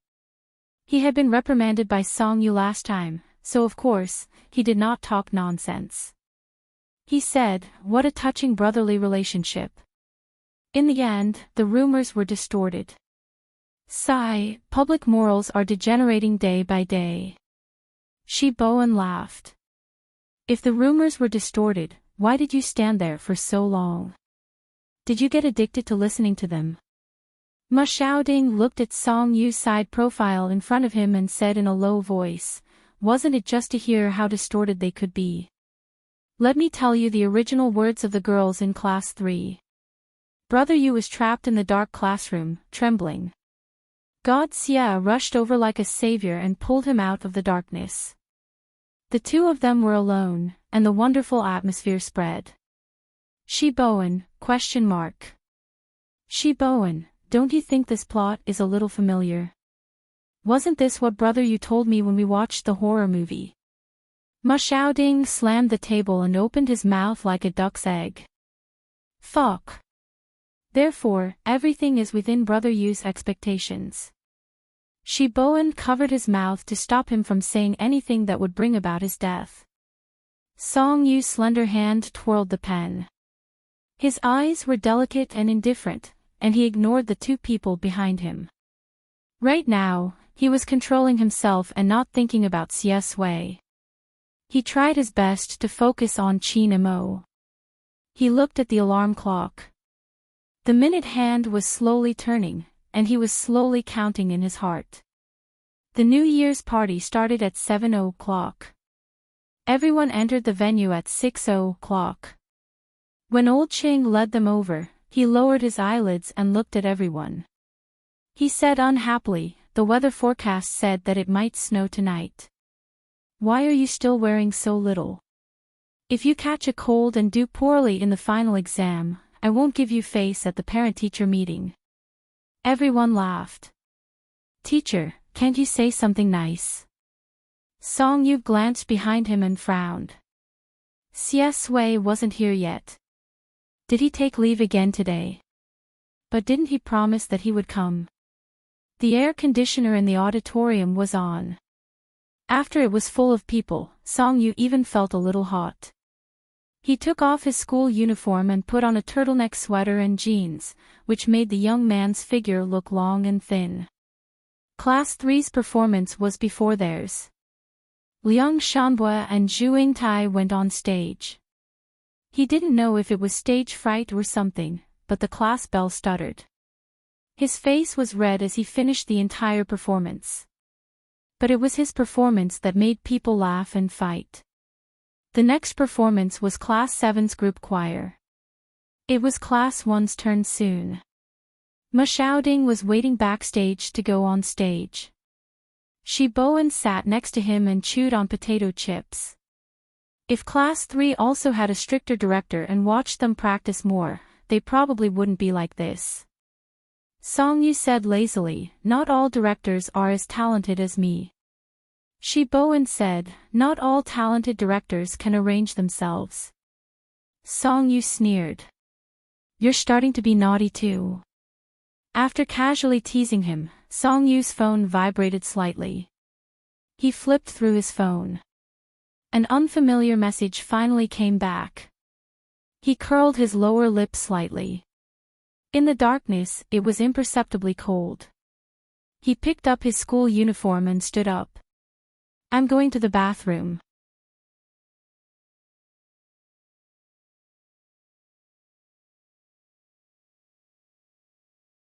Chapter 83. The auditorium was filled with singing and dancing, lively and warm. As soon as he went out, the cold wind blew against his skin, waking him up a little. Songyu put on his school uniform and zipped it up. His thick and long eyelashes covered his cold eyes as he walked towards the place they had agreed on. Chinamo said to sit down and have a chat. Songyu had no desire to communicate with this scumbag, just like he did with Oilian. He could turn a blind eye to everything that hadn't happened yet, but this kind of person's viciousness was written in his bones. If he wanted to have a chat, then so be it. The performance of Grade 2 Class 1 had just finished when the party started. Chinamo asked him to meet him in a lounge backstage. When he went in, Chinamo was sitting on the sofa. He had taken off the suit he used on stage and looked well-dressed. Songyu closed the door and met his gaze. He walked over calmly and sat down. "I thought you wouldn't come." Chinmo's eyes curved and he smiled amiably. "Why did you suddenly change your mind? Was it Uncle Song who called you and finally convinced you not to be so hostile towards me?" Songyu sat lazily and his expression looked quite normal. He didn't look like he was looking for trouble at all. His tone was calm and unperturbed. "Don't play this game. I'll give you a chance first. Tell me everything that happened on Friday night." Chinmo's expression didn't change at all. "Friday night? What happened?" Songyu's lips curved. His lips were very thin and had a sense of ridicule. "Chinmo, you've investigated me very deeply. You even found out about my childhood." Chinmo raised his eyebrows and was slightly puzzled. "I don't know what you're talking about." "Songyu, the auditorium, the rainstorm, and the darkness. I didn't know that these three things were so useful to me." Chinamo seemed determined to play dumb and showed a concerned expression. "You were trapped in the auditorium on Friday night." "Songyu, yeah, you even installed a signal jammer. You're really good at this." After this conversation, Songyu was so calm that he was not as irritable as usual. Instead, he gave people a more dangerous feeling, as if magma was about to erupt under a thin layer of ice. Chinmo's eyes flashed. He took a deep breath and said, "Since I call myself your brother, I won't hurt you. You can choose not to believe me, but I really didn't do it. Whether it's a prank or not, I'll ask the person who trapped you." Songyu smiled. "What do you want to know? Is he an anti-fan? She didn't like me in number 1 middle school and wanted to trick me as a joke. Who knew that I would have such a big reaction?" It was easy to explain and draw a clear line between them. After all, there were many people in number 1 high school who did not like him. To be honest, Songyu did not come to look for Chinmo today to force him to admit it. You don't have to explain. I have to thank you for creating such a good environment for me and Siesui to be alone." Chinmo was stunned. Song Yu said, if it weren't for you, I wouldn't have been able to recognize my own heart. Qin Mo looked straight at him. The smile on his lips slowly disappeared, as if he did not want to talk about this topic. He said, let's stop for a moment. Do you want something to drink? No need. Haven't you always wanted to talk to me? Song Yu simply went straight to the point and smiled. Then let's talk. I'll tell you clearly that even if Xie Sui doesn't like me and doesn't want to be with me in the end, it won't be your turn. Does playing with other people's feelings bring you pleasure? Did the Qin family teach you such a low-class pleasure? Qin Mo could no longer maintain his kind appearance. Ever since Song Yu mentioned Xie Sui, nameless anger had been spreading. Now, Song Yu's words poked at his sore spot. His lowered eyes contained a storm. Song Yu lazily hooked her finger over the cup on the table, as if she was talking about something very boring and uninteresting. I don't even understand where your sense of superiority comes from. That mentality of a hunting game, please put it away. Even if you want to pursue Xie Sui, what do you have to compete with me?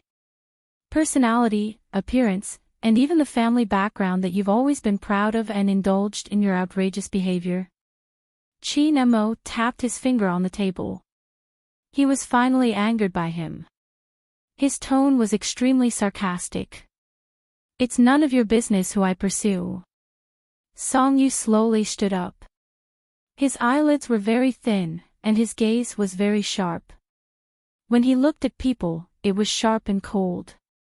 If you didn't rush to court death, do you think I would have noticed you? Qin Mo, if you're worried about this, why don't you worry about your own illness? Speaking of this, his voice, which had been raised because of anger, lowered. He smiled ambiguously, and his eyes were deep and cold. If you're terminally ill, don't mess around. If you accidentally torture yourself to death, then the losses outweigh the gains. Don't you think so, Song Yu? The losses outweigh the gains. Song Yu softly repeated his words. He looked at the things on the table. There were 2 bottles of expensive wine. His eyes slightly lifted. You asked me to sit down and drink something, so are you going to drink with me? Qin Mo said sarcastically, do you dare? Song Yu didn't answer his question. He sneered and held a bottle of wine in his hand. I talked so much nonsense with you because I thought that if you knew that your scheme against me failed and let me see your feelings for Xie Sui, you would probably die of anger. Qin Mo stared fixedly at him. His muscles were tense, his breathing was rapid, and his skin was trembling. Song Yu said softly, I don't dare. The cold white light shone on the youth. He stood up straight. He was very tall and thin, like pine trees and strong grass. Holding the wine bottle, his wrist was delicate and pale. Blue veins could be faintly seen. I believe you know my second weakness. I can't drink. Qin Mo's eyes widened slightly. His fingers involuntarily grasped the edge of the sofa. He suddenly felt that Song Yu was somewhat unfamiliar. Song Yu leaned over. His expression was as cold as the king of hell. His tone was deep and cold. Every word was like a knife. But it also depends on whether you have the ability to send the wine to my mouth. At the same time, Song Yu grabbed Qin Mo's collar. He raised the wine bottle and directly smashed it, decisive and ruthless. The wine bottle shattered. The fragments reflected a dazzling light. The intense pain stimulated his brain. Qin Mo was frightened. His pupils shrank to a point. Then, he suddenly exploded and shouted, Song Yu, the thin ice that had been suppressed for a long time shattered. The magma under the ice completely erupted. Song Yu stopped him from saying what he wanted to say. His eyes were cold. He calmed the anger in his heart and said with a smile, you'll see who scram back to a city. Song Yu walked out. His school uniform was wet from the wine. He simply took it off and put it in his arm. In fact, he couldn't stand the smell of the wine. His head was a little uncomfortable. His body had just recovered. Suddenly, he exerted force. The subsequent feeling of weakness came like a tide, causing him to frown slightly. He hadn't taken a few steps when he heard a girl scream. The fighting was not quiet. It would quickly attract people. Qin Mo's dying breath would be discovered immediately and sent to the hospital. Then, there would be a long confrontation tomorrow. Song Yu wasn't afraid of him. He didn't even need to make up any excuses. He looked down at his phone and paused the recording. Qin Mo thought his work was flawless. It was just the appearance of the signal blocker and he could find a lot of things along the clues. Qin Mo came to Jing City because he came out of the closet to avoid the limelight. If the Qin family knew that he provoked the Song family for a man, it was uncertain who would be taken away. In the auditorium, the performance of Cinderella had reached the end. When Song Yu walked to the door, he didn't go in. He leaned against the wall and looked at the group of people jumping happily on the stage. After everyone's imagination, the last scene was edited into a wedding.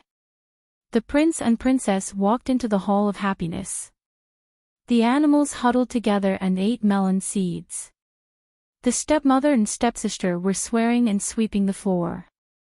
The fairy godmother waved a magic wand with stars as the host of the wedding. She said, "Now, let me testify for you." She didn't play by the rules. She smiled and asked, "Who arranged for you to come to this step?" Cinderella said, "It's the school, the teachers, and the New Year's party." The prince said, "It's Director Song. If it weren't for him, the story would have ended long ago." Everyone laughed. Song Yu, who was watching from outside, also curled her lips. After the testimony, the wedding march began to play. It was romantic and solemn. Song Yu suddenly remembered that at the beginning, he suggested using Swona as the background music. It was so festive and cheerful. Once it was played, it felt like someone was going to set up 2 tables at the entrance of the village. Jiang Chenian was so scared that he almost bit his tongue. He went to plead with Xie Sui and asked Xie Sui to persuade him. He was so scared that he couldn't speak clearly. Thank God. Brother Yu wants to play Swona at the wedding. Please stop this genius. Xie Sui was also amused. The coldness in her peach blossom eyes melted. She smiled and tilted her head to ask him, "So you like this kind of music?" Song Yu didn't like it very much. In fact, he just said a few words. However, no one dared to refute him. Of course, this genius idea was not implemented in the end. The dark night and snowflakes appeared on the screen behind the stage. Cinderella and the prince held back their laughter and looked at each other. The story ended. He suddenly wanted to see Xie Sui. His heart was confused and there was an unconcealable sense of loss. Did Xie Sui know that he also liked her? But what was he in her eyes? Inexplicably close and friendly. It's all because he covets your looks. Are you the same? Of course not. Song Yu closed his eyes. He had really dug a hole for himself. After Cinderella's performance, the class exploded with flowers. Lights like the past, woo-woo, it's finally over. God, my hand holding the broom was shaking in the last scene. Sadako does not forget the well digger, celebration banquet. Celebration banquet. Celebration banquet. Hurry up and choose a place. Let's celebrate together this New Year's Day. It's Wan, here is your husband, Brother Yu. Director Song, husband, Brother Yu, where shall we celebrate the new year, dog head? Wait for me, I suggest we eat hot pot. There's a new hot pot on Linqing Street. The reviews are very good. Song Yu clicked on the message and didn't reply. He took his phone and walked out. When he exited, he saw CS Wei's message. CS Wei, sorry, I'm late. Are you in the auditorium now? Song Yu was stunned. When he saw CS Wei's name, his breathing stopped for a few seconds. His fingertips touched the cold screen. He calmed down his messy mood. Song Yu, no, I'm out. Walk this way. You should meet her. CS Wei, okay. After dealing with Qin Mo, it was time to deal with CS Wei. I think I've already fallen for him. Then when did it start? Song Yu didn't know either. But when he realized it, it seemed like she had fallen for him. He walked out. He was afraid that he would be too nervous, so when Ma Xiaoding called, he picked it up. Ma Xiaoding's side seemed to be very lively. Everyone was talking at once. Ma Xiaoding had no choice but to shout at him on the phone, Brother Yu, we're deciding what to eat later. Half of them suggested hot pot, and the other half suggested barbecue. What do you think? If you ask me, I think these two parties are crazy. Hot pot and barbecue are the same. In the end, they dislike each other. Eating hot pot dislikes barbecue because it's troublesome. Eating barbecue dislikes hot pot because it's too spicy. They can come up with all kinds of reasons. Amazing. I choose Malatang. Song Yu listened absent-mindedly. He walked outside and saw CS Wei. CS Wei stood under the statue of the school gate. Beside her was a slightly cold street lamp. She was wearing a windbreaker, and her legs were long and slender. Her head was lowered, and her fingers were tapping on the screen.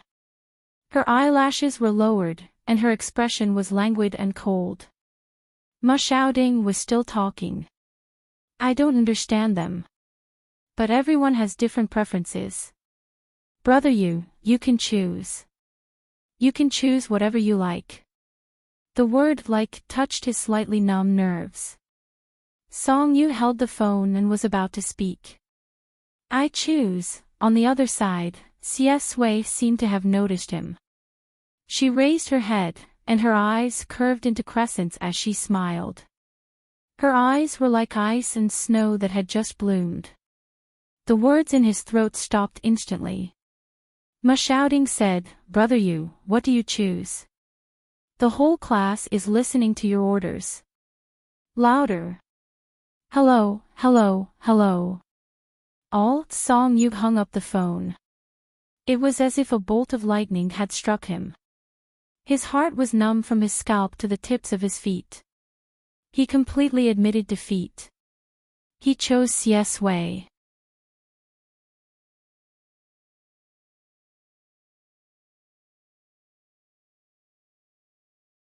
Chapter 84. After saying these words in his heart, Song Yu put down his phone.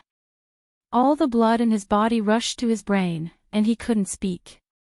The confusion, helplessness, shock, and bitterness that had been in his heart since Friday instantly surged and strangled his heart. He actually fell into the pit that he had dug before. This thought hit the top of his head, and his throat was dry. Afraid of being exposed, he lowered his head first. CS Wei just looked at him from a distance. Song Yu's pupils seemed to be covered with a layer of fog. After seeing him, he first looked up in confusion for 2 or 3 seconds, and then quickly lowered his head. Today was a little different. CS Wei was a little stunned. He raised his eyebrows, walked over, and apologized with a smile. Sorry, I'm late. Song Yu didn't care about whether he was late or not. His heart was in a mess. He wanted to open his mouth and say what was on his mind, but when he thought that they were friends from their last life to death, he felt a little nervous and irritated. Especially when he had dug a pit for himself before. What should I say? I'm sorry that I lied to you. In fact, I didn't mean what I said. I also coveted your looks. No, I coveted your everything. Sui waited for a moment, and then looked at Song Yu, who lowered his head and didn't speak. He asked softly, "Are you angry?" He bent down and said with a gentle smile, "Actually, I can explain this matter." The familiar voice was casual, like intoxicating wine in this winter night. Song Yu's breath stagnated. He covered his flustered emotions and raised his head again. His clear eyes widened. He coughed and pretended to be calm. "No, I'm not angry. I was just thinking about what to eat." He tried to control his facial expression and make himself calm. However, all his attention was on looking at him without avoiding his eyes, so he didn't care about his breathing, one deep and one shallow. He was nervous, uneasy, and trying to cover it up only made it more obvious. Sui's expression didn't change. He stood up straight and smiled. "So, have you thought it through?" Song Yu had something on his mind, and it was about him. He didn't want to expose such a simple and straightforward cover. Song Yu was still very uncomfortable. "Whatever. I'm fine with anything. It's up to them." Sui said, "Well, let's go somewhere else first. It's cold, don't catch a cold outside." His pitch-black eyes glanced over and the corners of his lips curled as he teased, "I don't want to suffer anymore. Taking care of you is too tiring." What did he mean that taking care of him was strenuous? Song Yu stared blankly at Sui with her eyes wide open. Her watery eyes were mesmerizing, and a strong sense of lingering fear welled up in her heart. He wouldn't have taken advantage of Sui that night, would he? I'm sick, and it's hard to take care of you." Sui walked beside him and asked, "Don't you know how delicate you are?" Song Yu, this was probably the first time in his life that someone had used the word delicate to describe him. Sui, don't use the word delicate casually. Song Yu began to reason with him. If others hear it, my image will be ruined. Sui began to recall that night and smiled. I had to feed you the medicine mouthful by mouthful. I helped you take off your clothes, and you even scratched my neck 3 times. A gust of hot air instantly rose from his neck to his face. Song Yu's voice was a pitch higher. Why did you take off my clothes? Sui teased him for fun and was very calm. What do you think? Song Yu, his expression was so shocked that his snow-white face turned red, and his ears were sparkling like pink jelly. Sui stared at his ears without blinking. He chuckled and added slowly, I took off your clothes because they were wet. It's uncomfortable. What are you thinking? Oh. Song Yu was really thankful that he had only brought this up now. She was both embarrassed and embarrassed, so she asked, Did I scratch you hard? Sui said lightly, No. He paused and added, It was quite itchy. His illness was boiling hot, delicate, and wild, and it made people's hearts itch. Even though he was focused on his illness at that time, he was still scratched until it burned his rationality. He wanted to bite Song Yu's exposed white collarbone. That night was probably the most obedient and defenseless Song Yu had ever been since he met her. Even when she struggled, there was a desire to resist, and it was unbelievably soft. However, at that time, he only cared about his heart. Sure enough, he gave him all his gentleness, all his madness, and all his rationality. Song Yu breathed a sigh of relief and added, That's good. With his usual strength, that scratch would probably cause him to bleed, and he was embarrassed. He tilted his head and asked, I didn't do anything excessive after that, right? Sui was amused by him and said lazily, How excessive do you want to be? Song Yu was speechless. Sui knew when to stop. If he continued to tease Song Yu, he was afraid that he would explode again. He restrained his smile and said, Nothing after that. You just can't sleep well. Song Yu scratched his head. When he thought about how he had slept in the same bed as Sui, he was actually a little shy and a little excited at the same time. Sigh, he was really bad. She steadied her expression and calmly defended herself. Did I? Maybe I'm confused because of the fever. Actually, I usually sleep well and don't move at all. Sui readily agreed. Yes, you're probably confused because of the fever. Get over to my side. Song-yu breathed a sigh of relief. However, Sui suddenly changed the topic. Song-yu was slightly stunned. He looked up and met Sui's dark eyes. She was smiling faintly. He heard the young man say casually and teasingly, I found that your waist is quite thin. Song-yu was speechless. In the end, Class 1 decided to eat hot pot. The location was still Linqing Street. On the way there, Song-yu deliberately slowed down and controlled himself to be within 3 steps. He didn't want to talk to Sui for the time being. At first, what made him upset was his teenage worries. Later, when Sui took him away, he was inexplicably teased. Now, he was even more upset.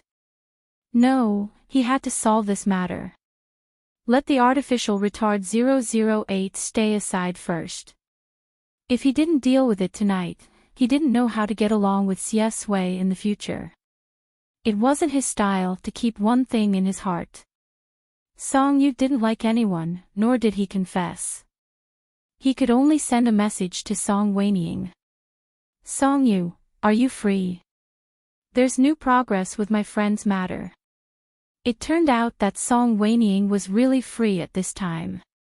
A reply came in a few seconds. Song-Waining. That impatient bastard. Song-Waining, TSK, so troublesome. Song-yu.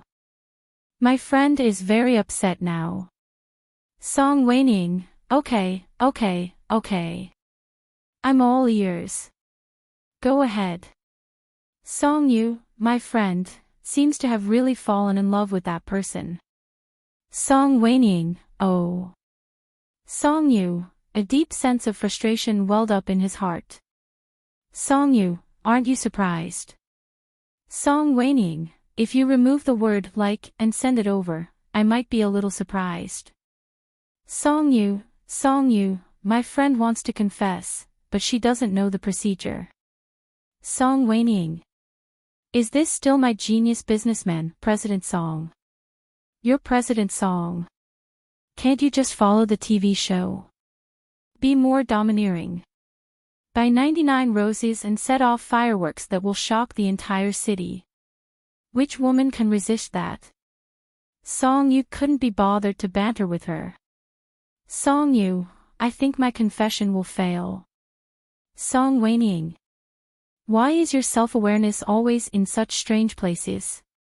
Before Song-yu flared up, she hurriedly sent another message. Song-Waining, if your confession fails, then go after her. How simple is that? That's not right. I remember you asked me last time. You said that that person likes you, but you don't know how to persuade her not to mistake kindness for love. I'm dying of laughter. Then you persuaded her to go back, and you fell for it. You're a genius. It was like adding fuel to the fire. What's the use of asking her? Song-yu gnashed his teeth in hatred.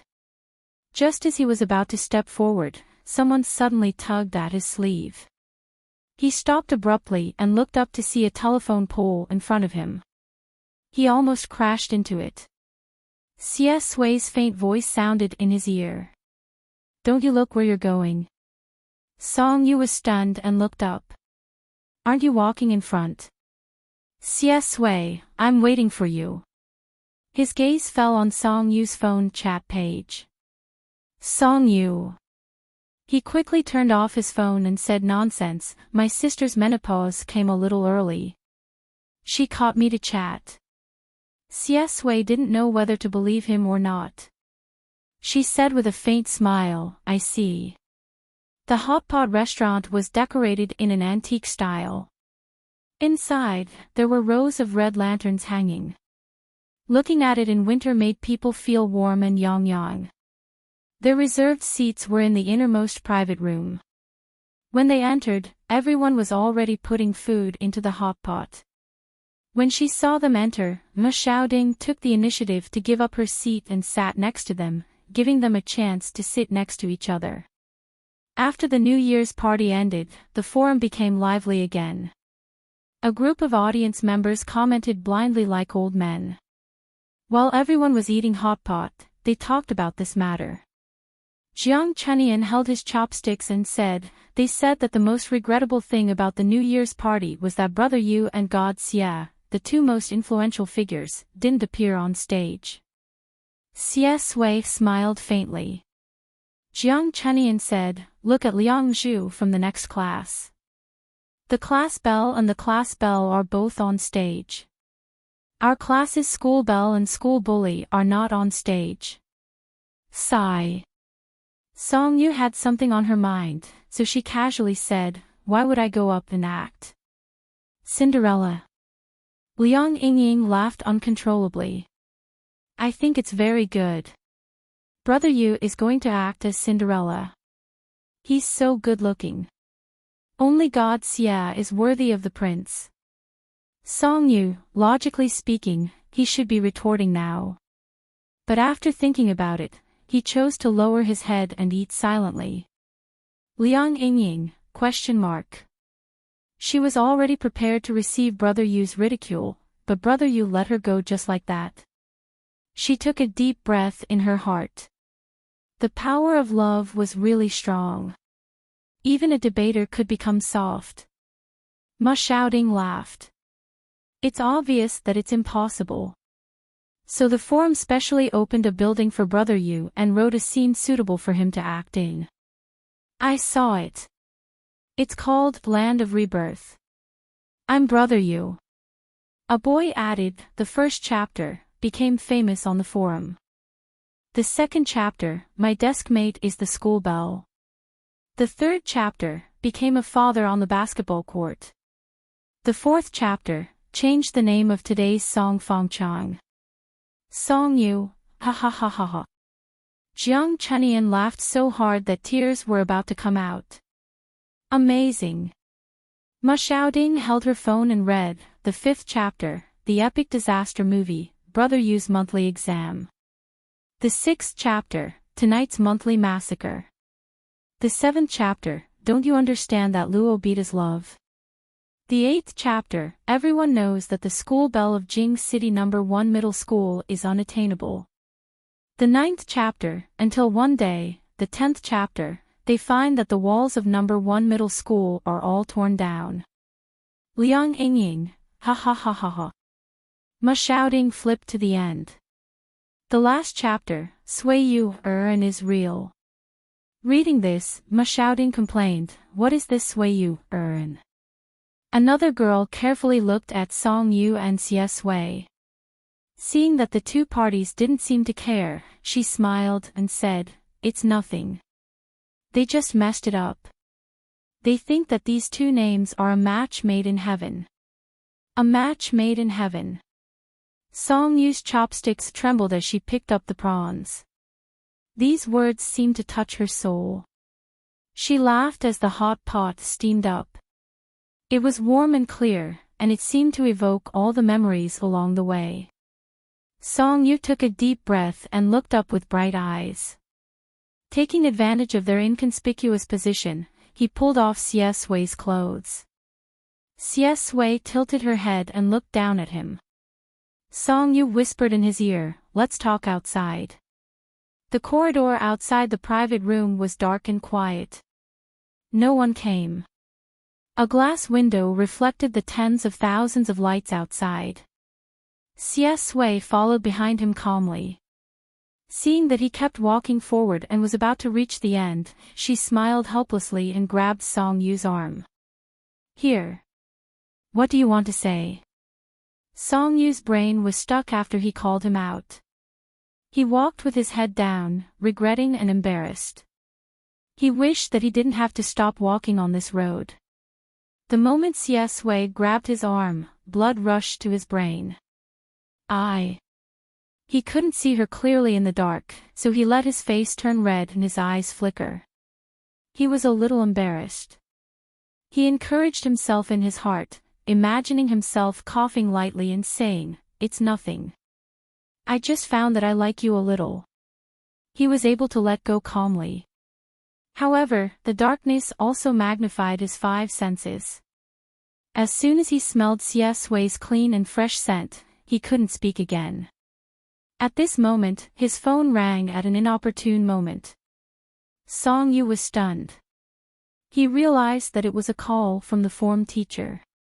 He picked it up. "Hello, teacher." Teacher Ching felt as if he was being strangled. "Song Yu. Did you hit someone?" Song Yu, fuck, Chin Mo, this son of a bitch, was also going to ruin his plans in the hospital. He took a deep breath and said to old Ching, "Teacher, don't worry. I'll explain it to you tomorrow. I have something to do now. I'm sorry, I have to hang up first." After saying that, he put down his phone without caring about the form teacher. There was a moment of silence. Song Yu was interrupted by a phone call, and he was confused again. Siesue sighed inaudibly in her heart and said softly, "Who did you hit?" Song Yu was very honest. Chin Mo. Speaking of Chin Mo, he thought of Zhao Ziyu and 008's so-called soul lover.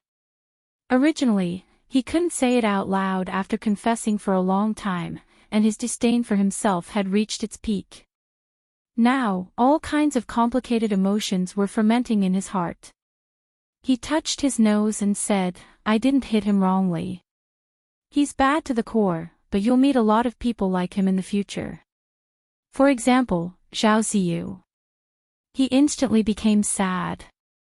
Song Yu was so depressed that he didn't know what he was saying. "Ignore them.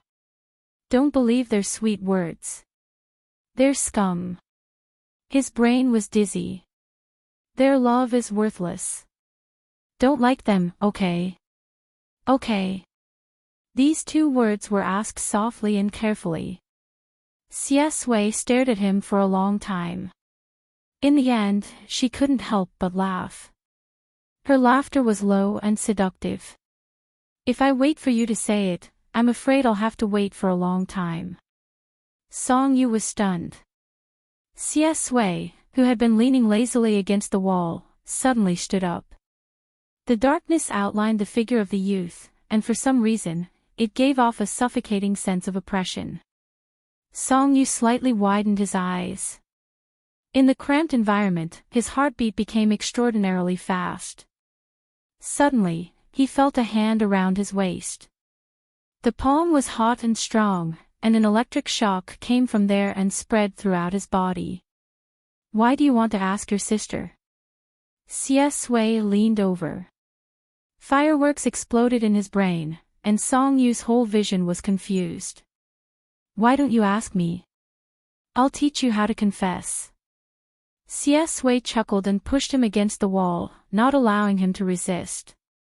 She put her hands on her waist and lowered her head to bite his slightly open lips. Her voice was low and magnetic. "I don't like them. I only like you." You're tuning into the LoveLore Library YouTube channel. We're so grateful for your support, and don't forget to subscribe to join us on this incredible journey through captivating stories. Your generosity through donations truly makes a world of difference, as it's the primary source of revenue that allows me to expand and enhance this channel for you.